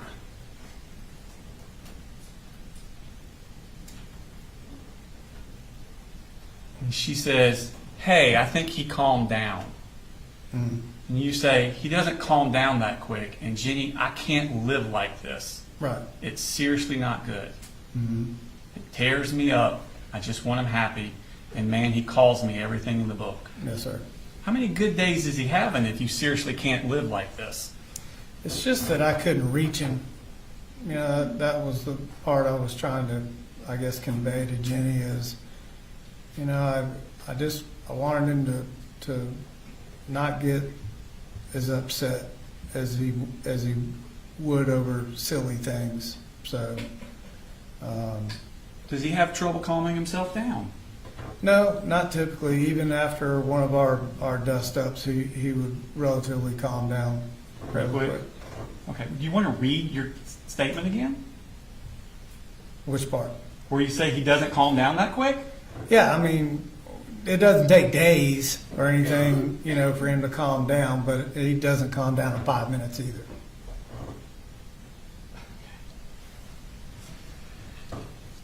Now, Colt would chase Jenny around the house. Correct? He chased her one time down the hallway, yeah. And that wasn't in a playful way, was it? It started out as a playful kind of thing in the kitchen while Debbie and I were standing there talking. So they're playing around in the kitchen, Yeah. and then all of a sudden Colt Yeah, didn't play anymore. Yeah, Jenny did something, I don't know what exactly she did, but as soon as she did it, she took off down the hallway and he chased her. In a violent way. Oh, I don't know if it was violent, he just chased her down the hallway. Well, do you think it was playful then, or did you think it was violent? I think it was brother and sister kind of picking on each other. Just brother and sister picking on each other. Right. And that's what you're testifying today. Well, Debbie and I were standing there. I don't think either one of us thought it was a violent thing. Okay. Well, you talked to Investigator Smith about it, didn't Right. you? I did. Let's play that clip. See if you thought it was violent then. Told us about the incident where he chased her into his room and said it scared her. It scared me? Yeah. And you know that you and her have talked multiple times about getting him help. Yep. Going back for a while. I don't know for a while. You're asking time frames. I'm sorry, I can't just snap off with what these time frames are, but yes, there's like, there was no like blind eye. We're trying. Right. He says she told us about the incident where he chased her into his room and she said it scared her. And you said, yeah, it scared me. Yeah, it scared me because when he got to the end of the hallway, he tripped and went headlong into the linen closet and put a hole in it with his head. Okay. And then he put a hole in her door, trying to get into her door. Not at that time. He got up and I think he was trying to pick the lock, I think is what she said he was doing. Okay. But he put a hole in her door too. Not at that point, I don't think so. Okay. So he can go from being playful to chasing his daughter to the point it scares her, so his sister, it scares her and scares you like that. Well, what scared me was him banging his head into the door. That's not how you said it. I said it scares me. Right. He never asked what scared me. I just told him it scared me. And I'm telling you what scared me was he tripped and went headlong into the door. Oh, okay. Okay. Now, so that was on the 3rd. You pick up Marcy on the 6th of July, correct? Sounds accurate. And she moves into your house, Correct. and you refer to her in your phone as my pretty. Yeah, that's how I always talk to her. Okay. And she talks to you about Colt while she's up there. Correct? Okay, Y'all yes. talk about Colt a lot. We talk about all of our children a lot. Okay. We specifically talk about Colt a lot. I don't think any more than the others, but we do talk about Colt, yes. You don't think you specifically talk about Colt any more than the other kids? We At talk this, about, at this time? Oh, I don't know about this time. We were talking about a lot of things at this time. If it was more about Colt, we probably had good reason to be talking more about Colt. Yeah, I think you'll have pretty good reason to be talking about Colt. This is when he starts showing signs of depression, isn't it? Maybe. I'm not, I can't tell you I can look at somebody and see depression. Well, you don't remember telling Investigator Smith that he suffered from depression for a while? If I use the word depression, it was more just kind of really disappointment of what his mother had said and done leading up to, So the word depression is being thrown around in your house in July. It's just casual conversation, not being thrown around, One of your children having depression is casual conversation? we're talking about our children. I don't know how you want to quantify it, but, we're just talking about what's going on with all of our kids. All right, well, did you talk about Colt on July 20th when he had the panic attack at the house? I did. And you were there then, weren't you? I believe I was, yes, sir. And Colt wanted y'all to call 911. Yeah, I never heard him state that to call 911. I wasn't in that living room at that time. Okay. But he was acting bad. Not bad. I didn't mean mad. Bad. Oh. He was having a bad time of it. That particular night, I came out of the shower, I believe, and he was in the kitchen with Marcy in tears. Yes, sir. Okay. And y'all been talking about depression. We've been talking a lot of things, not specifically only about depression, Well, but I know you don't talk only about depression, but y'all have been talking about depression. in conversation, yes, we've talked about depression and a lot of things. And now he's crying, wanting to call 911, having a panic attack in your house. Yeah, when I found him, he was crying. I didn't know it was a panic attack. I've never seen a panic attack, so at that point, I didn't know that's what And there it was discussion about taking him to the doctor the next week, I believe there was. but y'all never took him to the doctor, did you? No, Marcy took him in the bedroom and got him to calm down. I asked her what she thought it was. She had made mention of a panic attack. I think I said something along the lines, I've never seen one. So Okay. Did it scare you? it scared me to the point where I've never seen him, cry really like that. But you didn't take him to the doctor. I did not, no, sir. Okay. Now, 4 days later, that's when Marcy starts giving him Zoloft. I'm not sure when she started giving him Zoloft, Okay. to be very honest with you. You remember getting the text on July 24th where she texts you and says, I started Colt on Zoloft today. Don't say anything about it unless he brings it up. I remember that text. Okay. And now that's Marcy's prescription, right?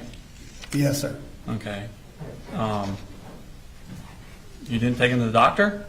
I did not, no, sir. Okay. And did you think he needed medicine? I didn't think he needed medicine, no, sir. Okay. Did you want to go to a doctor and see if she's giving him medicine? Don't you want to kind of talk to a doctor about that? I didn't think that, I needed to take him to a doctor. Did you tell Marcy not to give him the Zoloft? I did tell Marcy.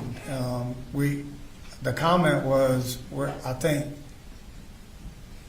she had made mention of how she was divvying up her medicine, and when I asked her, well, how do you know what to give him? She said, I researched it, but then I talked to my doctor about what I was going to do for Colt.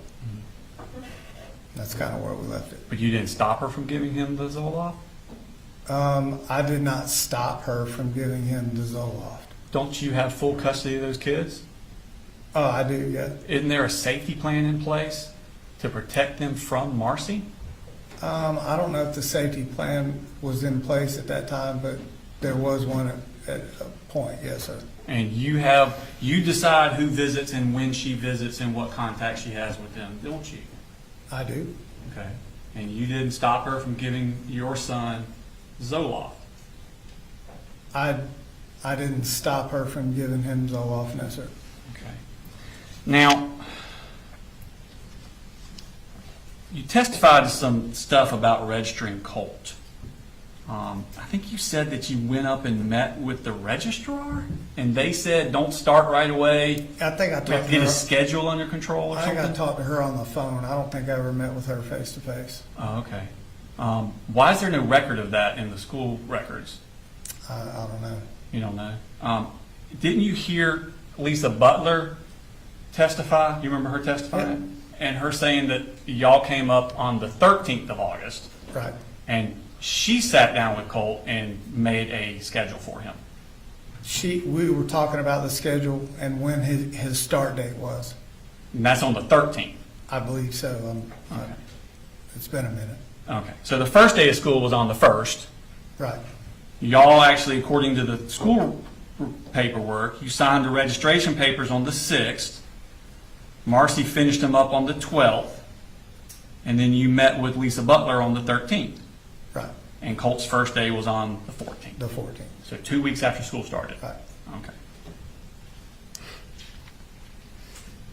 Now, on August 11th, so August 6th is when he's registered for Apalachee. August 11th, Colt at 11:22 a.m. texts you to stop by Academy and pick up a 150 round pack of 5.56 or 2.23. You remember that? Yep. Okay. Why would Colt be asking you for ammunition? The only reason we would be ever talking about ammunition is we had talked or were planning to go to the shooting range.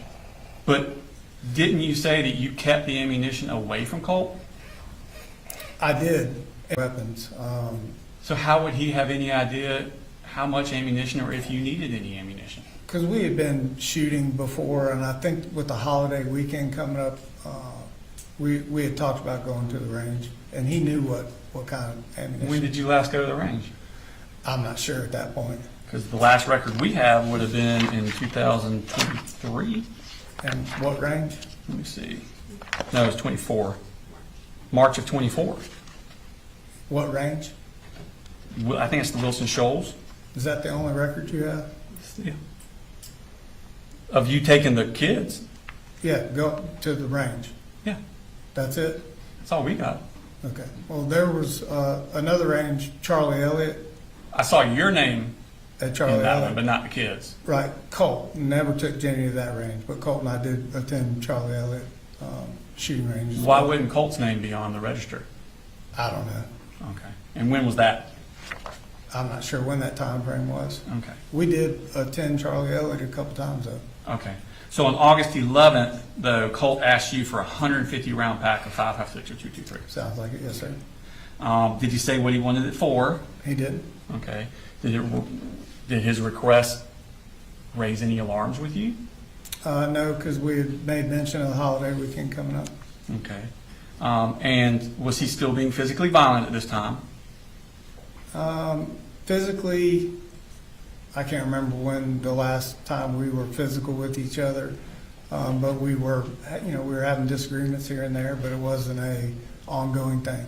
Okay. Do you remember talking to Jason Smith on the 5th, and you said this was probably about 3 weeks ago. We had an argument or whatnot, and I was like, where I would get a fuck you and a slam the door kind of shit. He just wouldn't let it, like he wouldn't let it go. It just seemed like he was wanting to, instead of back off a fight, like he was really wanting to fight That's what I told Smith. on the 5th. And you said it was probably about 3 weeks ago, which would put it around August 11th time. Yeah, and I think I told Smith too. And these days after, the day after and day after talking to Smith, there was a lot going on. I was not. Well, I know, I'm not holding you to a specific date on that kind of stuff, but you I'm just said saying. about 3 weeks before, and that would be around this time period. Okay, correct? Correct? Okay, and he's asking you for 150 rounds of ammunition, and he's still in that wanting to fight you. Not every day, no, sir. Well, of course not every day. Let's go to the 13th. That's the day you went to Apalachee to get Colt's schedule we'd already talked about, and you met with Lisa Butler, Right? and she introduced yourself as the school counselor. She did. Okay. And you said nothing to her about Colt needing counseling. I did not at that point, I don't think. Okay. So the next day is the 14th. We also had a school tour. Yeah, she talked about that. On the 14th is Colt's first day of school. Correct. And he had already missed the first 2 weeks of school. Correct. And he did not want to go, did he? I think his comment to me was he was scared. He was a little nervous. Okay. And he made threats of violence that morning before school to you in 2 texts, didn't he? I need to see the text. I'm not sure what you're talking All right, about. let's pull him up.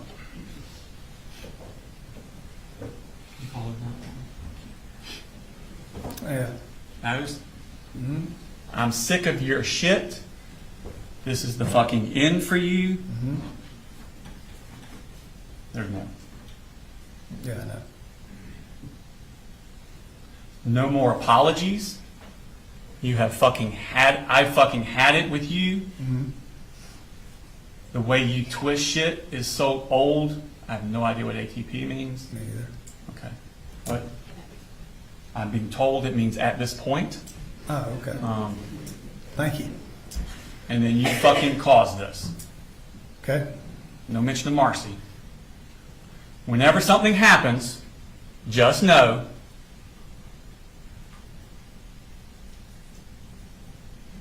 the blood is on your hands. Fuck you. Correct. And this is at 6:49 through 6:51 a.m. before Colt goes to school. Yeah.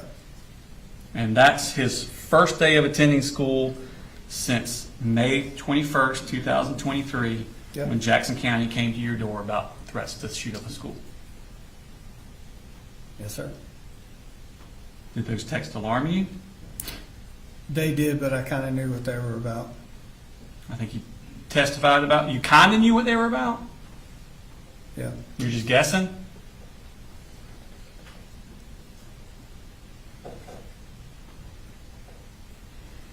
Does Colt still have the rifle in his room at this time? I'm not aware of the rifle maybe being in his room at that time. Okay. So let's see, look at this picture we have.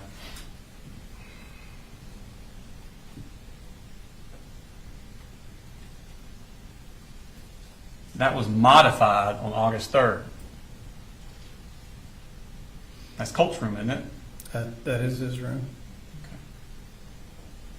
And that's the tactical vest you ordered for him. Correct. Now, you took Colt to school that morning, didn't you? I believe I did on his first day. I can't really remember. But you did not go inside to tell anyone about those texts? I did not. And I wasn't aware of that picture either. I understand. But the rifle is in his room, isn't it? In that picture, it is. I don't know when it was taken. I don't know where I was. Well, sometime after he dyed his hair Yep. and before August 3rd. In that time frame, I don't know where I was, what time it was. I had no idea that picture existed till I saw it the other day sitting in his courtroom. And now at this time, you and Marcy had been talking about Colt needing serious psychological help, weren't you? Marcy was bringing that up. Yes, sir. Okay. And she was telling you y'all discussed inpatient treatment for him. She did. She did, not you. Yes, I didn't believe he needed inpatient treatment at that point. All right. And you actually talked to Investigator Smith, and he says, have you been in communication with Marcy about any kind of stuff for him, any kind of like mental health? And you said, yeah, her and I talked about that. And she was like, he needs help at another level. And Smith asked, what does she mean by that? And you say, she means like checked into a place. Mm-hmm. And he says, when does she make that comment? And you say, recently, while this has been going on. So she's telling you Colt needs to be checked into a place. She is. Okay. Now the next day, on August 15th, so this was his first day at school where he says the blood will be on your hands. And now we moved on to the next day, Colt skipped school, correct? I was told, I think by Colt, I'm in school. But he wasn't. I found out later that he was not. So he skipped school his second day. Yep. Okay. I received a text, I believe, from him, said he was at school. I texted him and asked, did you go to school? He said yes. And I think I said, have a good day, I'm proud of you. Okay. And him and Marcy have a physical confrontation. And what was that date? August 15th. Yeah, that's It's a the Thursday. day, that's the day they had the issue. Okay. And the issue was about the gun in his room. No, originally I thought the issue was about, Colt made mention to me that she was either drunk or high. Okay. That's Colt's version. That's Colt telling me in the very beginning. Okay. But she told you that it was about the gun in his room, and she wanted it put away and out of the house. That she was actually in the house, that staying with us. I thought that he had went to school. Text, as stated, she did not even know that he had not left the house and went to school. So the version I got from her was, yes, he and I had an argument, I think is how she posed that, and then somehow she said something about the gun and Colt not wanting to give it to her or something. I'm not sure exactly how that story went. Okay. You remember telling Investigator Smith that she said something about the way you're acting, I'm going to talk to your daddy and we're going to have to take these guns and get them out of the house. And what she said is he flew off the bed. She said she went down in there and said, you need to get your shit straight, go to school, and we need to just get these guns put up. And that's when they went from bad to worse. And she said she was going out of his bedroom and he pushed her and she hit the door of the wall and the side of her head, and it's like, okay, I'm on the way home. You remember telling Investigator Smith that? Yes, sir, I do. Okay. So she's telling you that she wanted the guns out of the house. He loses his mind, flies off the bed at her, and pushes her, and she hits her head. That's what you're being told by her. That's her version of it, yes, sir. Okay. And Colt texts you at 11:04 that a.m. and tells you about that. Correct? Part of it, yes, sir. So let's pull up the mama. Okay, so at 11:04, he's texting you, Mama just attacked me. Yes, sir. Okay. And then tried to grab my gun. Yes, sir. Okay, so that's kind of accurate what she was saying.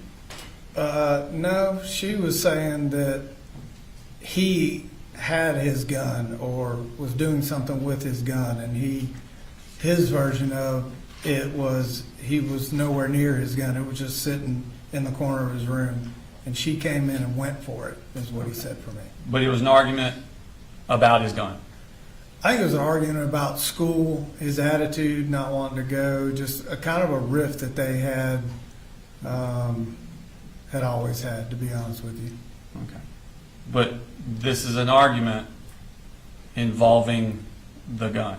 Yeah, this is the first time, to my knowledge, that we had ever had any issue with a gun being in our house. Nobody ever went for a gun, used it aggressively, or even in our arguments Colt and I had, the gun was never, ever touched, made reference to.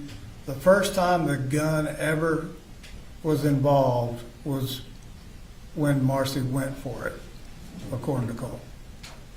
So never, never, never, ever, ever, never until this day. As far as in an aggressive or negative manner. Okay. And this is the day after he made that text about the blood being on your hands. Right, and I think I stated, I took that blood on your hands as he thought that his mama may go through with the threat to kill him. Okay. That's how I read that text. That's how I took it in You the took it argument. that he's scared of his mother killing him. Whatever they were arguing about, I don't think he ever got over that statement that she made. That's not in any of his texts to you. No, it's not. And You just thought that. That's just how I perceive that. Okay. So you're going through this month thinking in your head, Colt's terrified of his mother killing him. Not terrified. I just think that he had that thought in the back of his head. Okay. And this is the woman you went and picked up and brought back to your house to live with Colt. This is the woman I went and picked up after we went several family visits, Colt and I, to rehab to see that she was doing better. had earned her chip, and I was told that she was to a point where she could be released and that she had permission and her parents were on board, so I went and got her. Well, what about Colt? Colt was on board. He went down there for family days with me. I thought you just said that you were worried that Colt was afraid she'd kill him. In that argument, So you have a child that's afraid of the parent killing them, and you're going to bring her into your house? not afraid of killing him, I'm just saying he always had that, we both had that thought, Okay. Well, let's see the text that he sent. This is at 1:52. Do this.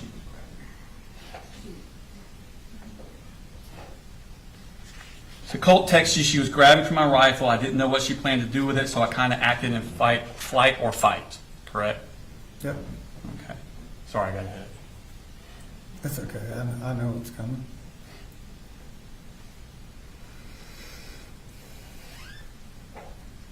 And Yes, then sir. you say, it's all good. Why was the gun involved? Yes, sir. I mean, that kind of disturbs you that there's a gun involved in this, doesn't it? Yeah, that's the first time that a gun was, involved in any kind of argument or altercation. Okay. And he writes, I don't know, she backed me into my room and started talking about, oh, you're going to get your gun, even though I wasn't, and then she grabbed it. Yes, sir. So the gun is in his room. It was on that day. Okay. And it was after that day,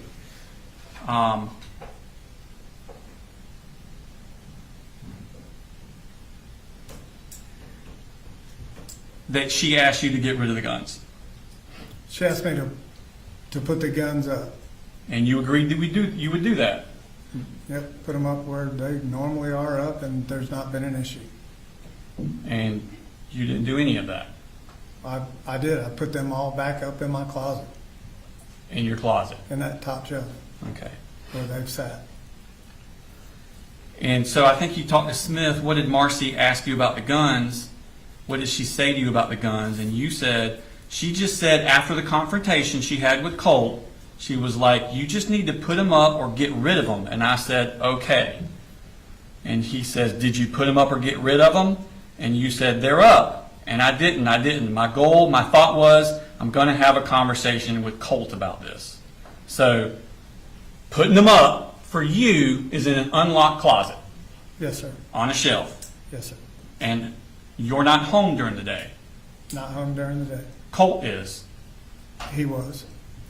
And you didn't do anything else to make the guns more secure from Colt. No, sir. To that point, I didn't. There was no perceived threat from Colt. Okay. In fact, later the same day, at 3:48, Colt texts you, asks you to buy the Apalachee bore sight with the red laser bore sight and 3 sets of batteries from Amazon. He says, could you please buy this?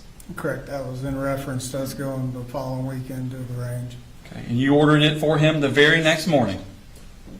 For him and myself. Okay. That was a accessory we both used on our rifles. The morning after he had a physical confrontation with your wife holding the gun. He wasn't holding the gun. She was. That's not what She She said. I'm sure that's what she said, but he told me she went for the gun. So I put him up. So the 16th, you order him the Apalachee bore sight at 6:25, and at 8:57, Colt sends you a text.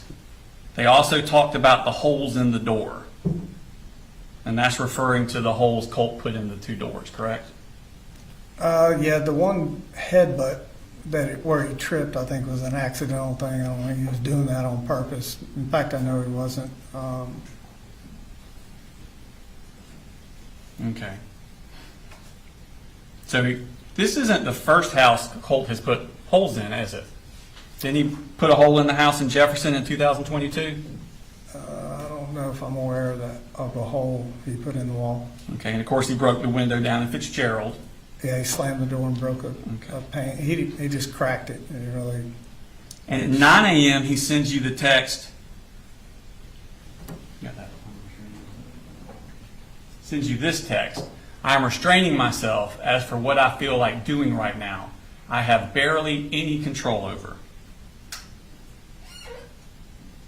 So he's telling you he's losing control over himself, isn't he?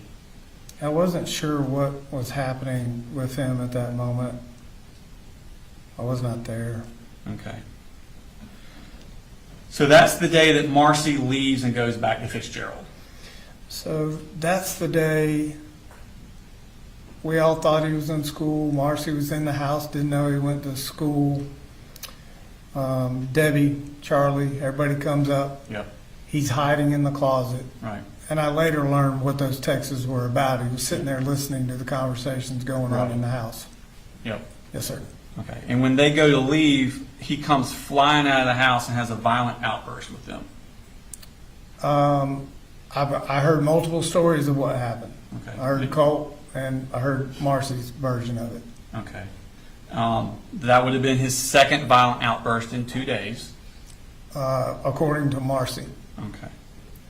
And when Marcy and Charlie and Debbie leave, they come to your work. They do. Meet you there. They Huh? come to the Rockdale Fire Station. I was building. Where you were, and they meet you. Correct. And they tell you about what Colt had done, come flying out, threatening to kill them, and all that kind of stuff. Yes, she didn't necessarily, I don't think she mentioned the word kill or anything like that. She said that they were taken back, didn't know that he was in the house till he showed up at the door, and I think he was cursing at Charlie about being in our house. Did Debbie talk to you about those awful emails that we went over in court that day that she got from Colt? Do you have them? I don't have them with me, but do you remember when she testified all about the fuck you and your God and all that, hope you all die? Oh, to Debbie? To Debbie. I remember. And that was in the aftermath of this, wasn't it? I believe it was. And did you see though, did they talk to you about that? I don't think Debbie talked to me about those emails at all. Okay. When they come meet with you, do they tell you about Colt acting this way? What they had told me was he came to the door, surprised everybody, and was pissed off about Charlie being in the house, and Mamu talking about calling DeFax on me. Well, let me ask you this. What they described to you of how Colt was acting, did it disturb you? I wasn't surprised he was mad. I wasn't surprised at that. I was actually mad that what was happening inside of the house. I was also upset that he had lied about going to school again. So there were multiple things I was upset about actually, but what he was telling me was going on being said in the house, I was upset. Yes, sir. Okay, well, let's talk about specifically your thoughts about Colt. Okay. As they're talking to you at this fire station that you're working at. Does it worry you, what they're describing, does it worry you about Colt, about how he is in his emotional state? It didn't worry me to the point because I knew he was pissed about Charlie because Charlie had threatened and had called the police on him prior down in Fitzgerald. They did not like each other and had multiple run-ins. Okay, so your testimony today is that you were not worried about Colt being like a troubled teen or upset or anything like that? Well, I was concerned about him being upset for sure. I was concerned about him not being in school again. So yeah, to say I was not concerned, no, I was concerned. Okay. But you were worried about Colt's emotional state at this point, based on what they told you? I was worried about him being upset again after I've worked really hard to kind of keep things calm, and upset about him not being in school. Okay. And they gave you the Zoloft for Colt to keep giving him the Zoloft, didn't they? Yes, she gave me a Ziploc bag of broken up little pills. I wasn't sure what they were at the time. Okay, so I want to pull up a text that Debbie sent to Colt. I think it's already in evidence at 10:21 a.m.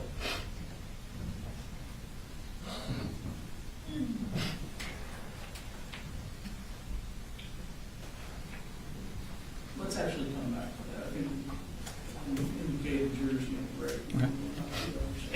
Go ahead and take 10.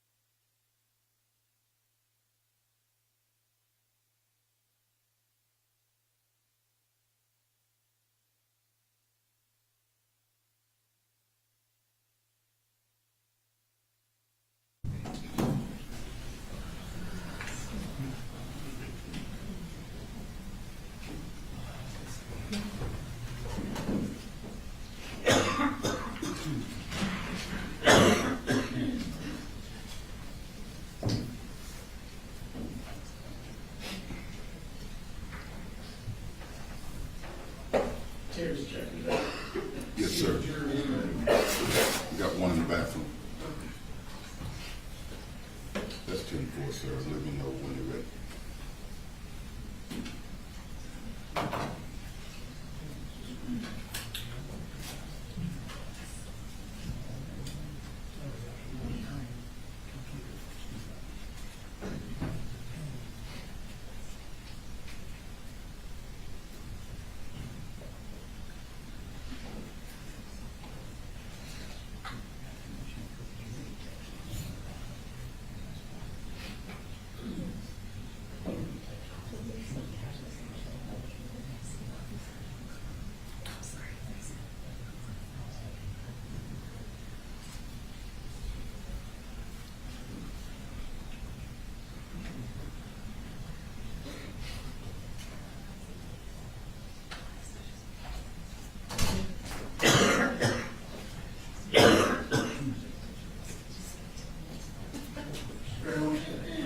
Yes, sir.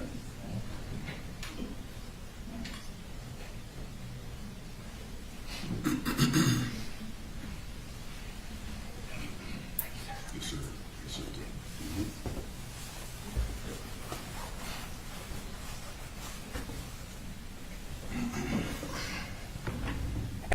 Tell us when you're ready. Bill. Yes, sir.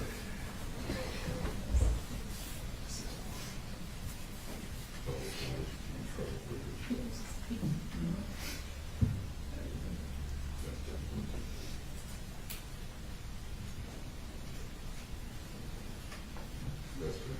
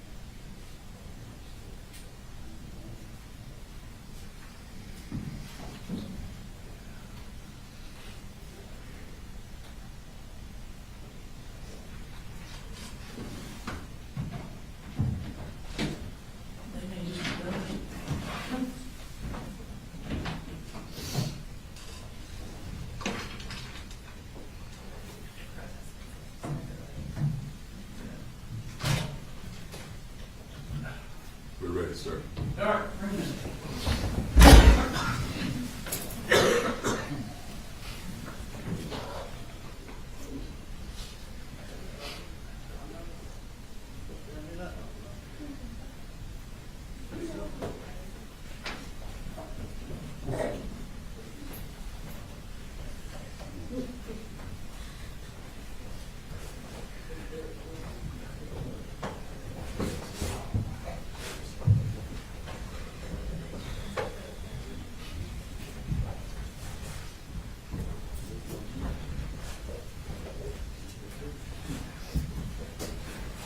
Don't be silly.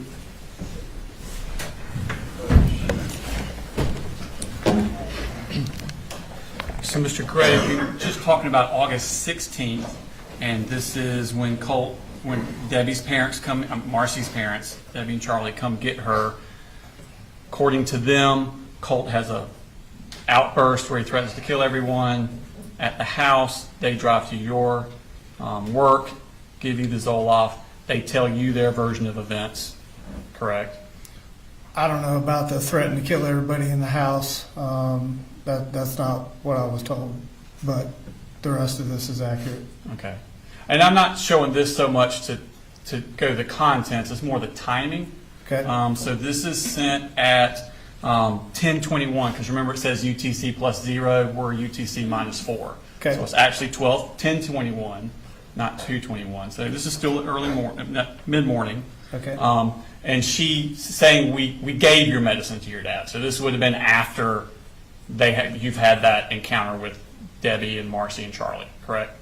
Assuming that's correct. If they came to my work, that was after everything happened at the house. Okay, and they've given you their version of events of what happened at the house? Well, Marcy gave me hers. Okay, so that's the only one you talked to was Marcy? Right. Okay.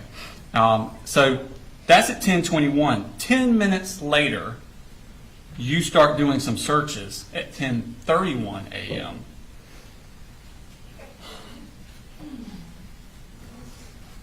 You search troubled teen options near Athens, Georgia. That's at 10:31. So you kind of believed Marcy a little bit, didn't you? Well, this was the ongoing conversations that we were having where I was trying to figure out what would be best for Colt. Because he's a troubled teen, isn't he? I think they all have been through more, all of the children and myself, than the normal person would, yes. Okay, so after you look here, you then visit at 10:32 Eagle Overlook Recovery. Correct. Okay, and we're going to go to that website there. And that's a treatment center for teens in Georgia. Correct. Okay, and then you go to Wolf Creek Academy, and that is here. Right. Now, that's a boarding school. Right. Okay. Now, at 11:46, so that would have been around 10:30 or whatever. At 11:46, so about an hour later, in the midst of your searching for psychiatric options, Colt texts you again. Hey, if we could get 150 rounds, that's fine. But could we get at least 50? So you haven't taken the guns away, and he's pestering you for more ammunition. About the upcoming weekend to go shooting. And you know he's emotionally unstable.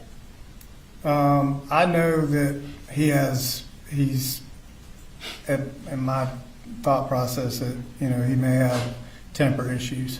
Okay. So at 11:55, so 10 minutes after that, you search child psychology. Right. And then at 12:24, you search hope, anger management, help overcome personal emotions. Right. Okay. And you found a counselor center you liked, Enlightenment Counseling. It's the one I decided to reach out to. I wouldn't say liked, it's just the one I picked to reach out to. Okay, and that was at 12:41, so we're still that midday of the 16th. Right. You send a submission contact form to Enlightenment Counseling. Yes, sir. And it says, I'm a working dad of 3. Colt is my oldest, 14 years old. We've had a very difficult past couple of years, and he needs help. Anger, anxiety, quick to be volatile. Yep. I don't know what to do. I have United Healthcare. Can you help? Right. Anger, anxiety, quick to be volatile. Does that sound like a child who should have access to an assault rifle? To that point, even with his anger and being volatile at points and times, there was never any kind of threat or comment made from him about using a weapon negatively or otherwise. Okay. And she responds pretty quick to you, 37 minutes later. Yep. Thank you so much for reaching out. Would you mind sending me your number? I can give you a call, discuss services. You'll be a good fit for Colt. I've definitely worked with teenagers before that. You have gone through the things he's experiencing. It sounds good. I can go ahead and send out paperwork and get services started for him. Right. So she's good to go, right? Yep. Okay. And you respond back to her about getting a number, and if you miss it, please leave a message, and you will call ASAP. Right. Now, at 2:06, skip down the bottom. So 30 minutes later, Colt texts you, "Did you see my text?" All right, and he's referring to that earlier text about getting the ammunition. Correct. Okay. That one's 11:46. And you respond at 2:07, "Yes, later. I need to pay for everything first, but we will." Right. We will. You're actively looking for psychiatric treatment, but you're going to get him more ammunition. I'm actively looking for anger management to try to help calm him down in ways I could deal with that. And the ammunition was in regards to what we were planning to do the following weekend on the holiday, Okay. which, But then at 2:52, you look for gun safes online. that's right. So this is all in that same time period. Yeah.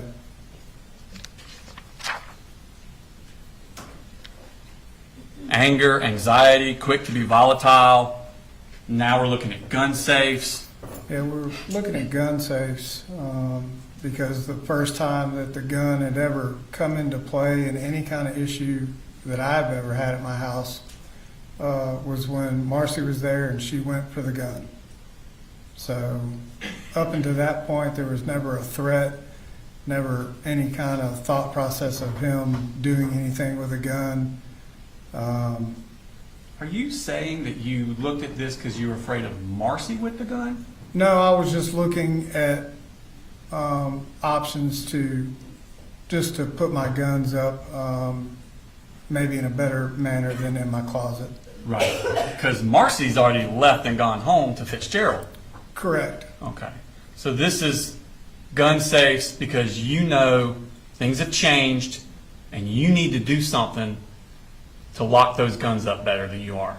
This was a search, again, that, I started looking around because I knew Marcy would be back at some point, and there'd never been an issue with a gun in my house, however it was stored. So I started looking around at what we could do. And Are you trying to insinuate that you're doing this because you're afraid of Marcy with the gun? Judge, that's argument. I'm asking him a question. Go ahead. Is that what you're saying? No, I'm not putting the blame on anybody. I'm just saying the gun came into play for the first time. Right, because Marcy came up there because you went and got her and brought her up there, and now she's gone. And the only way for her to get back up there is for you to allow it. So the gun safe's not for her, is it? Well, no, she had showed up at the house unannounced before, and Debbie would bring her up to the house whether I had planned for it or not. So Not that summer. I'm just talking over the past. Over the past 17 years you were married to her? Like, what are we talking about here? I don't know. I can't give you exact dates. Not that summer. That summer, you picked her up from the rehab, brought her to your house, Right. and she stayed there until her parents came and took her back. And you have authority of whether or not she comes back to your house. I went and picked her up under the understanding that she had crossed certain hurdles and horizons in rehab, and she was going to continue those efforts and wanted to be near her kids, and I was trying to, help her with that. And the gun safe was just something I thought after that episode, no matter whose fault, the gun came into play for the first time that, in an argument situation. So I started looking around for gun safes. Yeah. Because at that point, none of it had ever been locked up. They had never been locked up in a safe, and they had never come into play in any type of argument or heated situation. So let's show a clip of you had with Jason Smith on the 5th, where you were talking about the gun safe and stuff. It looks with what had happened, for me to tell you, it was an agreement, by God, we had never had those weapons in our house. Like, we had a long conversation with Colt about them, but they would have never been there. And it was just like a sort of blood of like, these are escape. We go to the woods and we just get through all this. I was just sitting here thinking, me sitting here telling you I threw them up in my closet, and they were up and out of reach and out of sight. Like, that, it just comes across in this camera film, I guess, like, I should have done more, yeah. And I'm like, Do you feel like you should have done more? well, as soon as I felt like something was different, like with him, that's immediate when I was like, I need to buy this gun case, and if he continues to kind of not be who he said he was When going did to you be. buy the gun case? It sit in my cart, and I couldn't afford it. Well, what was the catalyst for that? I remember you telling me about Yeah, that. I was just saying that I could just, him going back to school. Was that after Marcy told you to put the guns up? This was after him and her had that big old thing. There was a red flag that went off for you, like, hey, I need to lock these guns up. Well, there was okay, until we can get him some help and everybody calm, I just need to do the right thing and just get them put up or out of the house, like either way. Like, and that was known, that was coming. I had to pay $78 more this week to buy it. So it's still sitting on Amazon cart for $134. And that was after the incident last week With them? Marcy. Okay. Yeah, with him and his mom. So You really, came up last week. yeah, and really I was debating like this week, like, well, if he goes to school, then I may just come home and take everything up to life and just tell him to hold on to him for a while, just until I can make sure everybody's like. Why didn't you do that last week? Okay. So, Jason Smith asked you, do you feel like you should have done more? And you said, as soon as I felt something was different, like with him, that immediately when I was like, I need to buy this gun case. And if he continues to kind of not be who he said he was going to be, that was the catalyst for getting the gun safe. Him. Him being who he was supposed to be was more going to school, doing the things he said he was going to be, and the gun safe catalyst is the gun coming even into play or being a part of an argument between anybody in the house. And then Jason Smith asked you, so there was a red flag that went off. Hey, I need to lock these guns up. And you said, well, there was, like, yeah, until we can get him some help and everybody calm. I just need to do the right thing and just get them put up or out of the house. Yes, sir. Till you can get him some help. Yeah, we were in the process. You wanted to do the right thing. Yep, we were actually had counselors set at school, and we're in the process of doing the right thing. So you knew the right thing to do was to not let him have access to the guns. No, not necessarily him, just to do the right thing to make sure that a gun wasn't involved in an argument with him or Marcy or me or anybody else in that house. But you didn't do the right thing, did you? Immediately, no.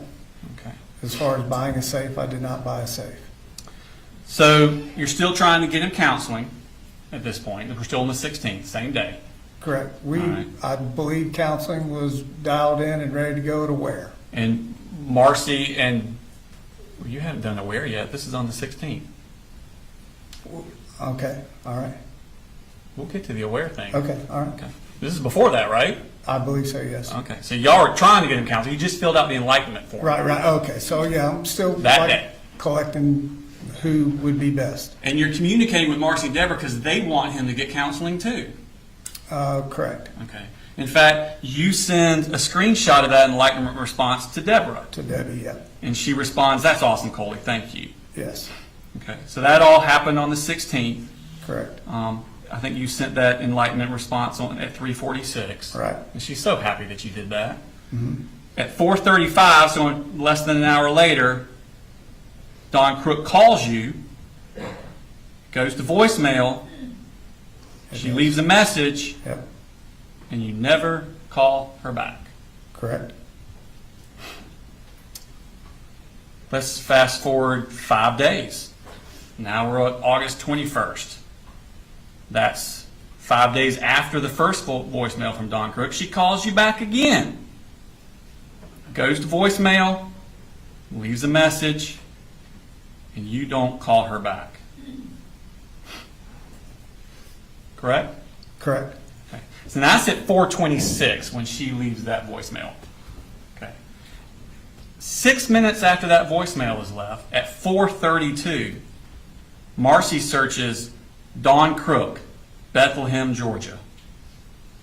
Is that a coincidence? I don't know. Or have you told her about Don Crook just calling and leaving that voicemail? I don't know how that transpired. I know that I talked to Mamu about it, so more than likely it was Debbie that had shared that with her. Because, I mean, so you told her, I just got an email from Don Crook, a voicemail, and and Marcy searches Don Crook, Bethlehem, Georgia. Sounds like it. Okay. Now, that's at 4:32. 2 minutes later, Marcy's looking at different places. Crisis stabilization. She searches crisis stabilization, advantage behavioral health system. Okay, yes, Okay. And then she sends you at 4:38. So this is 12 minutes after Dawn Crook left you that voicemail that she's good to go to help with Colt. Marcy sends this. This is what Colt needs right now. They take our insurance and he will go there until he was stabilized and they figure out a treatment plan.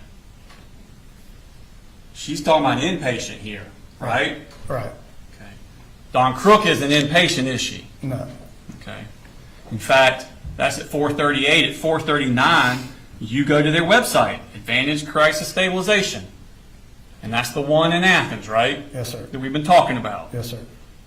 That's at 4:39. At 6:10, Dawn Crook from Enlightenment sends you an email. Hope you're doing well. I wanted to follow up and let you know that I tried to call you to touch base on Friday. Left a message for you today as well. If you could please call me back when you have a moment to discuss details and getting services started for Colt. You never responded to that email, did you? I don't believe I did, sir. No. It's because you and Marcy believe Colt needs something more than just counseling. I don't believe Marcy and I. Why didn't you respond to her then? You set it up with her because Colt just needs counseling. That was your idea. Yeah, I reached out to her. Okay. Marcy says, no, I think he needs to go to this place where he can be held there until he's stabilized. And that's when you just ghost Dawn Crook. Well, that's when I, was trying to figure out what the best option was for him. I think I may have talked with Colt at some point about what his mom was researching and inpatient. I didn't. You didn't want to do inpatient, did you? No, I didn't. I wasn't sure what inpatient meant. That's why I think I did the search. But I thought that, it wasn't to the point that she was making it out to be. This was more, she wasn't in and day out with us. I thought this was more of an anger management issue. Right. The stuff Dawn Crook could handle. Right. And others that I'd looked at. I wasn't, at this point, I'm still, I'm not exactly sure what I should be doing. So I'm trying to, Trying to get some guidance. No, I'm just trying to research what I can to understand. I know what Colt's going through day in and day out and what facilities offer and what aligned best with Colt. And I just didn't feel like inpatient was where it was at. Did it occur to you that maybe you could get more information if you called Dawn Crook back? She was just one of the people on the list. So, no, I mean, it was just a fluid situation. And you never contacted anyone else on the list? No, I just continued to research. Oh, okay, that research thing again. All right. Now, you were worried about his violence. And you worried that he needed something more specialized. Weren't you? Are you telling me or asking me? I'm asking you. I just knew he had anger issues But you and didn't think he needed to be in someplace. institutionalized, no. That wasn't you. Okay. You remember talking to Investigator Ward about that? I may have. Let's see what you said to her about it. With counselors. Yeah, and my mother-in-law is a school teacher for 40 years. Like she gets it. Okay. And I'm like, he's got to have specialized. It can't just just five and dime. Like may need to be checked into someplace. I said if it continues to escalate and it goes towards his brother or sister, Right. then he needs to go Right. Again, So you're telling Agent Ward, he can't just have this five and dime. He needs to be checked into someplace. yeah, I was kind of going over the whole thing with her after, trying to explain to her what I was researching, what I was looking at for him, and as far as escalating to his brother and sister, in my mind, it was still the anger issue. And if he ever went to hit or do something to his brother and sister, then obviously, Okay. that would be a. Well, let's piece this through a little bit. Isn't that so? You said so. We've been on the phone with counselors. That's not true. You've not been on the phone with anybody. Not on the phone. I think I left that email with Dawn and may have misspoke right there. May have misspoke. Okay. We're talking about an hour or so after the tragedy had happened. Okay. So to sit and think that I'm having a line-by-line conversation with the GBI in my front yard and can recall every single thing I was doing in phone calls, that's. I understand that, but have you noticed that when you get confused and you may not say it right, you always say it exaggerating how much you did? Exaggerating how much I did? Yeah, like when you're mistaken, you're mistaken the exaggeration benefit to you direction. I don't think it was a benefit. I was trying to convey that I was not doing nothing, and I was trying to do the best that I could do. I don't, there's no. But you weren't on the phone with counselors. There's no game plan for being a single parent. I've never been one, so. So you had not been on the phone with counselors, correct? Had not. Okay. And then you said he's got to have specialized. Can't just five and dime. Like he needs to be checked into someplace. Isn't that the exact opposite of what you just told us? That was just a conversation that, I said after Marcy and I had been talking, Let me rephrase. Or actually, no, I'm not going to rephrase. Isn't that exactly the opposite of what you just told us? If you say that's the opposite, then that's the opposite. You told us that Marcy wanted him to be institutionalized, put into a place, and you didn't think so. You were against that. You didn't agree with that. But you're telling Ward he's got to have specialized, can't just five and dime, like he needs to be checked into someplace. Isn't that the exact opposite of what you told us? It is the opposite, but what I left out to Agent Ward was that was the conversation between Marcy and I, and still just kind of, very emotional about what happened. I did not word it correctly. Yeah. And then you say, okay, I said, if it continues to escalate, and it goes towards his brother and sister, then he needs to go. Correct? That's what it says. If that violence that he's had, that you've seen, continues to escalate, and it goes to his brother and sister, he needs to go. Yes, sir. Don't you understand that if he has a rifle, it will be too late? Argument.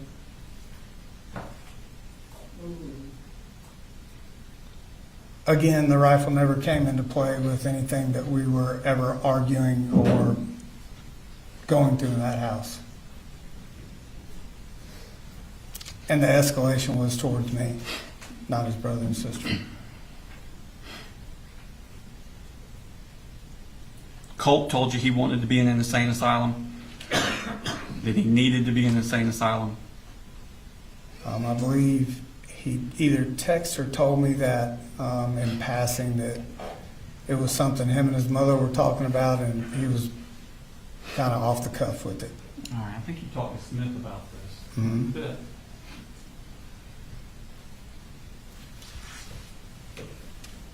Don't you even tell you that he was suffering from mania? No, this is what just came up and with his mama. This is a hot one on the That's show. right with you. That's No, this just happened, like this just happened. She was up here last week, whatever, like here recently, last week. But Colt never told you he was suffering from mania. To me, never heard that Why do you ever. think Colt was suffering from mania? If he told you? I don't know if I even say that, but I'm going to tell you where I heard it. Marcy comes up, or she's going home, wanted to, we start having a conversation about Colt. I'm like, when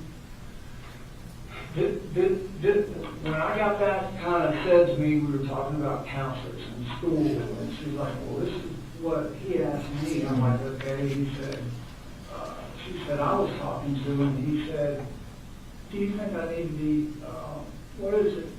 Do you think I need to be, or how do you get into an insane asylum? When did he say that? Here recently, to his mama, and she said that to me, and I'm like, what is that? So that's kind of like another thing where, like I'm telling you, I can feel something is off, Mhm. like this is not getting better. But for you, that all feeling's only been in the past month or so. Like we need to do something immediately, like, yeah. Right. So you felt like y'all needed to do something immediately. She's telling you feel something is off, Right. and y'all need to do something immediately. That's what you felt. Right. But you didn't do something immediately. I didn't do it immediately. Okay. Skip to the next Jason Smith one, not the ward one.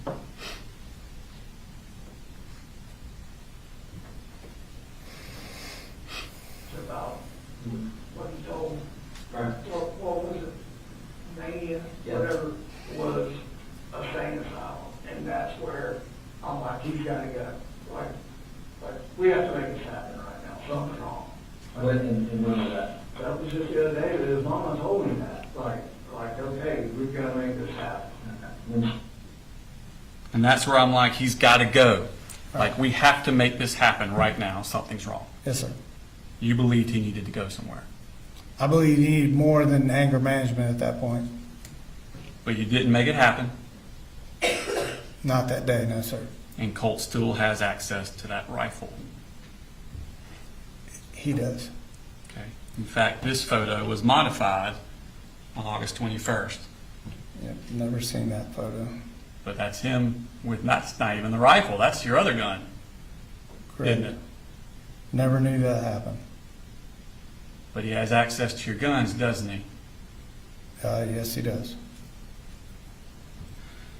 The next day, August 22nd, Thursday, Colt skipped school. The next day, August 23rd, it's Friday, Colt skipped school. The next day, August 25th, it's a Sunday, you search Advantage Crisis Stabilization, and then you searched again 5 minutes later, Advantage Crisis Stabilization. That's that place in Athens. Yes, sir. And that's you searching for it. Right. Okay. Monday, Colt had skipped school that Wednesday, Thursday, Friday before. He goes to school on that Monday, and that's the day he has the anxiety attack at school. Correct? Correct. Okay. And he goes to see Lisa Butler in the counselor's office. Correct? Yes, sir. Okay. And at 10:42 a.m., you get an incoming call from Colt. I'll pull up your records. So if you can look there, this is all your phone call logs for that morning. okay? I think the first one starts at 7:30 in the morning. And then you come down at 10:42, and that's where you get one from Colt Gray. Okay? Yes. And that's when he's calling to tell you that's actually, he's with Lisa at that point, correct? Yes, Okay, so you kind of talk to Colt and you talk to Lisa in that phone call. correct. Okay. And then at 10:58, so shortly after that, at 10:42, 10:42, you get an email from Lisa Butler with the Project Aware form. Correct. Show us that.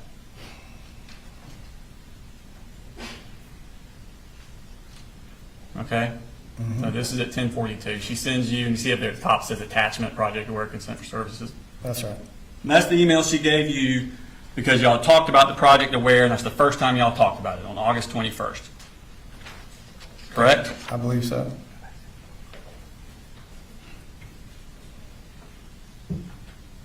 So going back to your phone calls that morning, you got from Colt Gray, from George Clackham. Leave it up. There it was. Uncall. I'm just going from the top. From George Clackham, to Andrew Harrington. Who's Andrew Harrington? Somebody you work with? I think it was a subcontractor that worked Okay. for me. Okay, so that's work. Then you got a couple to My Pretty, and that's Marcy. Mhm. And then again, there you go, 10:42, Colt Gray. Okay, and then some more My Pretty, Colt Gray. So you did not call up to the school that day. The school calls you through Colt, correct? I don't think she had the right numbers that she was calling me from, so when Colt called, I answered. But you don't call up there. I didn't know to call. She didn't have the right number. I answered Colt's phone call. What I'm saying is you didn't call the school that day. I don't think I had a reason to call the school that day until Colt called me. So you became Project Aware. You became aware of Project Aware because Colt has an anxiety attack. Lisa Butler reaches out to you through Colt, sends you the form. Right. That's not what you told Jason Smith, is it? Again, there was a lot going on. Everything, I think I told Jason Smith the same thing. Everything that we talked about, timestamp, dates, it may not have been correct. It was, Yeah. I'd been up all night with Jenny and may have got orders wrong of what was going on. So Yeah. if you're about to show something that Now we're going to play something. I said different, then I Yeah, did. it's a little different. I could not convince him to go back to school after he came back that second time. And I don't know what to do at this point. So I had called up there and said, I want him to see the in-house counselor. Can we do this and set it up? What's the counselor's name? Lisa, I need to look at my phone. Lisa Hughes, I think. She sent me an email and said, hey, they made contact at the school, and she said, we would like to bring in a third party, be aware. Bring like a third-party therapist, Yeah, or it's all- psychologist or something? Yeah, the awareness is the count. Okay. When were they gonna do that? This week, I had to fill out all the paperwork, which I did Thursday and Friday. So you had an appointment this week? Giving them all permission, like, bring everybody, bring a specialized person, like, And what were they specifically, like, treating him for? Like, they were gonna talk to him about coming to school, not worrying about what people are saying, don't be a loner, come on, get back into the swing of things at school. and try to what find- people were saying, was that the stuff about his mom Yeah. being bad, busted, being arrested, and all that? And then he was more worried about everybody knowing that he, put mom was in his head, and that his biggest fear was failing and falling behind once he was in high school. So the appointment this week, I'm assuming goes for like today or tomorrow? Yep, so they needed me to give permission. I filled out all the paperwork online, sent it, and said, thank you so much for this. Okay. You just told him that you called up to the school because Colt needed counseling, and you talked to the counselor when you called up to school. Correct. What I should have told him was this was the time that Debbie and I were working together on this, formulating the plan in the evening on what to do. Debbie was actually the one going to the school and communicating. No, this is before Debbie. We'll get to that in a second. Was Debbie it? hadn't come up yet. Okay. So there was a lot of things moving at that point in time, but as far as me calling, I don't guess I did call the school. I was trying to communicate to Jason that I had some plan in place for Colt. Okay. So again, your confusion leads towards you looking more proactive than you actually are.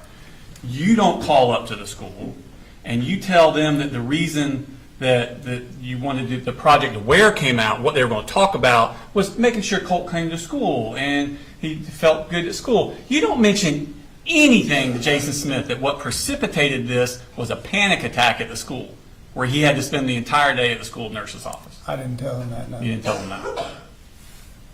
And then you make the phrase, I filled out all the paperwork on Thursday and Friday. I think you've said that a couple times, where your attorneys have said that through court. You filled out all the paperwork, correct?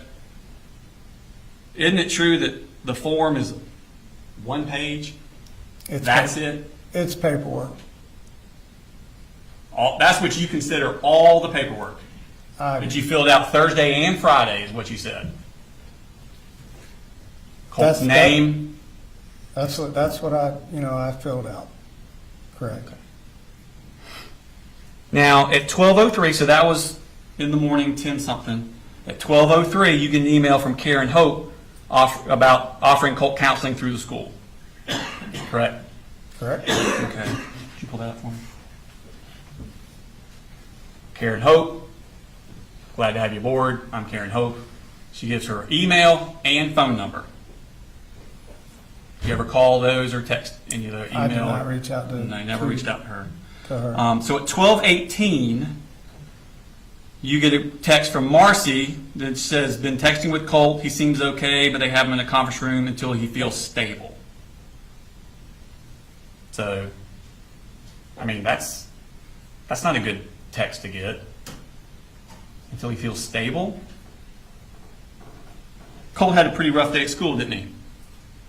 It sounds like he just had a kind of, like I had referred to, he doesn't like being put in the spotlight, and doesn't like everybody looking at him. So I think he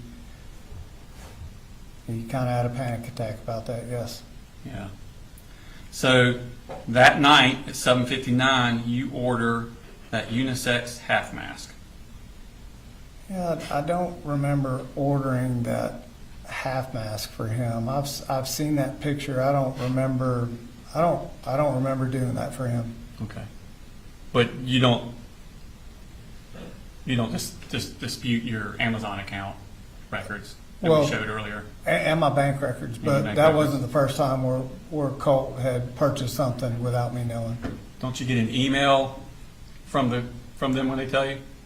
Well, if Colt is, I'm not saying Colt did it. I'm just saying that I don't remember buying that for him. okay. Mask arrives a couple days later, and let's go to the 27th. So that was the 26th. We'll go to the next day. Colt skipped school. In fact, he didn't go back to school that week. Does he? No, sir. In fact, he doesn't go back to school at all until the day of the shooting, after that panic attack, does he? I don't believe so. Okay. Now, Deborah Polhamus. Hang on, I am not sure that, and I'll have to look. There may have been some days in there where I was told or thought he was going to school. Okay. But that day, the 27th, the day after his panic attack, that's the day Deborah Polhamus arrives at your residence. Yes, sir. I think And that's when correct. y'all start talking about what we're going to do about Colt Right. with Deborah. Y'all were getting those plans together, I think you talked about. Yes, sir. Okay. And she's talking to you about advantage behavioral in Athens. Her and I were talking about it because I said, hey, this is what Marcy had brought up, and I was just uncomfortable with the inpatient. So her and I were talking about that. I thought we just went through all the interviews with Jason Smith and Kelsey Ward where you were saying he needs to go somewhere. Yeah, I don't dispute Okay. that, but Debbie and I were talking about that as well. Well, it just sounded like you were going back to the whole, I didn't want him to go inpatient. No, I'm just Okay. telling you what we were talking about. So she's talking about Advantage again. In fact, she had called them on the way up there. We saw the phone records. Right. Okay. And that's when she tells you Saturday, nobody's there on Saturdays. I mean, no, they're not crowded on Saturday. It's a good day to go, didn't she? She said I could take him anytime. Anytime you want. Anytime there's an issue. Right. Saturday wasn't like Dad said. But Saturday was a good day, wasn't it? A good day to do it, according to her. Yeah, she said it was any day was good. But she specifically pointed out Saturday being a good day because they would not be crowded that day. Yes, she said Saturday or any day would be good. All right. Now, going to that Wednesday at 7:44 a.m., Colt texts you a text. I have to kind of dance around the inconvenient truth at times. I have no control over what these things say and tell me to do. Is this the first time Colt has said anything to you about voices telling him to do things?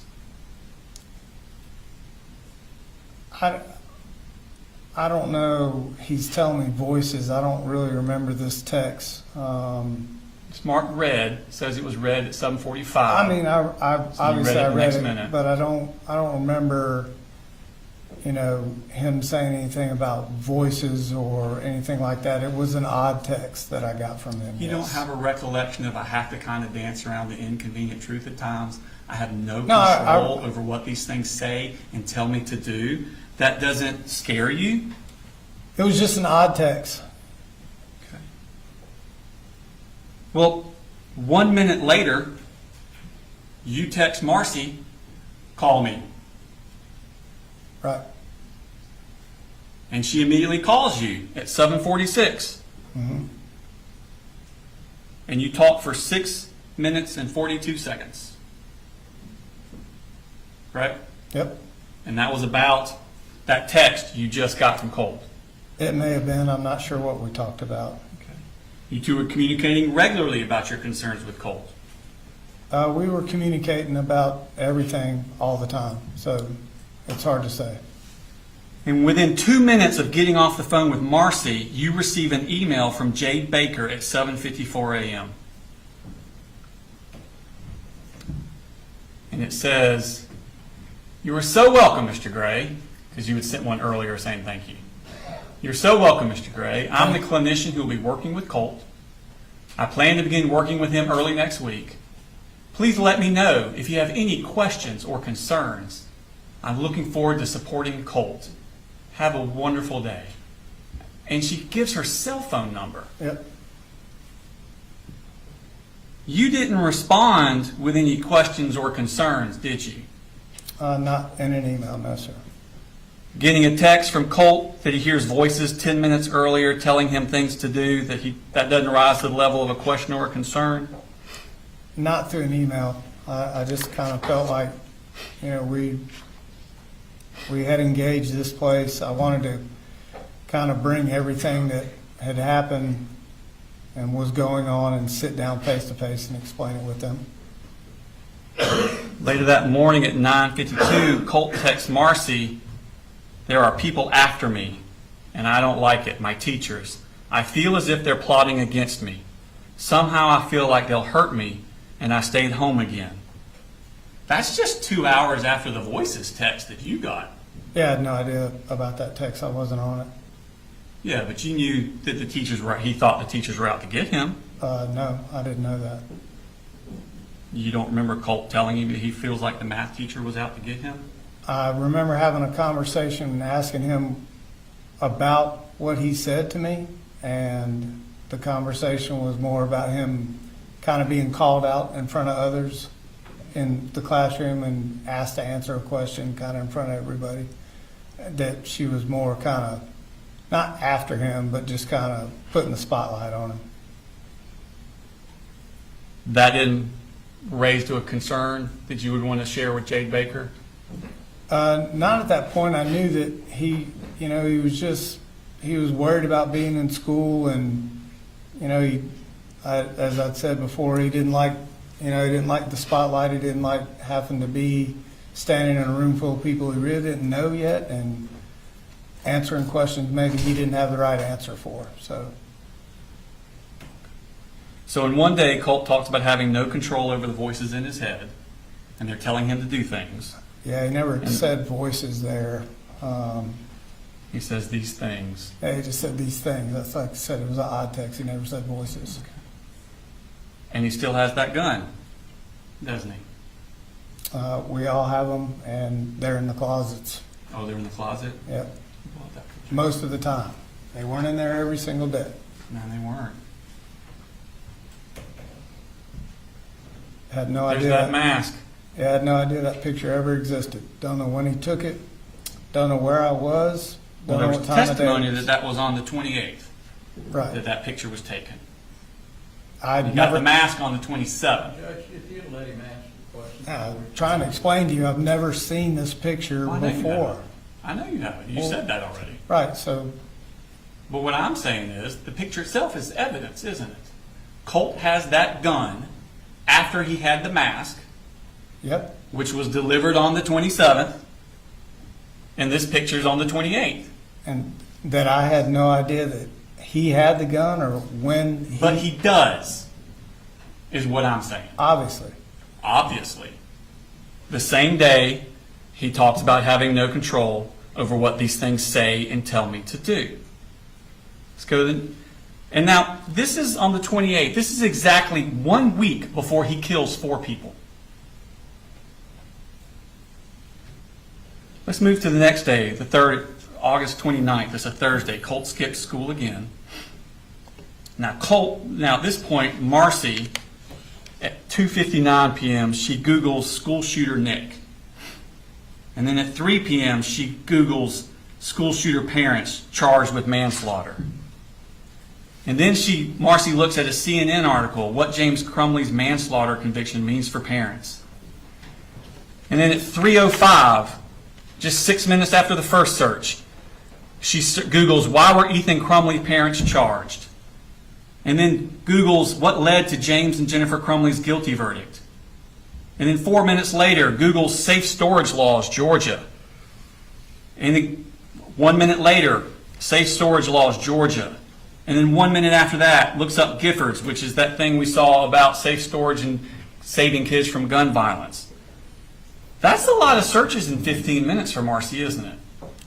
I have no idea what she's texting or researching or when she's doing it. She's not discussing these issues with you? No. I mean, for 15 minutes, that's all that's on her mind. Parents getting charged for a school shooting, gun safety, locking guns up. She's searching just that for 15 minutes straight. She never told me anything about searching any of those. Because she called you right after. Correct. All right. There's all her searches. Yeah, I've seen this. She calls you the very next minute at 3:52. Mm-hmm. Or you call her at 3:55. You call her back at 3:55. Yeah. Okay. I don't think I answered when she called. I'm not sure. So you call her back at 3:55. Correct. All she'd been thinking about before she called you was this parents being charged with a school shooter. No idea what she's thinking about. And y'all talked for 14 minutes. Correct. Okay. And as soon as you guys hang up, because she called it 3:55, you go 14 minutes from that. Now you're at 4:11. 14 minutes later, she looks up again what led to James and Jennifer Crumley's guilty verdict. Okay. All she's thinking about, calls you, talks for 14 minutes. The minute she hangs up, right back to it. Okay. And she never mentioned it to you at all? She didn't mention it to me. Wow, cool. Okay. Do you want to know what we talked about, or Couldn't care less. I apologize, Your Honor. you don't want to know what the phone call was that I called her about? Does that matter? It doesn't really to me. Okay. So she goes right back, and then you call her right back. Okay. 4:19. You call her again at 8:09. Mm-hmm. You call her again at 5:03. You call her again at 5:12. You call her at 5:31. You call her at 5:41. That's 6 calls from you to Marcy in less than an hour and a half. Correct? Yes, sir. And then again, as soon as y'all stop talking, she goes right back to searching the same things.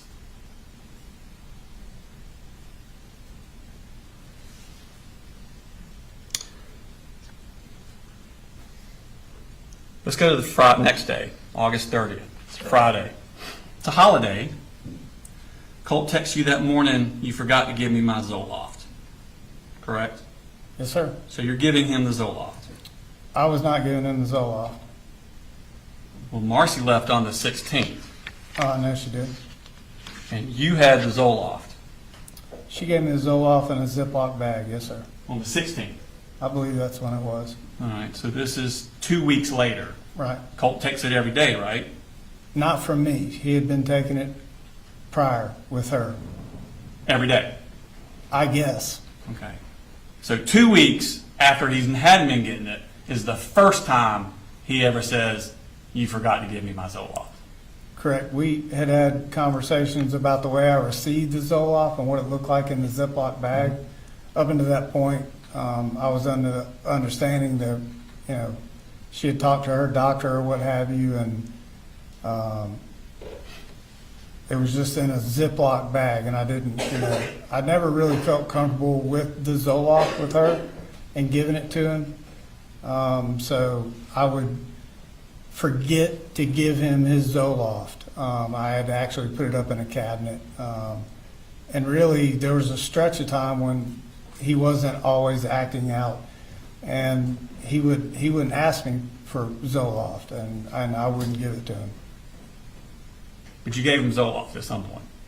I don't think I ever gave him Zoloft, which ends up being some of the arguments that we had was him wanting it, and I just didn't feel comfortable knowing that she broke apart her pills into this smaller section of Zoloft. Mr. Gray, I don't want to cut you off, but I'm having a hard time following what you're saying. Sure. Let me ask you this question. Right?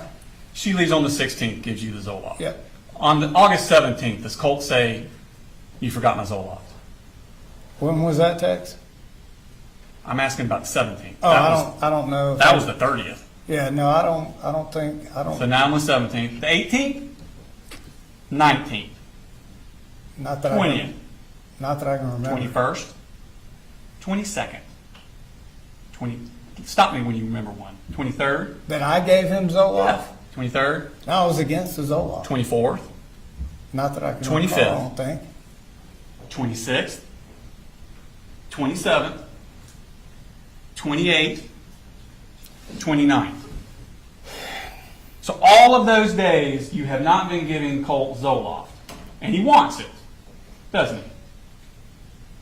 I don't know if he wants it. He's taking what his mama told him he needed to take. But on the 30th, 2 weeks after he's had been having Zoloft, he doesn't say, Dad, give me my Zoloft. Why aren't you giving me my Zoloft? Right. I've been asking for my Zoloft. He says, you forgot to give me my Zoloft. It sounds to me like he's implying you have given it to him before. That was our kind of, instead of I'm not giving it to you and starting another argument over Zoloft, I would say, oh, I forgot. So I would not be giving him the Zoloft. I wasn't comfortable. So that's not how you read that text, that you had been given it and you forgot that day? I mean, that's how he texts his mama, but I would tell him I forgot to give him the Zoloft. I just wasn't a proponent. I didn't know enough about Zoloft to be giving it to him All right. in So- those type of dosages. So. Okay. So at 4:39, still on the 30th, you text Marcy a picture and it says street tacos tomorrow. Right? This is on the Friday the 30th. Okay. Okay. And she writes, hell yes, I can't wait. Me and Mama just got back from the hospital. She had to go get blood work drawn for her pre-op stuff. Okay. So you're planning to see Marcy on Saturday. Originally, we were. Okay. And she's excited to come up to see you. She was excited to see little Colin. Okay. So let's skip to the 31st. That's Saturday. And she texts you at 10:24, about to leave Fitz. Mamu isn't coming. Dad's birthday. Correct. Can you come down? So she'd Right. have to do that. And you don't respond. Correct. And then she texts you again at 11:35. So that's it. You're prepared to spend money on gas and everything else to go to Lake Blue Ridge, but you can't spend the gas to drive 2 hours to pick me up. That's bullshit, and you know it. Right. You don't respond. I don't. Okay. And I think you said that the reason you didn't respond was because you thought you may have to work. Couple things. Work was in flux, but communicating with Colton and Jenny about what we were planning on doing. I know Jenny was kind of reserved about not really wanting to have her mama come up. Colt was wanting to go to the shooting range. So I was just trying to keep the peace in the house. I didn't want her to come up there and start any more issues, so I decided not to go get her. I think on direct, though, you said a few times that you might have to work that day. You weren't sure. Yeah, it was in flux. It was in flux. Right. Okay. But in reality, you were planning on watching that Georgia game on TV, weren't you? Not reality. Never really planned for a Georgia game. It was more after I didn't have to work, I think is how it worked out. I ended up either listening on the radio or watching and passing, not sitting watching the whole game. That was at one of those college football kickoff games against Clemson down at the Mercedes-Benz Stadium. I don't know what game it was. It was a noon kickoff, wasn't it? I'm not sure. Okay. At 10:53, you text your sister, "Go Dogs." Right. Okay. And then at 11:05, you send your sister another text. Right. I hope everything is going good for you. I need a favor if possible. I'm a couple dollars short on rent and wanted to see if I can borrow some money, and I will zell it back to you Friday. Right. I'm short because of copays for doctors for Colt. Right. That's a lot, right? Yeah, I'd made that up to her. Okay. I think I'm going to have to check him in a place so they can try to help him. Now, Marcy didn't send this text, did she? No, I didn't. That's you. I think I'm going to have to check him in a place so they can try to help him. Now this is after you filled out the Project Aware stuff. Right. I thought you said on direct that you weren't going to go to Athens on Saturday because the Project Aware stuff was going to work. We'd already figured out it was going to be the Project Aware, and we decided we were going to do that. Isn't that what you said on direct? I did. I wasn't sure it was going to work. So right here, I think I'm going to have to check him in a place so they can help him. He had on a full-on panic attack at school Wednesday. So I'm trying to get him into a psychologist in Athens. Right. You're talking about Advantage, aren't you? I may have been. That's the only thing in Athens y'all been looking at, isn't it? It is. I'm doing the best I can, work 60 hours a week anyway, get back next week, just crappy time. And then at 11:35, Marcy texts you. So that's it? Oh, wrong one.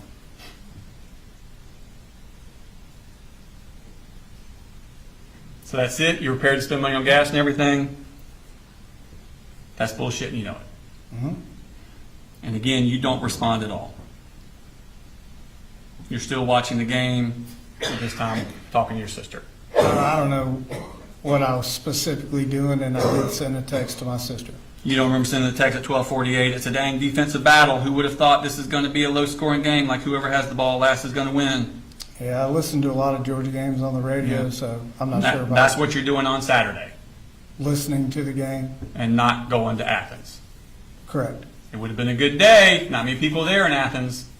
Correct.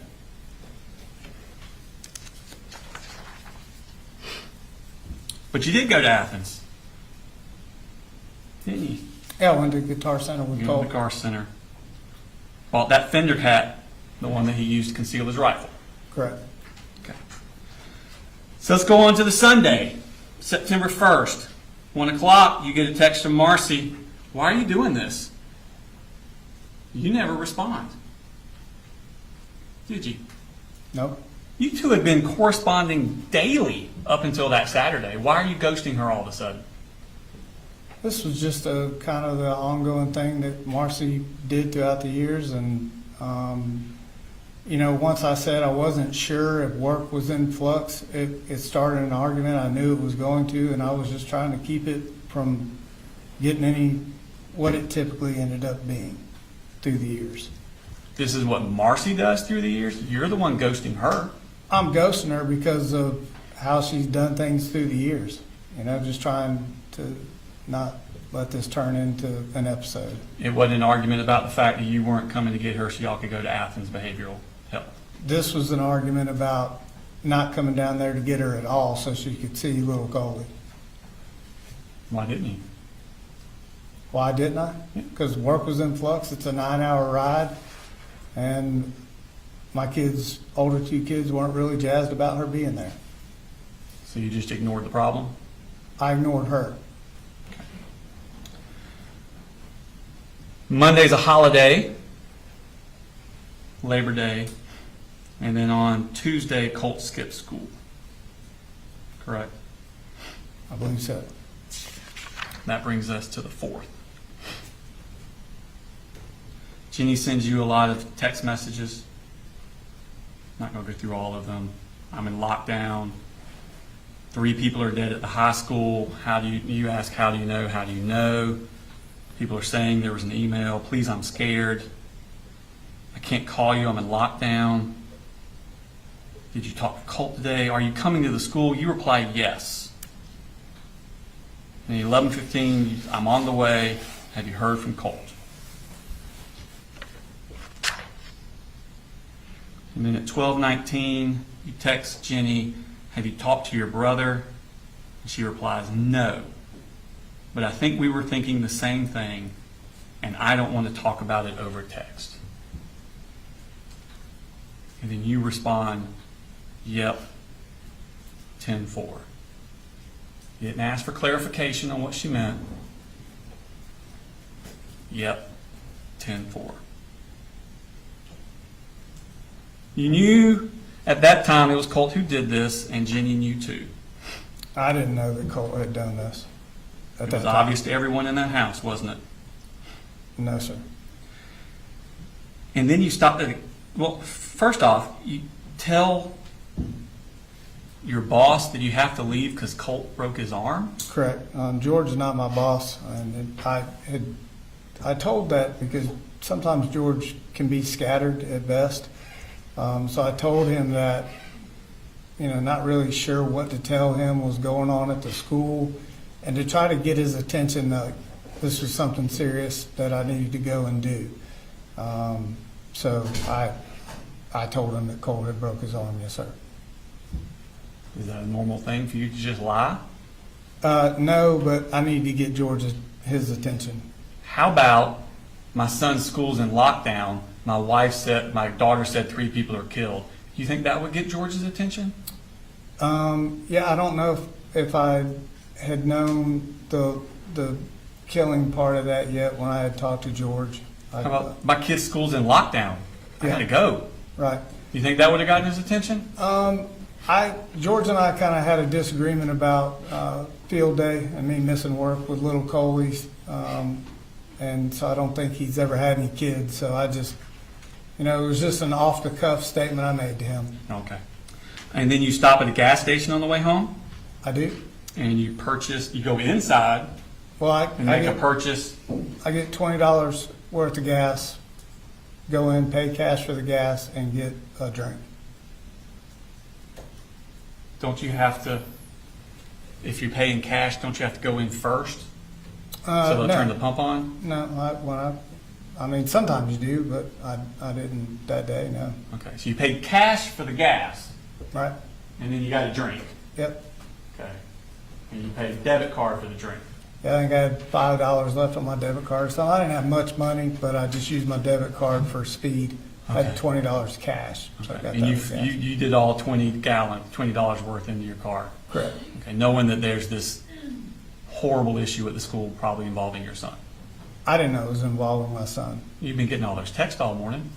From Jenny, yeah, that there was a lockdown. What about in the her text school. from Colt? Y'all were freaking out about Colt. Remember those texts? Yes. You're freaking out. Calling Marcy.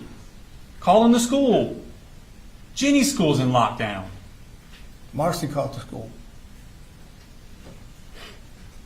But you didn't go to Jenny, you went straight home. Jenny, I think at some point told me that she was in lockdown and to come to the school, they weren't letting her out yet, so I went home. Okay. And you went straight to Colt's bedroom. No, I went to my bedroom first. That's right. You checked, you pulled the All clothes the off clothes your, out. off your guns to see if they were still there. Correct. Are you kind of frantic at this point? Originally I thought he'd skip school because I heard the TV on, and then thought, okay, the gun's not in my room. So I went to his room and looked and didn't see the gun in there either. Okay. But you went to your room first, Correct. to your closet, Yep. because that's where the gun's supposed to be. Up on that shelf, And yes, you sir. pull your clothes off, Right, and there are your guns. correct. Okay. This is the picture that Heather Lashley got of your closet when she went in after this. Right. Did you put the clothes back? Oh, no. Between the jeans and the blanket is really what covered them all. Just pulled it apart, set everything back. And you set it back? I didn't set it back. I just kind of kept it in place right there. And you can see, typically it's in the middle-ish behind that little small box of ammo right there. That's where they, you just had to move that blanket, that little boggin hat, and you could see them. Do you not remember the sentences you just said? As far as taking clothes down, is that what you're talking about? Yeah, you described you went in there and threw the clothes away to the I side. don't think I said Because you- throw. I just Okay, moved well, the we'll let the clothes. jury decide what you I would don't think I say. said throw them down. If I did, All right, obviously, the jury will make all the decisions. Right. Go ahead and ask the next question.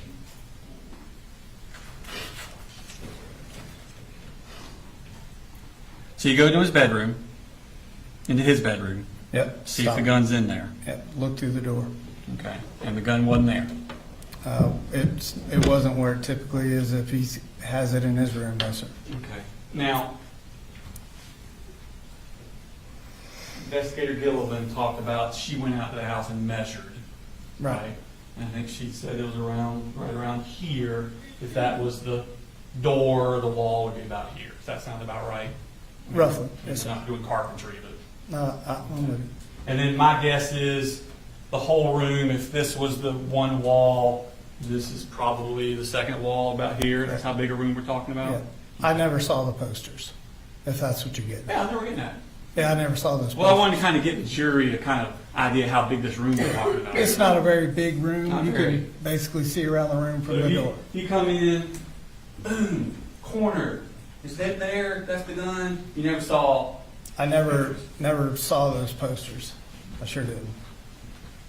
So the wall they were on would have been about right here. I think she testified to. And then Heather Lashley put it here. Right. Where's the gun? You don't see that. No, I wasn't looking there. When I stuck my head in the door, I looked in this corner. That corner? Well, it's not over there because you just said this is kind of the wall. This is So you look at this corner, from the door. I looked down that wall into that corner about right here, and leave. No, it's further than that. and you never saw that. I never saw that. Never looked around his room. Just looked in that corner and walked out.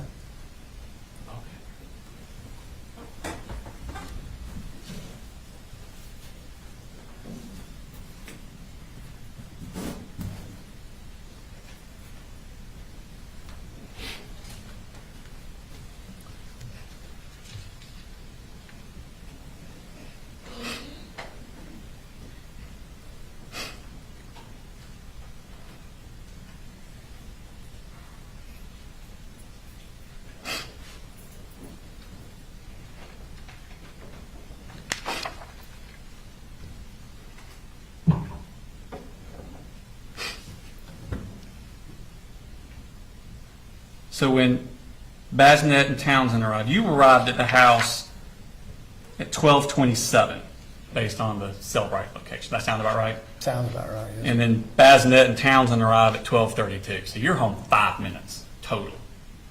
It was quick. Yeah. and they arrive, and that's when you give the whole, I knew it. Right. Okay. And what was the explanation you gave in direct as to why you knew it? Just the texts, the calls I got from Marcy, just trying to piece it all together, listening to the radio on the way home, gun not being in the house. It just kind of was like, oh shit, this might be Colt. Am I mistaken, or didn't you say something in direct about Marcy telling you that Colt had been obsessed with school shooters, and that's why you knew it?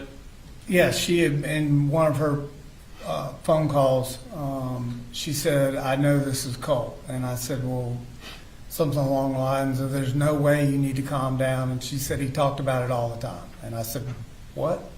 Okay. You never gave that explanation to Townsend. No, I didn't. In fact, he asked. You said, I knew it. And he said, why do you think that? That'd be the perfect time to answer the question like you did on direct. Right. Did I answer him? Yeah, you did. What did I say? Let's see.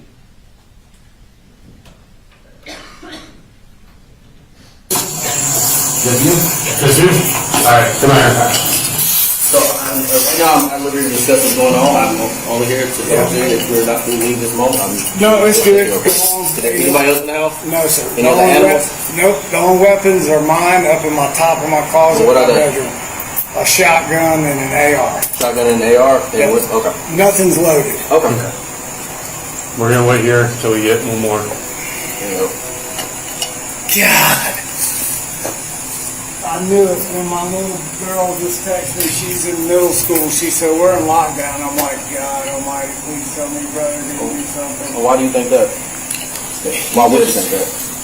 We're trying to get him into counseling. He just didn't fit in last year at high school, so we let him do online school. And we brought him back into just doing normal school this year. And he's going okay. We reached out, talked to the school, and said, hey, y'all got counselors. We wanted to, check in. I filled out some paperwork the other day for another, a third party counselor to get involved. I think it was called Aware. But basically just gave them permission to go and talk to Colt. Can I use my phone? No, Give it just a minute.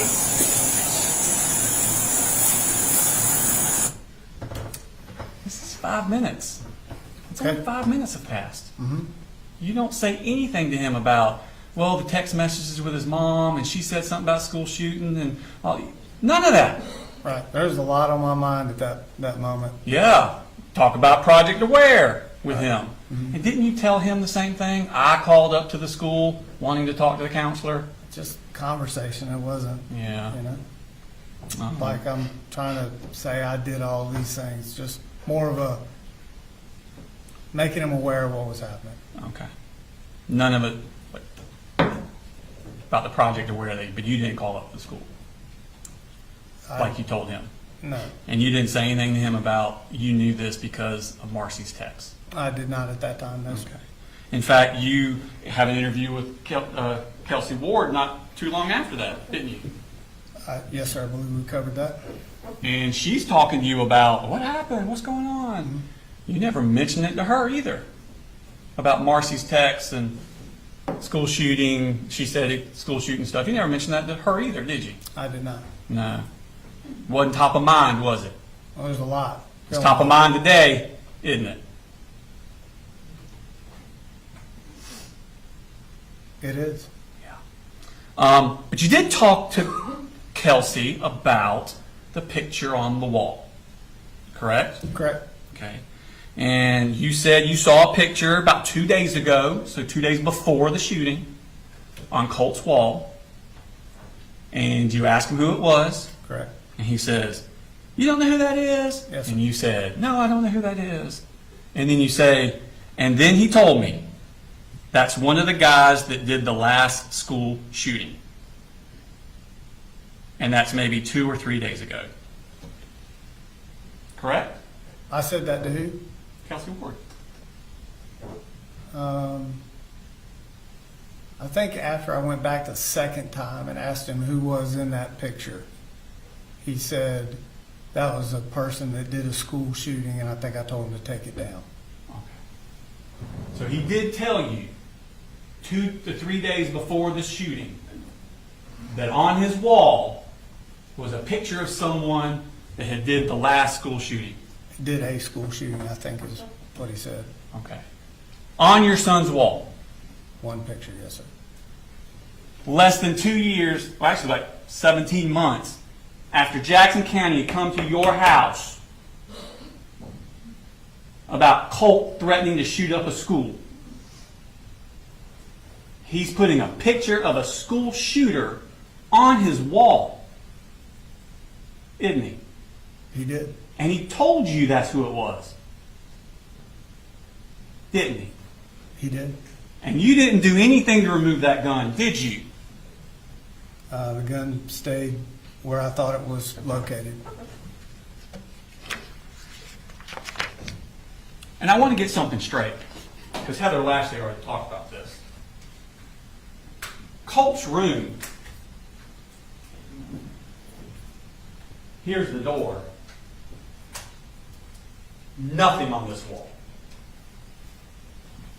Nothing on this wall except that little antler from the deer he shot, which is what, about this big? Give or take. That on that wall. Nothing, nothing, nothing. Correct? His bedroom was moved into the laundry room at that point. That was just where he was in the computer room. In this room, where the picture of the school shooter was his computer where that shrine was his computer room. Nothing but the deer head. Right. That. Nothing, nothing, nothing. Yes, sir. But that The was only thing on his wall other than the deer head is that, not in and his you bedroom. didn't see it. Judge, if you let him answer, I'm trying. cut him off. That was not his. Huh? I said, go ahead and answer the question. That was not in it. That was not his bedroom at the time. Well, I don't care where he slept. That's his room. No, it's not his bedroom. That's his room. his computer room. His room. It was a gaming room, but all the kids were in there at some point in time. That's Colt's room. His bedroom was moved into the laundry room. I know that. We've Right. established that. But that's Colt's room. Prior, yes, when we first moved in there, that was Colt's room. On that day, that's Colt's room. Okay, it's Colt's room. Thank you.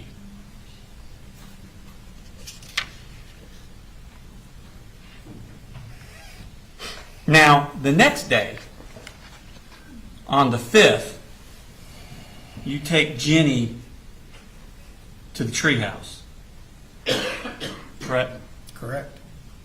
And Jenny testified that you told her to specifically lie about you not knowing who that picture was on his wall. You remember her testifying to that? You said it shocked you. You remember that? Me testifying? No, her testifying. You remember her testifying? I remember her testifying, A yes. very specific lie of you telling her to lie about you knowing who that was on the wall. That's what she said. That's what she said. And that would have been on the 5th when they go to the treehouse. That same afternoon, after that, you have an interview with Jason Smith. Correct? Correct. And he's talking to you about that picture on Colt's wall. Correct? Correct. And you tell him the exact same lie that you had just told Jenny to make. Didn't you? I'm not sure what I told him about that picture. All right. I know it came up, so it's been a minute. When I went in and said, hey, what do you want for dinner? This was probably a week ago. And it's like, hey, I'm going to fix some dinner. You want pizza? What do you want to do? And I'm like, who's that? And he's really into music. Like, learning how to play guitars and all that. He looks just, I thought it was the guy from Green Day. Like, I'm like, oh, that's that old man from Green Day that his son, I told you, has a band. He's like, no, that's not who that is. I'm like, Who was it? he never did tell me. I He never said, told you? he goes, you know who that is? I said, no. I said, I think it's that guy from Green Day. Like whoever it is, this bag glasses, he had a horsepower. Yeah. Eyeglasses on. And I laughed, he laughed, and that was that. So, When's the last, was it just one picture of? yeah, just one picture. How often do you go in his room? I go in there almost every day. You know, the door's open, he's on the computer, it's dark. You know, hell, there's no one place that I'm in because I'm trying to, do laundry, cook dinner, take out the trash, cut the grass. So you go in there every night, tell them good night, you go in there every morning, wake up, you ever go in there to, it's like me or my wife, sometimes when we go, I'll go in there and just sit down and hang out, because my kids like to play games. Yeah, so he does that, and I go in there and what? It's just that one picture of glasses. Yeah, just that one right there by his computer, that was the only thing on his wall. That was the only thing. Yeah, and then, Can I show you a picture real quick? yeah. This is the guy. None of that was up there. None of that was up there? That was, Just that one? yeah. That's kind of a whole lot more. Do you know who this guy is? I have no idea. You have no idea who that is?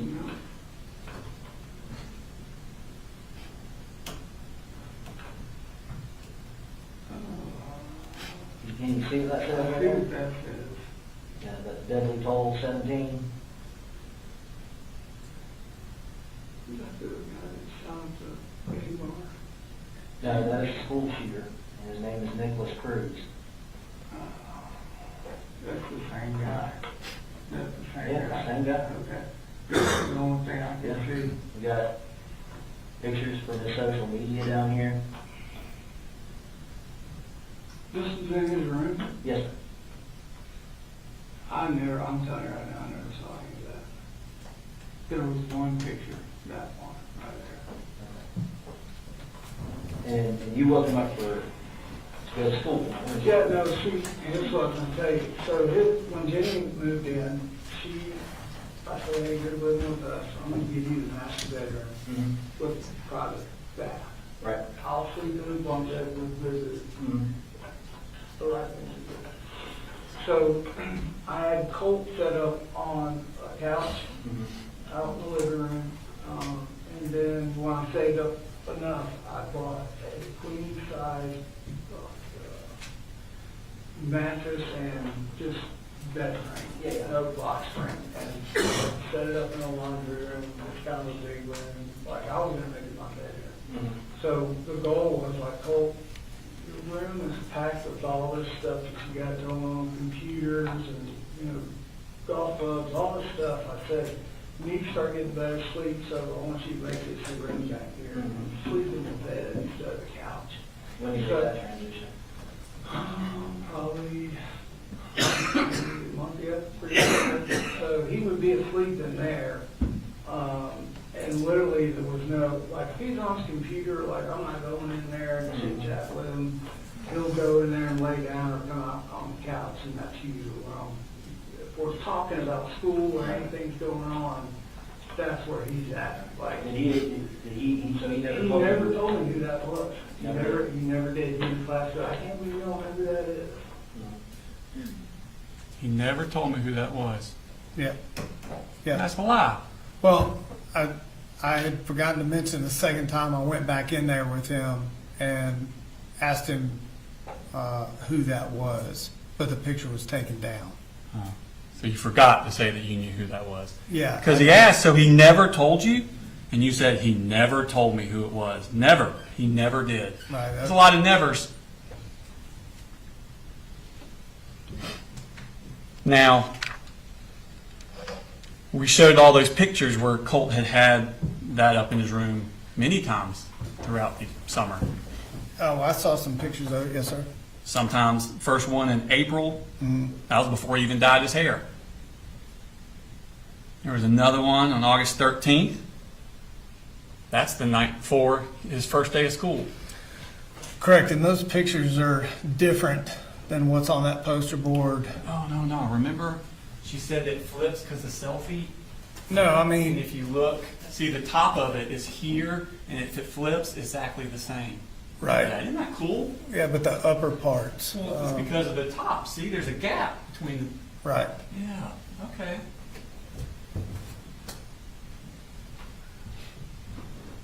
That's the night before his first day of school. Yeah, I never saw that picture. The morning that and then the next morning he sends the message about the blood being on your hands. On August the 28th. That's the same day as the text about voices and teachers out to get him. Yep, I've never seen that picture either. And on Labor Day. Wait a minute, Labor Day? That's a holiday. You're home that day. Correct. Never saw this picture. Yeah. Now you knew he was violent. You believed he needed inpatient psychiatric treatment. You knew he was paranoid about his teacher. You knew he was violently opposed to going to school. But you gave him a gun and you never restricted his access to it, did you? No, sir. Which one is it? Show you Mark's Exhibit 151. You recognize this. I do. You know what that is? I do. What is that? It's a gun lock for my Glock. No. The gun lock for your Glock is State's Exhibit 148. This is the one Okay. for your Glock. All right. Yeah, there you go. There you go. That came free with the gun, didn't it? It did. This one. Thank you. This one was the one found in Colt's closet. This came free with his gun, didn't it? I don't believe so. I don't think I got any gun locks with any of the long rifles I purchased. Oh, so you purchased this separately? Whose? This. No, I had one prior from another handgun that I had bought. And you let Cole have it? I didn't give it to him directly, no. It was in his closet. If that's where it was found, yes. You know how these work. I do. And you don't need to buy these from Amazon. Nope, They were already in the house. they were. They had always been in the house. Now you know how to wrap her. No further questions, Your Honor. You reread? I'll be really quick.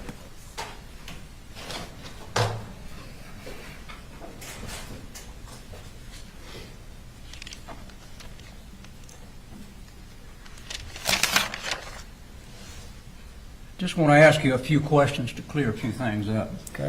When the Jefferson County Sheriff's Department came out, did they show you any documentation as to what was said? They did not. Did they show you anything that said anything about murder? About murder, no. Okay. They never contacted you again?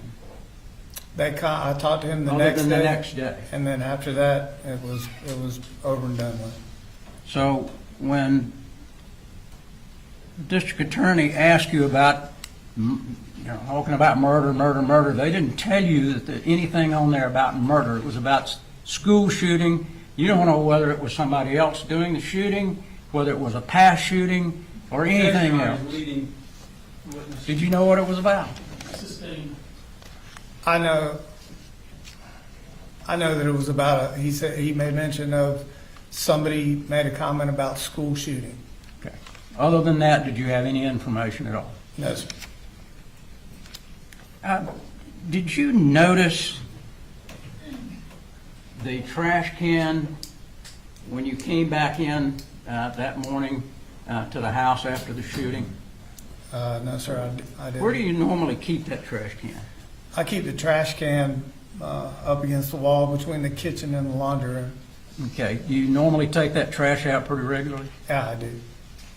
You didn't notice any boxes, empty boxes of shells in that trash can? In the garbage can? In the garbage can? No, sir.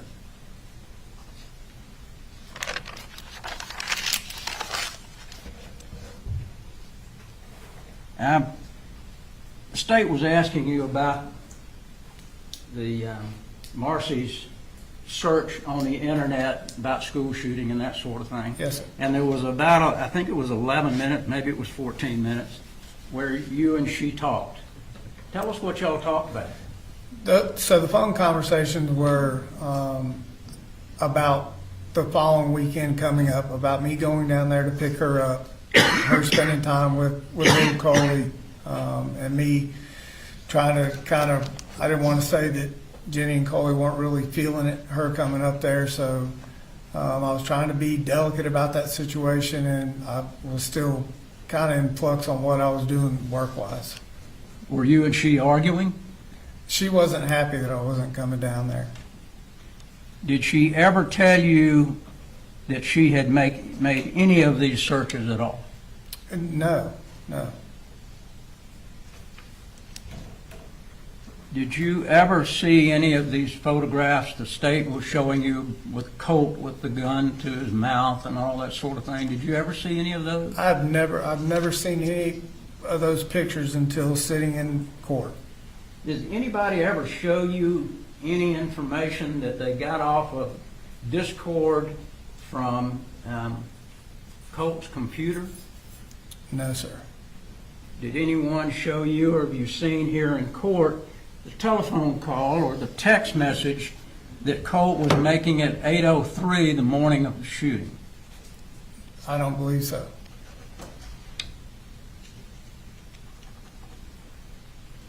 Now, I want to just ask one more question since the state brought this up about blood on the hands. Was this in reference to Marcy had been there Correct. and she had gotten into an altercation? Had she gotten into an altercation? She had. And what did you believe this message to be? I believe that message to be, as stated before, that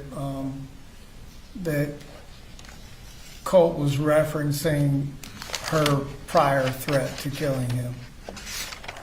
And the blood on my hands would be if she had acted on that.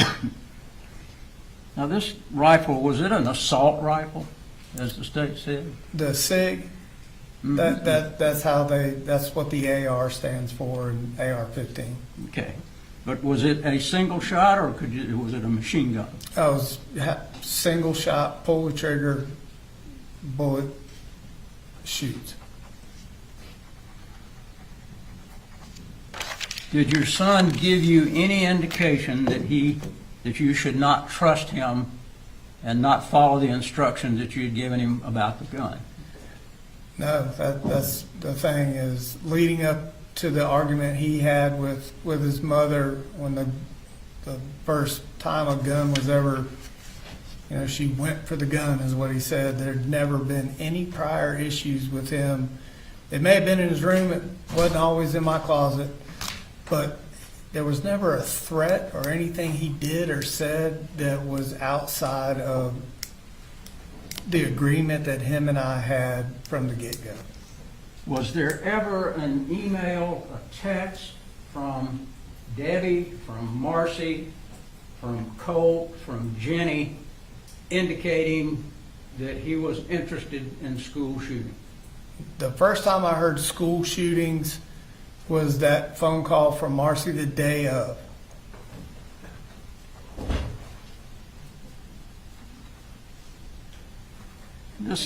Actually, Jenny, on the way to the treehouse, Jenny had said he was interested, but he made her promise not to tell me. That's the second time I heard it. You heard the state say that you had told Jenny to lie about these photographs, is that right? Correct. But you had already told Kelsey Ward that you'd seen one, right? I'd seen one, yes, sir. There would have been any reason for you to tell her to lie about it then? No, I remember telling Jenny in that parking lot at the treehouse, I don't know what they're going to ask you, but just tell the truth. Tell them what you know. Bottom line, Colin, was there any reason for you to believe that your son was capable of doing what was done at the Apalachee High School? Not doing what he did at Apalachee High School. Did you No, ever sir. believe that he was capable of harming anyone with a gun? Harming anybody with a gun, no, it was a kind of a very special thing I thought I'd formed with him. Thank you. Turn your cross. There you are. All right, you come down.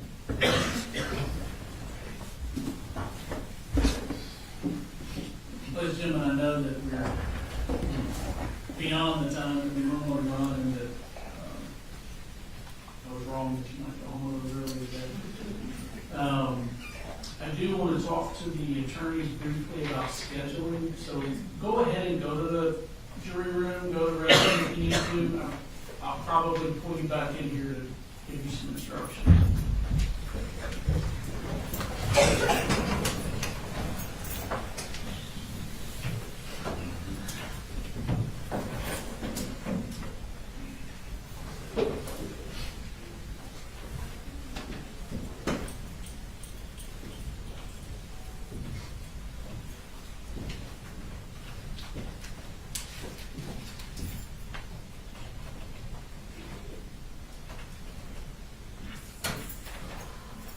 All right, defense has no additional witnesses. I'm sorry, Judge? Defense has no additional witnesses. No additional witness. Is there any rebuttal? No. All right, so then we've got charge conference and motions.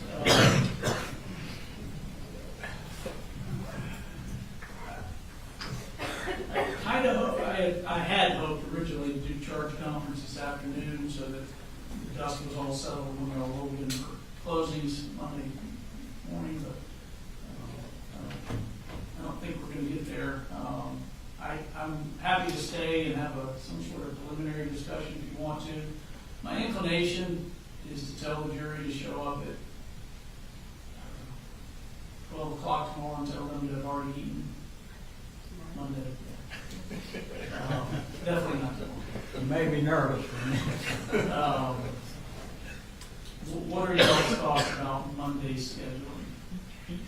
Are you doing that as a reward to them, or do you think the charge conference will last till noon? I think the charge conference could easily take 2 hours Okay. to get a settled charge. Okay. And I do think, Judge, there's a number of the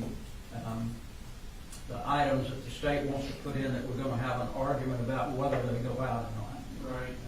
So I think that'll take a little bit of time. I don't think my motion will take that long. So I think if we get them to show up at noon or noon 30, we'll be fine. I forgot what I was going to say.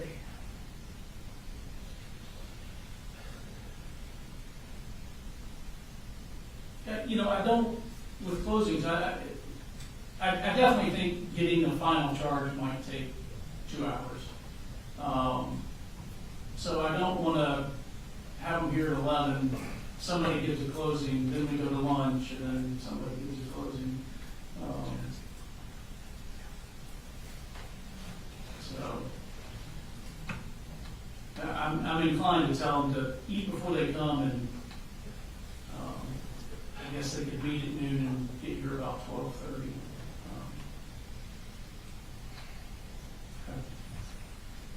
And Judge, on closing, I know for this kind of case, it's usually an hour. Yes. We would like to ask for just a little bit more time because of the complexity of it. I'm not asking for 4 hours or anything, but just. I know you've been running around with Brian Steele, so. I know, he's a bad influence, so. But if I could have a little bit more time, maybe maximum an hour and a half, I don't think it'll take that long, but just be on the safe side. What's the state's position? I think that's fine if he wants no more than an hour and a half. I don't think I will take an hour and a half, but the state would also have the same max. So. Right, I'm not going to get, Yeah. it's just one side.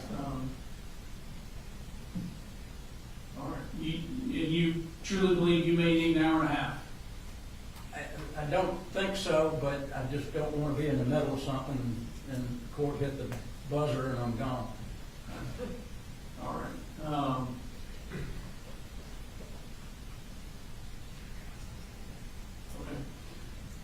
I'm gonna bring them in, we're gonna plan to start with them at 12:30. Rest. Do you want us to rest, Judge? when you Yeah, we bring can it go back? ahead, we can go ahead and do that. And Danielle says she still needs that final charge or two from the defense. All right, did you hear? I did, yes. You also have, Yes, I'm packing today, Judge, so I have the last couple. all right, you can go ahead and bring them back in. Go ahead and bring them in.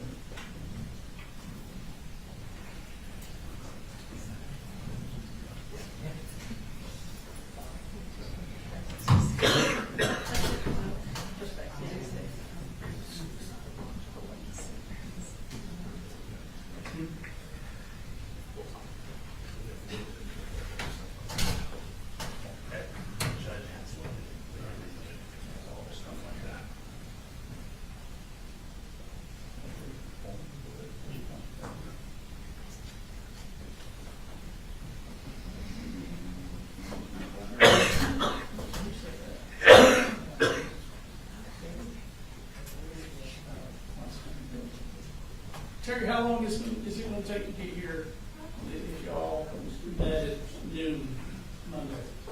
The drive?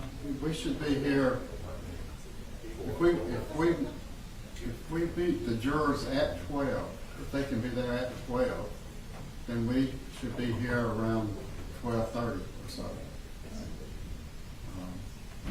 So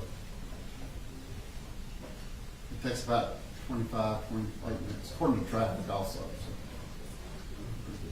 But I figured 30 minutes.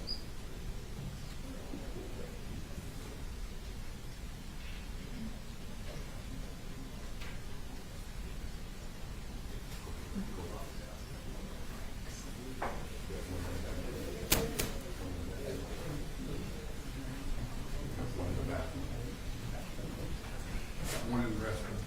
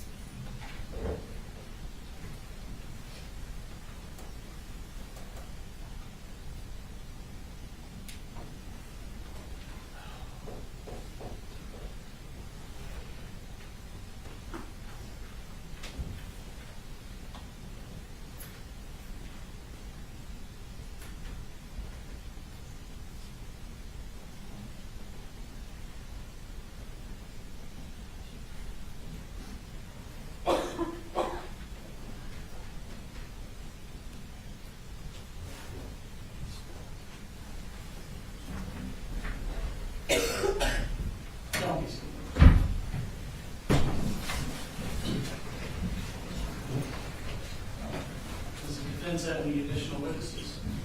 Your Honor, at this time, the defense would rest. And state have any rebuttal? No, Your Honor. All right, so ladies and gentlemen, all of the evidence in the case is closed. We still have to do something called a charge conference. You've been told that I'm going to instruct you on the law at the end of the case. It's pretty lengthy. It requires a fair amount of debate amongst the attorneys and I, and then preparing that final charge. So we have that and a couple other, and that can take a while. We have a couple other housekeeping things to do. So what I don't want you sitting here waiting on us to do that. So what I'm gonna have you do is meet at noon Monday. Eat before you come. Meet at noon, they'll bring you over. Ideally, when you get here, we roll into closing arguments. You see, things don't always go ideally, but that's the plan, okay? Been a long week. Please try and enjoy your week. Thank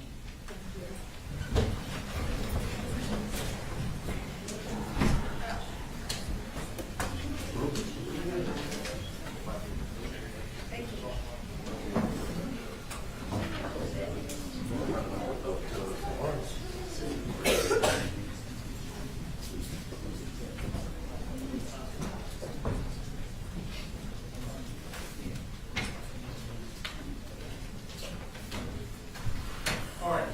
Danielle has thrown together kind of a preliminary packet that combines standard charges and what each side's requested, so I'll have her email those to you all, so you can look at them before Monday morning. There's some standard things in there that probably just don't apply, but take a look at the packet and we'll go through that. There's one thing that we would ask if Mr. Hobbs or Mr. Berry would email us what their plans are for lesser included, so like which charges they want lesser included on. Is that you? Me and, you can email me and Alex. Okay. So that we can, we'll tell them that. Was it already in the packet? One less, yeah. Yes. I think they, yeah, I think they, Yes, tomorrow. yeah. Just so that we know kind of what the argument is, or not, or what it isn't. All right. What they agree with it. So 9 o'clock, our lunch break depends on getting everything done. So bring a snack. Little incentive. Yeah, bring a snack. We always do. Yes, sir. All right, y'all have a good weekend. Thank you, Your Honor. You too.